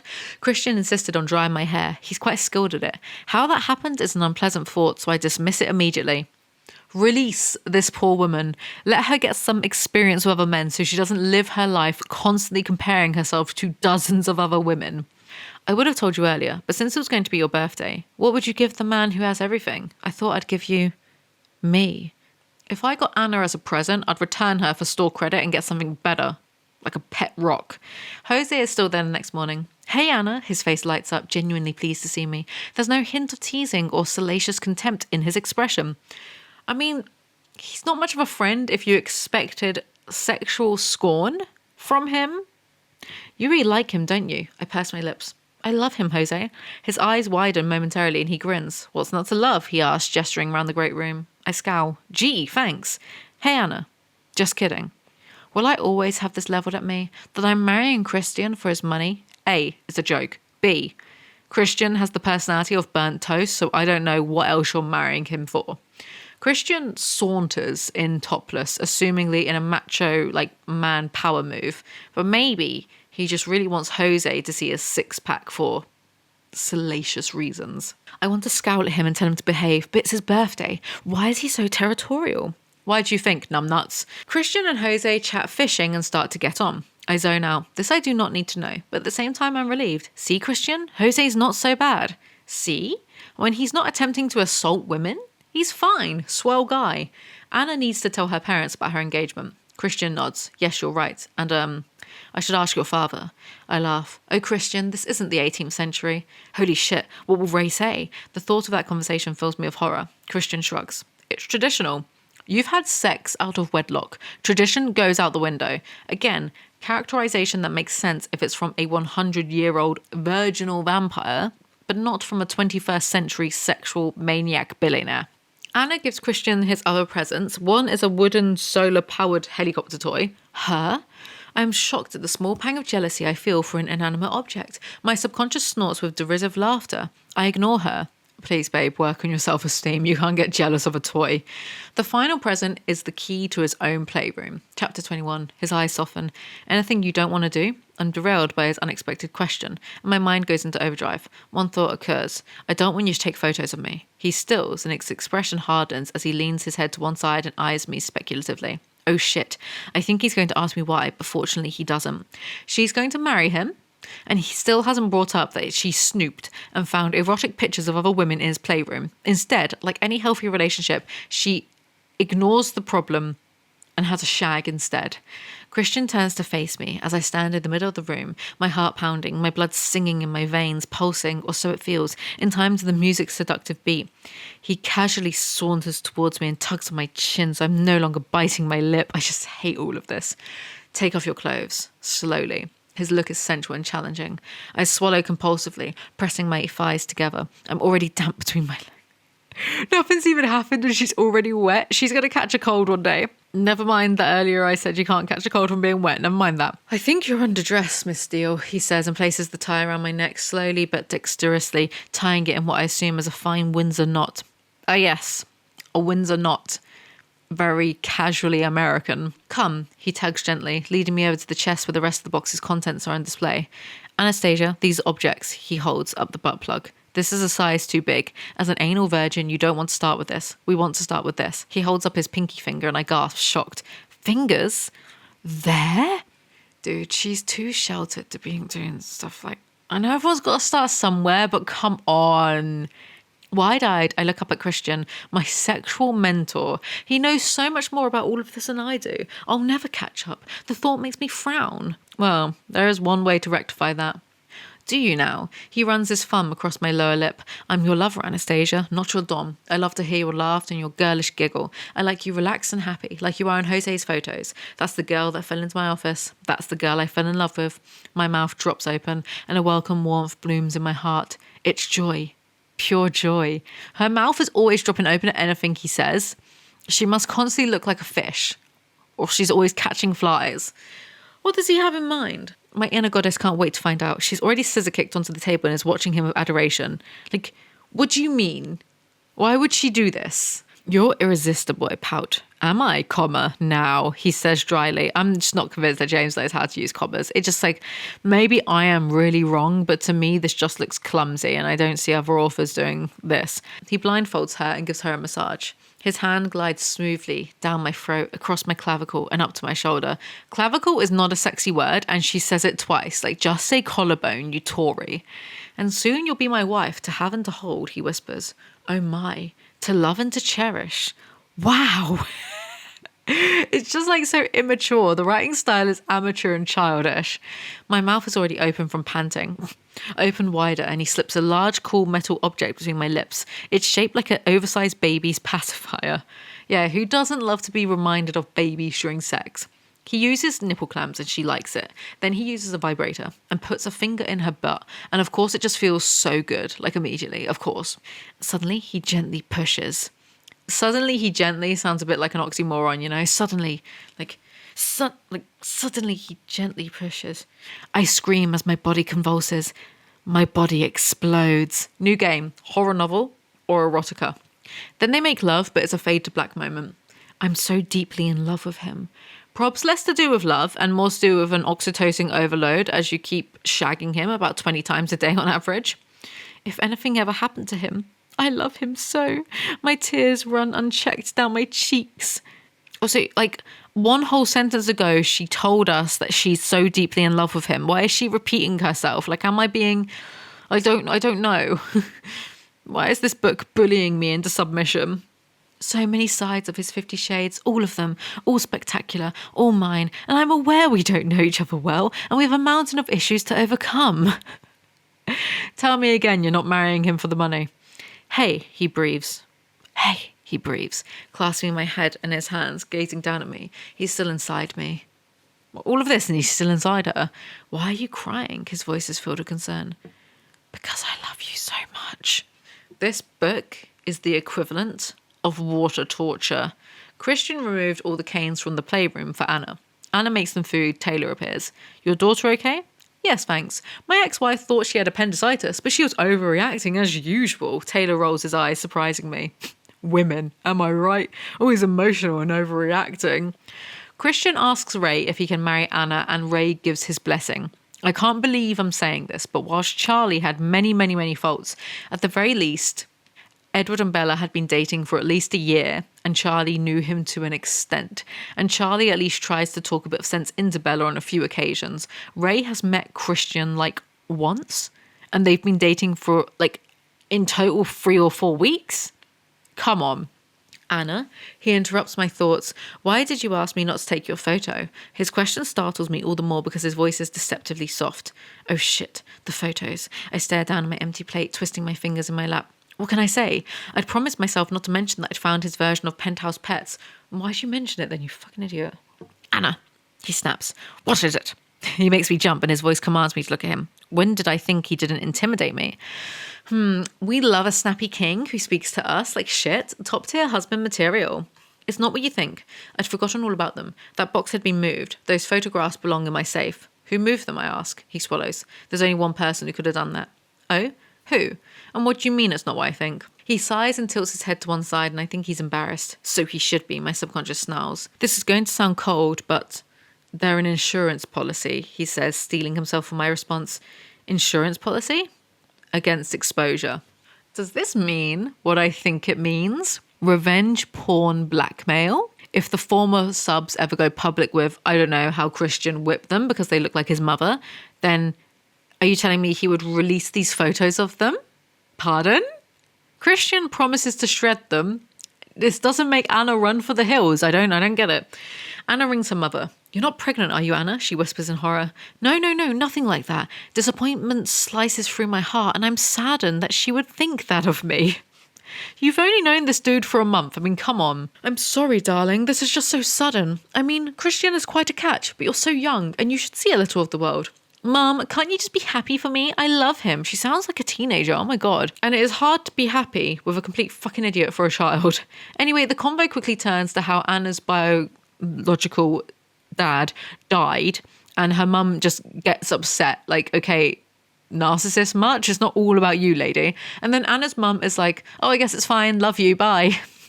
Anna bakes Christian a birthday cake because she's practicing for her future housewife duties. So earlier in the chapter, Christian thought Anna's dress was too short even though they were just at home, and she's about to go out to get cake ingredients and runs away from him laughing, and he's like begrudgingly amused, right? He's like, because he's like, don't go out wearing that. And she's like, tee-hee, and he's like, whatever, you know.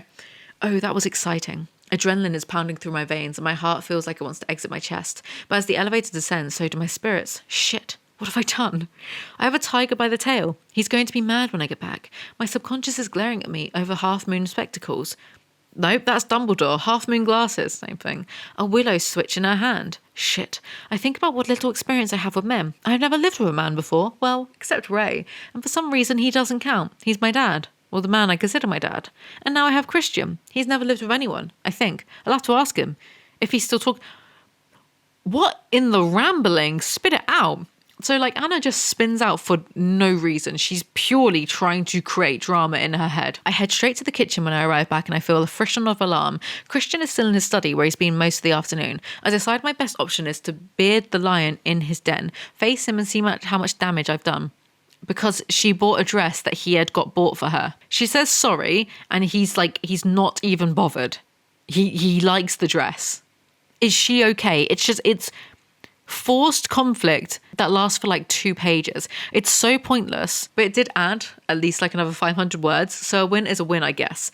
She has sex with him to say sorry about something he didn't even care about. She finishes making the cake. He likes the cake. It's a mile a minute around here. They go to Christian's house and Kate is furious with them because she found the contract from the first book, chapter 22. Instinctively, I step between her and Christian. What is it? Christian asks, his tone wary. I ignore him. I cannot believe Kate is doing this. Kate, this has nothing to do with you. I glare at her, anger replacing my shock. How dare she do this? Not today, not now, not on Christian's birthday. How is it Kate's fault that your fiance, is a psycho? I'm fine, Kate. More than fine, please. Christian and I are good, really good. This is old news. Please ignore it. Old news from like 3 weeks ago. Ignore it? She scoffs. How can I ignore that? What's he done to you? And her green eyes are brimming with heartfelt concern. Kate is reacting like how any normal human being would react to finding out that their best friend had an awful sexual-only relationship proposition to her via a contract and NDAs. I would be alarmed if that happened to like one of my best friends and I found that, you know? They tell Kate that they're engaged and then she's like, oh, okay, fine. Good. I won't tell anyone. I love you so much, Anna, like my own sister. I just thought, I didn't know what to think. I'm sorry. If you're happy, then I'm happy. She looks directly at Christian and repeats her apology. He nods at her, his eyes glacial, and his expression does not change. Oh shit, he's still mad. Take your contract, screw it up, roll it up into a little ball, and then insert it directly into your asshole. He doesn't get to be mad that someone is showing human concern for their friend, just because it's so unrelatable to him. Christian, I really do apologise, Kate says humbly. Humble Kate is something to behold. Christian gives her a brief nod, and we follow her out. Sure, she's marrying him for his personality. They go back to the party, and Mrs. Robinson is there. As I predicted. Christian tells the room about the engagement, and Eleanor is shocked. Glad you're still with us, Christian. My life would be most dull and penurious without you. It is like word of the day toilet paper around here. But they stop when we're joined by the 2 women I didn't recognise earlier. Roz and the bubbly blonde whom Christian introduces as her partner Gwen. Roz is charming and I soon discover they live almost opposite Escala. She's full of praise for Christian's piloting skills. It was her first time in Charlie Tango and she says she wouldn't hesitate to go again. She's one of the few women I've met who isn't dazzled by him. Well, the reason is obvious. Yes, if you aren't dazzled by Christian, it must be because you're gay. Rather than, just having a fully functional prefrontal cortex. Mia tells Anna that Ethan doesn't want to date her because his sister is dating her brother, so Mia wants advice. I don't know, Mia. How about you just try dating outside of this impossibly small circle? What is this, Made in Chelsea? Eleanor appears to be a Disney villain. I neither need nor want your congratulations, Eleanor. I'm surprised and disappointed to see you here. She arches an eyebrow. I think she's impressed. I wouldn't have thought you a worthy adversary, Anastasia, but you surprise me at every turn. Why are they talking like this? And over like a pathetic man. Eleanor is all, ooh, he has needs. So Anna calls her a child molester. So Eleanor calls her a gold digger. And Anna throws her martini in her face. This is the best part of the entire book, and it's only a pathetic half a page long. Christian appears to have a go at Eleanor. Eleanor swallows and seems to draw herself upright. Her stance changes subtly, becoming more commanding, and she steps towards him. Oh, it's the best thing that ever happened to you, she hisses. Look at you now, one of the richest, most successful entrepreneurs in the United States. Controlled, driven, you need nothing. You are master of your own universe. That, sure is some justification for being a paedophile. You never once held me, Christian whispers. You never once said you loved me. She narrows her eyes. Love is for fools, Christian. She is a Disney villain. But that is something I would say. I'm basically Maleficent.